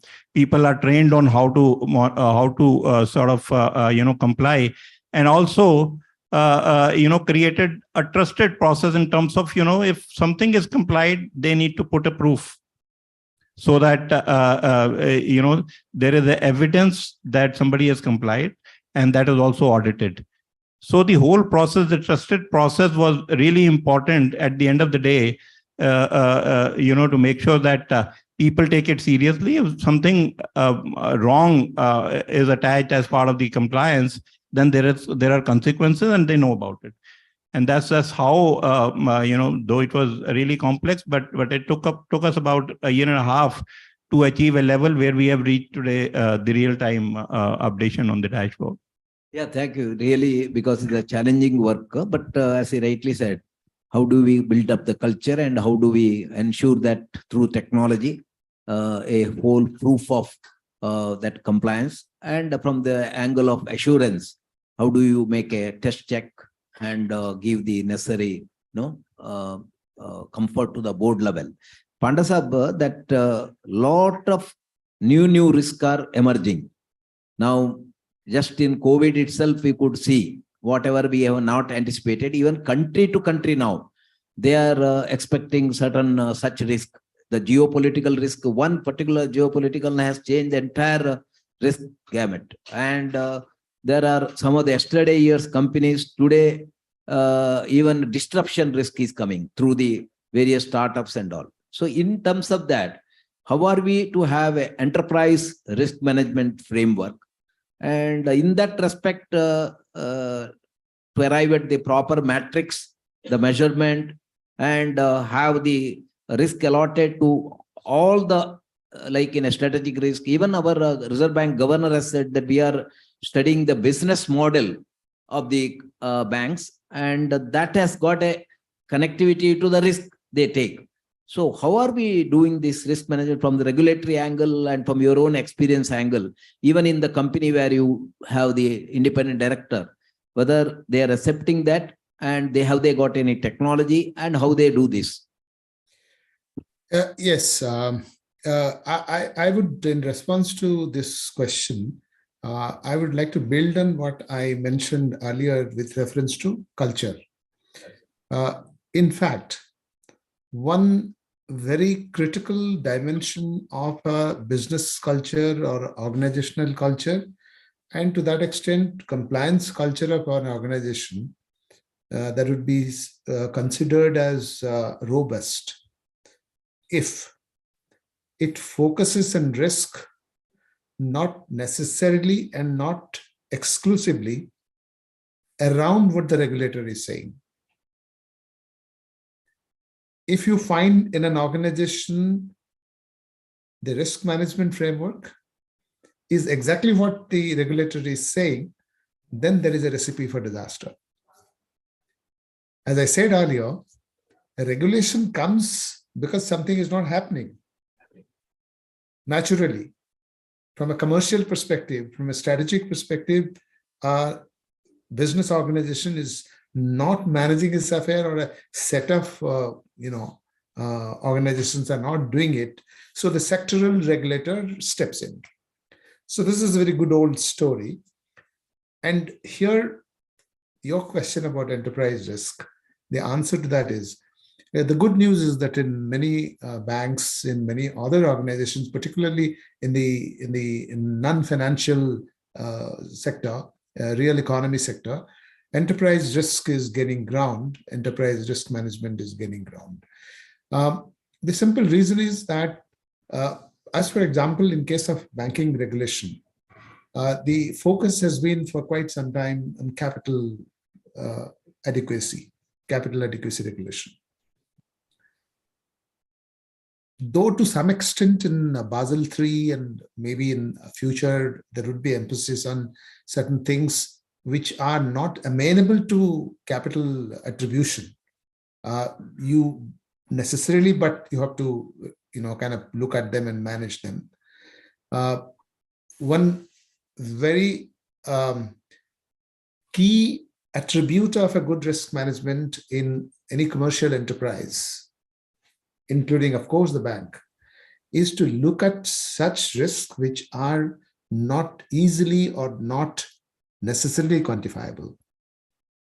At least if we are in a position to anticipate that there is a risk which is looking like, if materialized, going to cause losses, cause loss of reputation, or would lead to risk of the strategic risk materializing, then that risk could be focused. As for example, cyber risk, which is a very easy thing that comes to mind for anybody. But here, I would also, take the opportunity to point out that one risk which, of course, finds mention in regulatory prescription, but not so much emphasis you would see precisely because it's not quantifiable, is concentration risk. This is something which is very critical to risk management and should form part of enterprise risk management. And what I mean by concentration risk is not just credit concentration risk. And something more than that, maybe the liability side concentration risk, operational side concentration risk. And above all, what's crucial to remember is that there is an issue of concentration risk, which is second order concentration. Like as a supervisor, I remember I was really delighted. I'm not going to name the bank because we are not naming any organization. But when we did a Pillar 2 assessment of that particular bank, because it was the initial days, in 2011, 2012, around that time, when we looked at their ICAP, internal capital adequacy process, which they had documented, what we saw was that unlike most banks which had done the credit concentration risk assessment under their ICAP in a very routine and very, very mechanical way, exactly, using some stereotypical language and some very, pedestrian descriptions. They have gone to great length to identify certain concentration risks which are in relation not to their credit portfolio directly in a linear way, but to the exposures they had to certain borrowers which at the background constitute a group. As for example, they had documented that their credit portfolio has a second order concentration risk in terms of 15 borrowers which are exporting entities, and their export is concentrated in Southeast Asia. So that kind of imaginative and forward-looking risk assessment is something which is a key ingredient of enterprise risk. Other than many other things called strategic or cyber risk, etc. That forward-looking assessment, that is a very important aspect, because for record purpose only if we do, that would not be. So there is definitely an intervention by the board level also. And the board has to drive that. Yes. And without the board driving, that's where the knowledge, skills, and their proactiveness, their asking question, all that will require.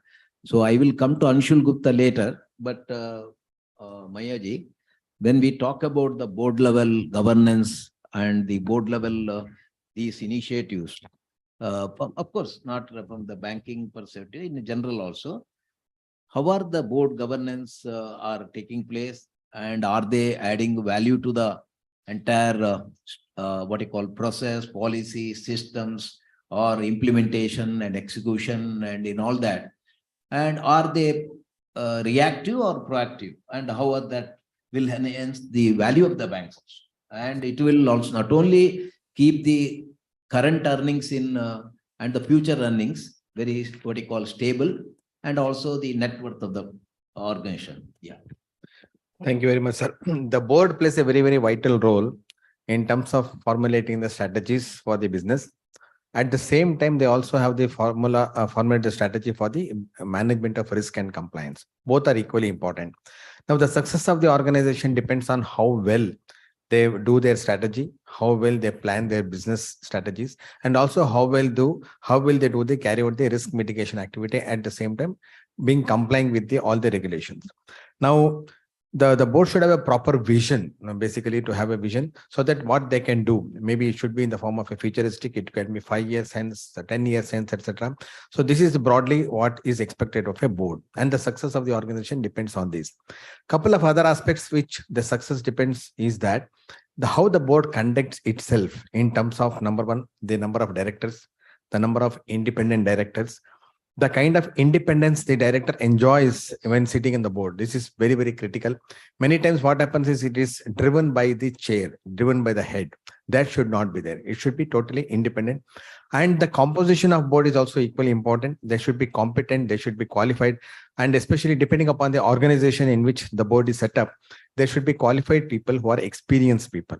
Now, they also need to devote adequate time for each of these agenda items. Many times what happens is the agenda is put up in the board meeting, the time constraint is available, is there. So because of the time constraint, whatever chairman says, the head says, it is taken for granted. So that is one thing which is not acceptable. If the organization really is interested in the total upgradation of the organization, this is one thing which is required. Second thing is that the deliberation which happens in the board should be transparent, and there should be proper discussion which happens on the board level meetings. There are also the mechanism to evaluate the performance of boards. There are agencies, there are specialists who are available in the board. The performance of the board, how the board meetings are conducted, the periodicity of the board meeting, how the conflict of interest is taken care of, because certain members are not supposed to be on the audit committee and the audit committee members are not supposed to be on the business committee. So all these kinds of and they ensuring that there is no conflict of interest amongst the board of directors is very, very important. Now, there should be a proper evaluation methodology. There are experts available in the market. We have a system in many organizations, many, the current organizations have the system of evaluating the performance of board. Of course, the information is kept as confidential, but then each board member, what kind of contribution he does in the board meeting, how he conducts himself in the meeting is discussed at length and evaluated. So this kind of evaluation will definitely help in improving the performance of the board. Yes, thank you, Mayaji. That's where a few organization differentiates itself for enduring performance. And that aspect is always taken by the market also, there wherever all the stakeholders and those organizations continue to have that value proposition.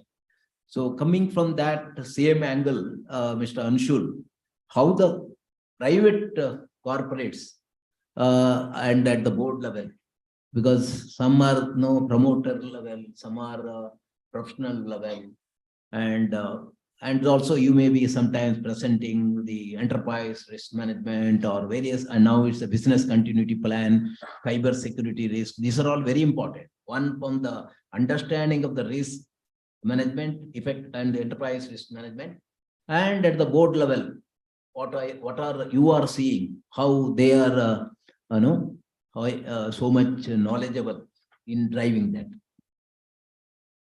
Yes, so like the other panelists mentioned, it's very important to have really independent director, at in that committee, which is whether we call board level meeting, whether we call it risk management committee, there are different names to it. But it's important to have a mixed portfolio. So so like in some of the companies, they are having economists as well, from be it from the group or be it from the another group, to have that independent view. And of course, the other market factors are taken care of. The thrust part or the push which actually board gives to it, rather than complying to whatever the standards has been set by SEBI, is it's not about meeting thrice in a year, whatever mandate has been set. So most of the organizations who are leading in enterprise risk management practices, I've seen at least quarterly board level meetings happening. And that itself sets an example to the entire organization, because in that meeting, mostly they are reviewing top 10 strategic level risk. And when we say strategic level risk, that are the most important items for senior management to review, because other items are anyway, to some extent, are getting taken care by the different team members.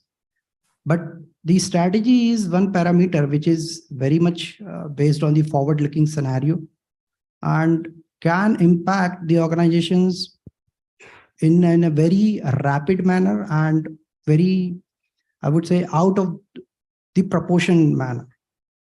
So for example, let's say any metal mining companies is thinking to have black commodities. So any metal mining companies is into various commodities. And we have got a target of net zero, like for Hindalco, we have got a target of net zero by 2050. Let's say it's a call we need to make, whether we need to, how long we need to continue the business with these commodities to produce what we are producing. At the same time, to align our decarbonization plan to meet the mandate or the commitment which we have declared to the investors. And it holds true for most of the organizations, because most of them have declared their plan now.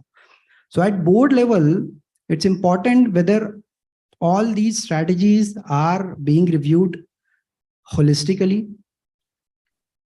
That is one. And second, not only the compliance part they are reviewing, it's about what is happening on continuous basis. So every quarter, for example, in our case, So whatever has been discussed in the last quarter, in the second quarter, is not only the new agenda which we present, it's also about what has happened over the last 3 months.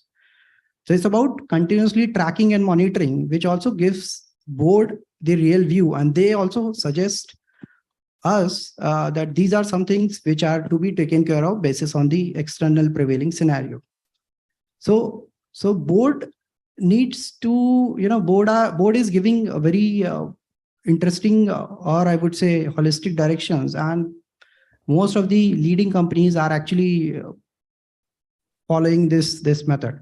But yes, it's important to have, I would again reiterate that independent director rather than business head is telling that there is something we generally is a tendency that we say that it is in our control. But what is in control today may not be controlled in tomorrow. So that is where they play a very important role. Yeah. Thank you, Anshul. That while talking about the board, there are board level committees. Like we have an audit committee, risk management committee, then compliance also. And these committees are mostly headed by independent directors also. And from the board level governance and their direction and their that whatever the top voice at the top. Now, how that travels through the last mile connectivity, and as a auditor or compliance in charge or ensuring, how do we ensure that? And as I rightly said in the earlier also, that seriousness or maybe with the whatever enabling is there, at the same time there is a orderly. Yeah. That how the travels and you can sensitize the last mile connectivity. Yeah. Yeah. So I think largely board is very important in actually dictating or kindly framing out the policies that need to be followed. But when compliance comes, so the compliance at the ground level comes, it's very important that we comply in spirit and not in the letter. So there are some policies laid down which will say XYZ things, XYZ rules. Now rule might say to do say for instance have meetings in a particular frequency, but why these frequencies have been decided in the first place, whether the actual purpose is met or not. So that in spirit compliance is very necessary. One is that. Second, now how to permeate down to the last level. So like good organizations, what they do is that they have defined SOPs at every process level, SOPs which align to the business goal or to the business risk or how the risk can be controlled at the lower level. Now these SOPs, there is a system of reporting operational risk incidents. Now, when you report from each and every level, that's a feedback which goes back to the board, where depending on the size of the risk or the magnitude of risk, it's categorized again. So the highest level risk will be discussed, and then that's how you get yourself prepared for future, right? So you actually have a sense of what's going on in the ground, whether that is aligning with the policies that have been laid down in spirit, and you categorize, you keep on reporting so that we also get to understand how many of which particular element is getting repeated. Once we do this in a more frequent manner, the board will get sensitized about which aspect to actually to concentrate on, because there will be multiple aspects in a particular time period, and which aspects to concentrate, and this will actually be a lead factor in actually giving a sense what's the future, where is the future risk coming from. So I believe that this kind of structure is very important. Reporting operational risk incidents, categorizing it properly, coming back to the boards, getting it communicated, and then building on that to say that if this is the actual sense on the ground level, how to build on that. One is this aspect. Second, from the audit angle, now a typical chartered accountant or typical auditor, when we also learned in our articleship days, what used to happen is that there are procedures laid down. Now you have to check certain things. Now you go and you have a initial talk with the management or the actual operational head to understand how the process is running, and then you build on that. So on top of it, now that we have enough data on the past as well as enough data across the organization, can we build up scenarios or certain scenarios and give them those scenarios to check that aspect particularly? So again, based on the risk. So these two will definitely lead us to a very, very robust risk management and very futuristic risk management. I take very much like, scenario analysis, sensitive analysis, and also key aspects. Like, some people are saying, board level, you put as much data and as much information, as much, then they may not focus on the relevant issues. That's where you said, it was earlier said that ABC analysis, but today from the risk-based supervision and risk-based control and risk-based, now there you assess them through on the risk aspect. So, Mr. Mithilesh ji, from your point of view, of course, you can be here, frank, how the board is really looking at the key aspects when you present certain and what are the best practices you have now implemented, as Bireshwar said, in bringing that critical factor, and with the board direction and all that, how that again is passed on to see that there becomes a responsibility and accountability. Yeah. Okay. Based on my past experience, I think we can divide the whole risk into three parts. One we can call as strategic risk. The second is what we're talking about, the operational risks that we were just mentioning. And the third is the regulatory compliances. So strategic risk is all about taking a wrong decision. And operational is all about doing the right thing in a wrong way, which is defined. You know how to do it, you do it wrong.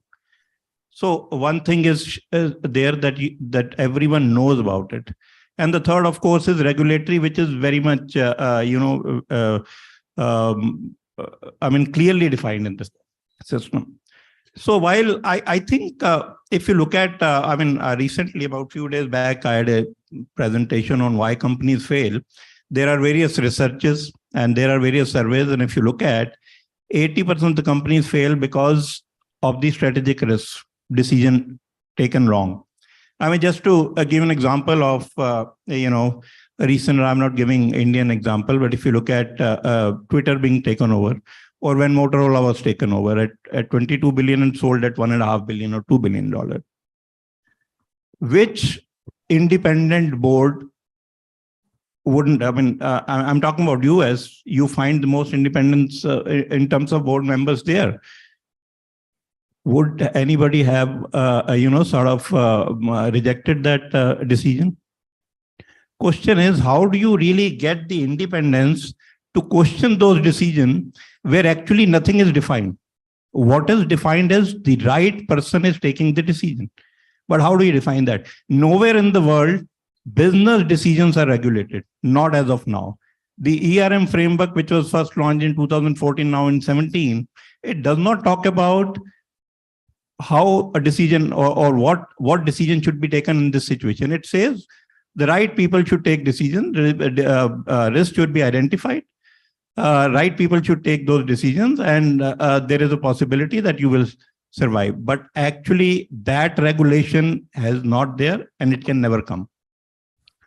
So if you look at, based on my experience in corporates, or I was a consultant in risk ERM for about many years. If you look at, if I break down the risk, there are 5 strategic risks that can cause the company to fail. There are about 10 to 15 big operational risks. I'm talking about a single company. About 10 to 15 big risks, operational risks, which would cause the company to fail in 5 to 10% of the cases. And compliance related, of course, I know that most of the people are from banking, where the compliances are much more important, and actually in pharmaceutical, these are much more, critical. But if you look at from the perspective of Indian scenario, they are very less from the regulatory non-compliance perspective. So that 80% company failing because of the 5 risk or 5 wrong decisions, there is no regulation, and we are not likely to get any regulation for next 100 years. So that's my, that's where the limitation is. The independence will definitely help. That board can question on the capital allocation. You know, if somebody is buying, if somebody has a surplus of, he's committing more than, let's say, 50% of his surplus capital to single decision, one can question that. But he does not have any right to say that you will not succeed. So that's my take on this. Thank you, Mithileshji, that we are coming to the almost near. But since we have two, three big bankers here, if you have some question, we have a very good here a panel also.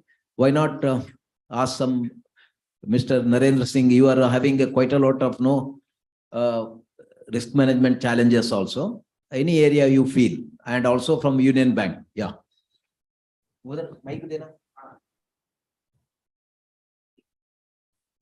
Panda ji, last आपका एक sentence concluding रहेंगे. Sure. अभी, yeah. Thank you, sir. Yeah. Bye. Working? Am I audible? Yeah. Thank you, sir. Lot many thought-provoking suggestions and ideas there.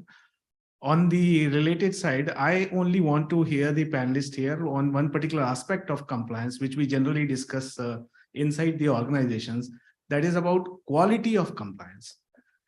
What has happened over a period of time, the regulation started driving the compliance procedures and practices, and the compliance setup has been built up around that.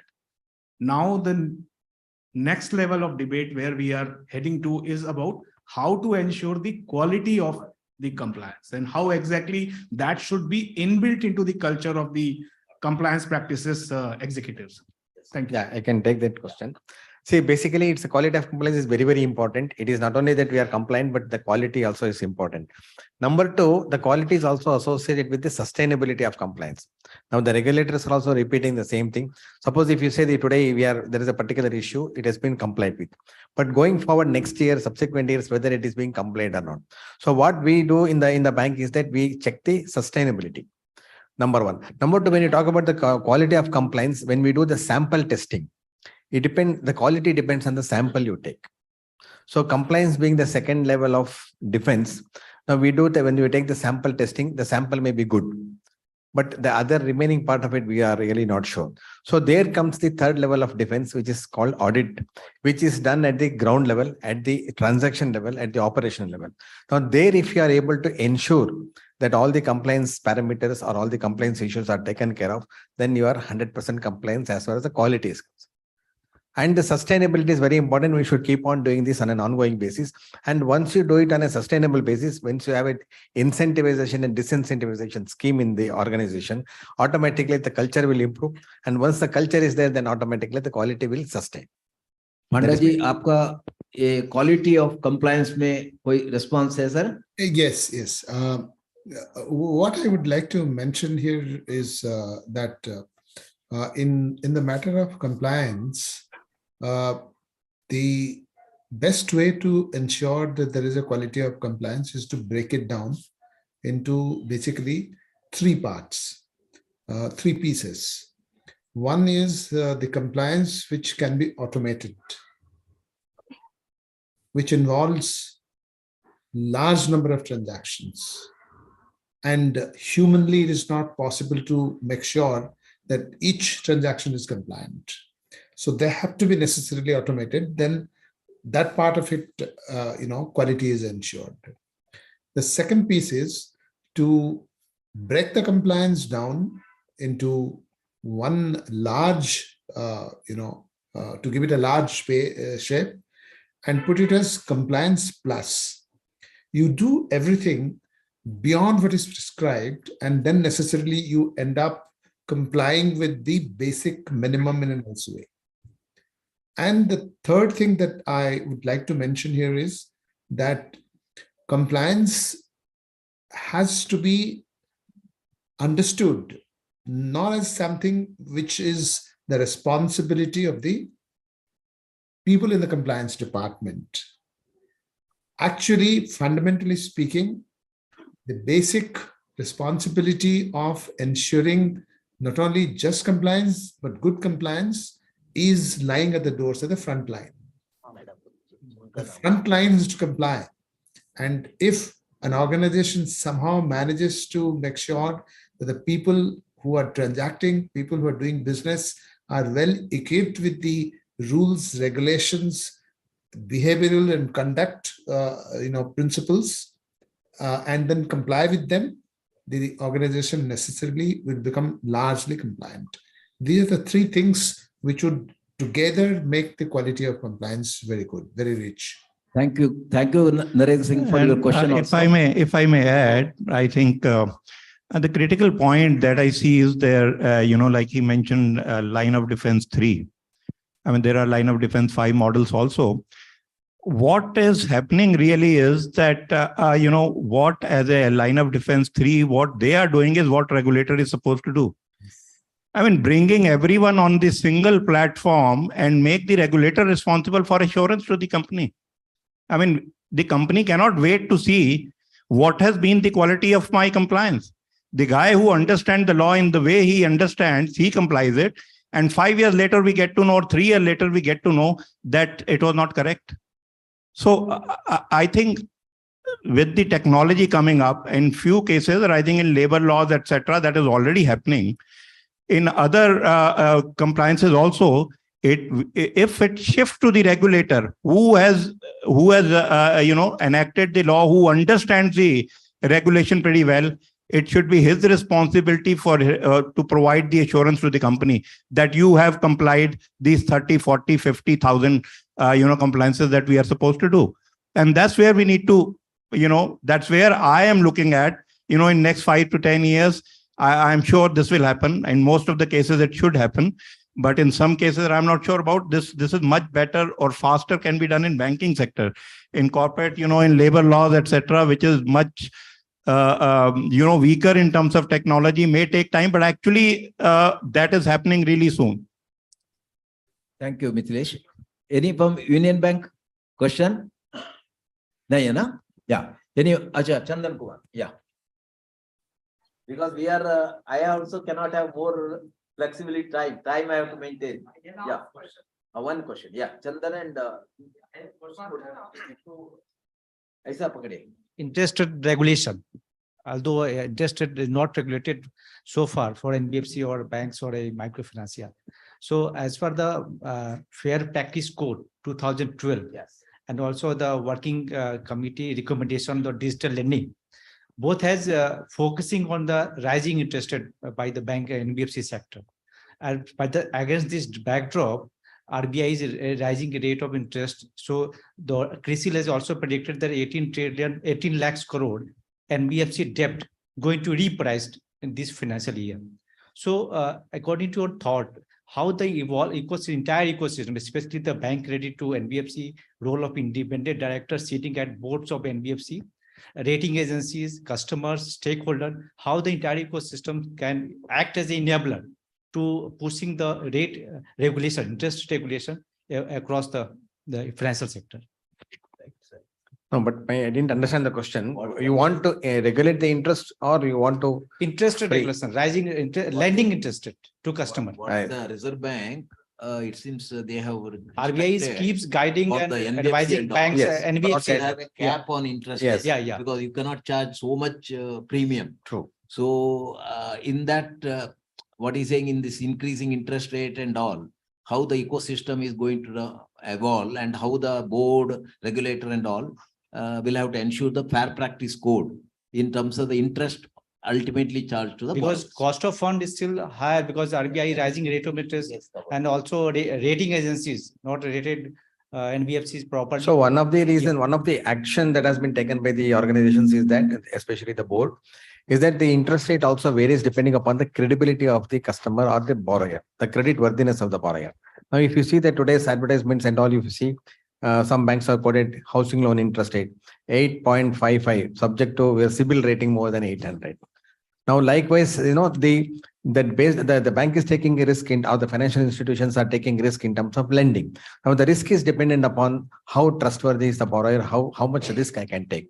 So this is one way the board can direct the interest rate. Number two, basically the interest rate depends upon the supply and demand for the amount. So which is also depends upon the regulatory prescription which is given by the RBI. Then also the inflation check which has been built in. So there are very many factors which are available.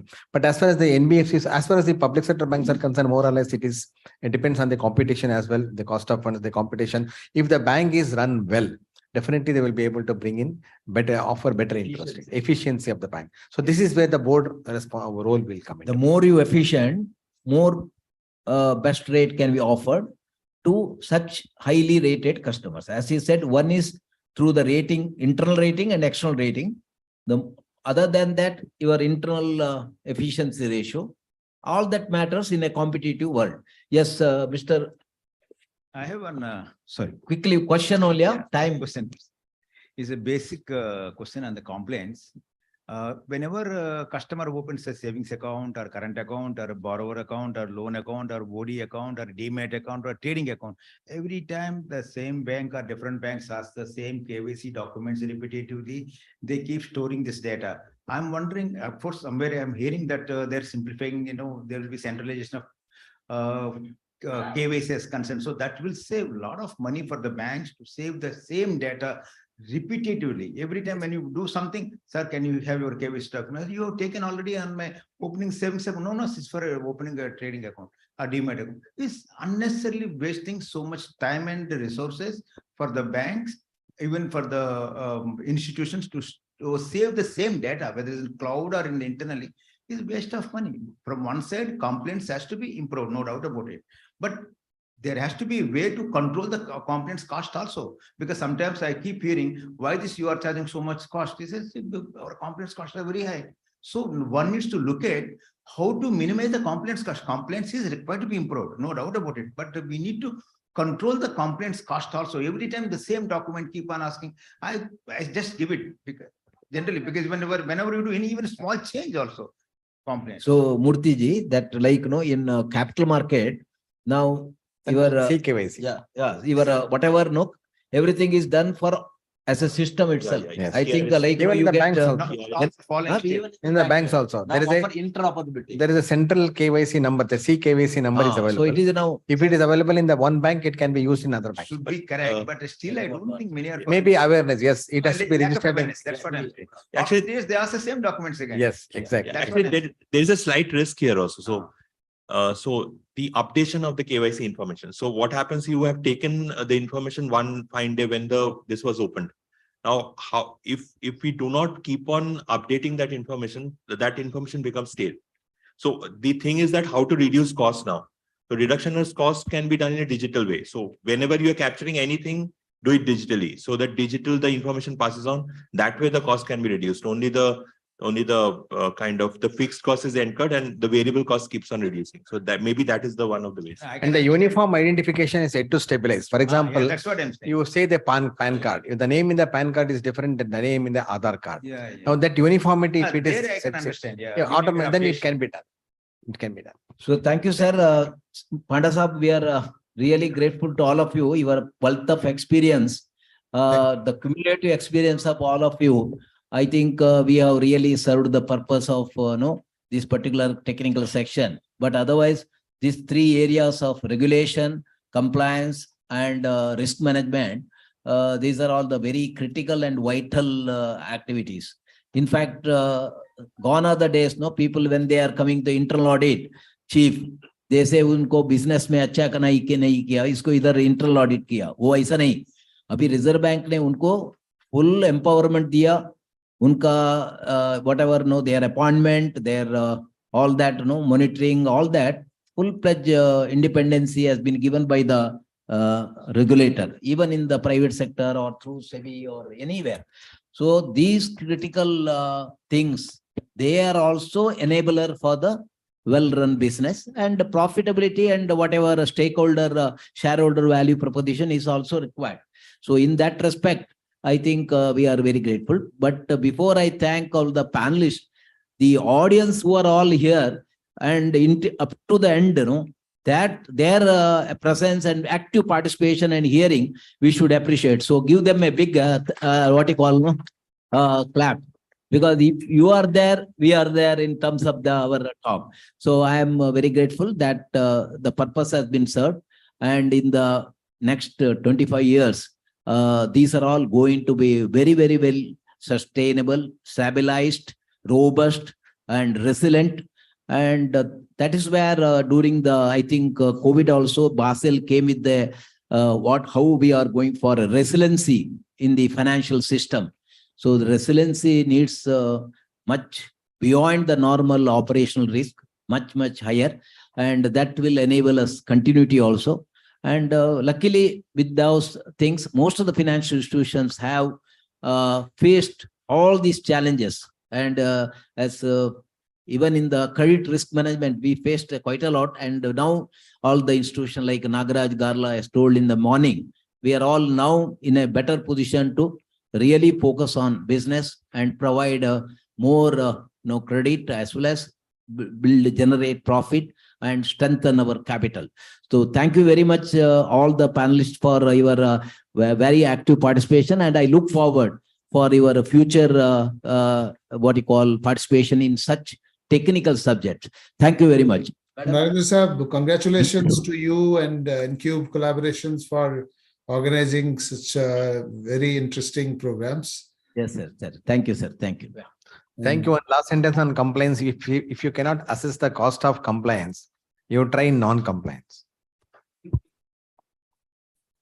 Well, very well said. On that note, ladies and gentlemen, first up, if I could have Mr. Naresh Malhotra to kindly join us to help us in felicitating our guests of honor.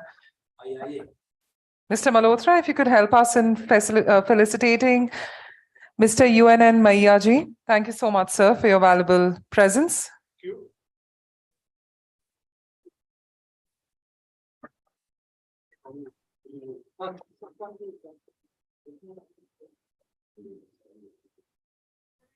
Next up, if I could have Dimple Khetan to kindly join us. Dimple? Dimple, if you could help us in felicitating Bireshwar CG. Thank you, Bireshwar, for joining us.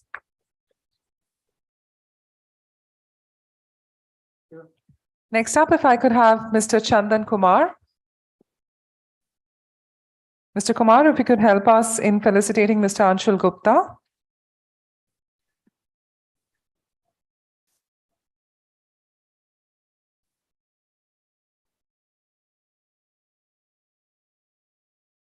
Thank you.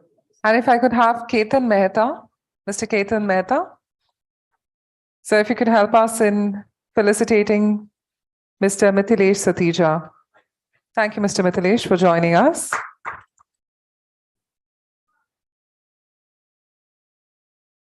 And on that note, if we could have the entire panel together for a group photograph. Of course, Mr. Pramod Kumar Panerjee, please stay in line.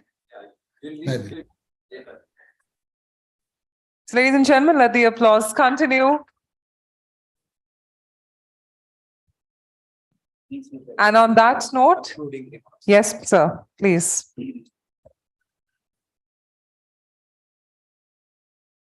Once again, good evening to all of you. Really, from behalf of the Incube and my personal behalf, I congratulate and also appreciate and compliment all our audience and delegates for their continued support. And with those support, it becomes an inspiration for us to come with the different level of such events or seminar or conference or such leadership development and other programs. And I'm also grateful and really my gratitude to all the eminent speakers, more than 42 speakers, right from the morning to evening, and from the inaugural to the 5 technical sessions. The goodwill and whatever, they are coming and having, participating and giving their that wealth of wisdom and knowledge to all of you. And this also is on the online. So we have a lot of speakers as well as the audience on the online mode also. Apart from that, it is also shown in other media like your YouTube, and later it will be also put in to the LinkedIn, and we have our website also ncube.in. So the idea is some of them who could not participate today, they could again go through the either the part clip or overall also. And because whatever is spoken in the morning to evening, they are in a way, some of them are time immemorial, because we have been discussing some of the subjects which are always relevant in our growth of the institution, growth of our individual, and the growth of the society, and growth of the economy, and growth of the people who are all matters for us. So in terms of that, we have done a small, humble beginning. And I also thank all my supporters who are back up our support in giving this shape to the program, like our Chandan Kumar.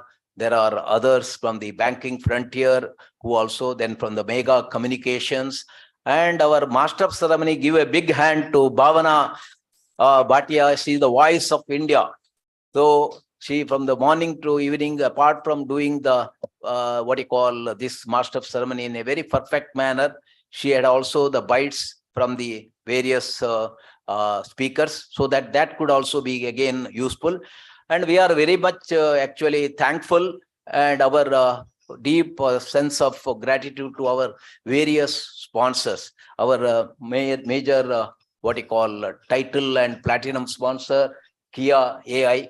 You have all heard about Rajesh Midhankar and their entire team, and the metaverse. Today, whatever is put up here, it's a very nice to be in the metaverse and also do business and also experience. So it is earlier, we thought it is only some imaginary metaverse and all. Now it is in reality, and that will become a part of your business. Even by sitting at, you will be in the bank, you will be in the chief manager's cabin or some other cabin, and you are able to interact. This type of metaversal feeling, and so that, because mere online or earlier system, you don't get that feeling. Here you will get the feeling. So in the metaverse, they are very great, and they are all over the world. 196 countries, they are having their product of various types, mainly banking and financial institution. And we have Reliance Securities. Mr. Lal Chaturvedi could not make it, but their entire staff, including Meena Sharma and Mr. Other VP and other entire team, they were also part of the program. And over and above that, my own earlier bank, Bank of India, and we have the Bombay Stock Exchange Investors Protection Fund. We have NSE, National Stock Exchange, and we have the NSE Cogenix, as well as I think LIC. Another important, our madam and all, there's LIC, Life Insurance Corporation of India. This is a very gigantic organization who have adapted the technology in a much faster. And today they are able to handle such a large business due to their technology. And I remember long back, when I used to go for business, I used to see the way in which LIC used to give for technology initiative, because they took up the technology like this, or in the railways, everywhere. Public sector also has shown such a proactiveness in adopting the technology. So the digitally, the India is changing. Digital, these things make our life easier, and also the ease of doing business also being under our Prime Minister's vision. And India will become a global leader in the digital transformation, and that benefit is passed on to even to the rural people, even getting a land record, even in a registration, in everywhere. So that so many aspects of earlier our vehicle registration, all that matter used to be a very difficult task. Today, including in judiciary, everywhere, the digital is playing a very important part. So that what we experience on a day-to-day, that has made our lot of time save. And another thing is, during the COVID, through the various today, like Zoom, with that we have the people from all over the India, they being entering. So this type of digitalization has made the country our Vasudhaiva Kutumbam. As our Prime Minister has said, one nation, on one, what you call one country and one future. So in that, the G20 also is taking that initiative, and India has proclaimed the Vasudhaiva Kutumbakam long back, and that we are again reiterating, and we believe in one world and one people and one nation and one future. Thank you.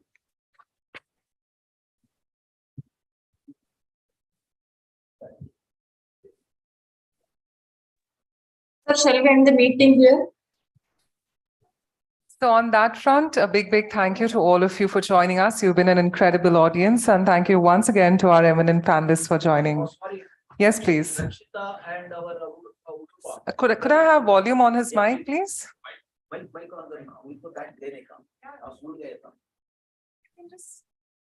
I thank our backup supporter, Magnum. Already I told. We have A1 Logistics headed by Praveen Udupa and Rakshita Shetty from morning 8 o'clock onwards, like you. They are also giving good support to us. Big clap to them. Thank you, sir. Yeah. Thank you. Thank you, everyone. Thank you, Mumbai. Thank you, all of you. And Some tea can be taken. Is it available? not right now, sir. Thank you so much, and we'll see you at the next one. Thank you.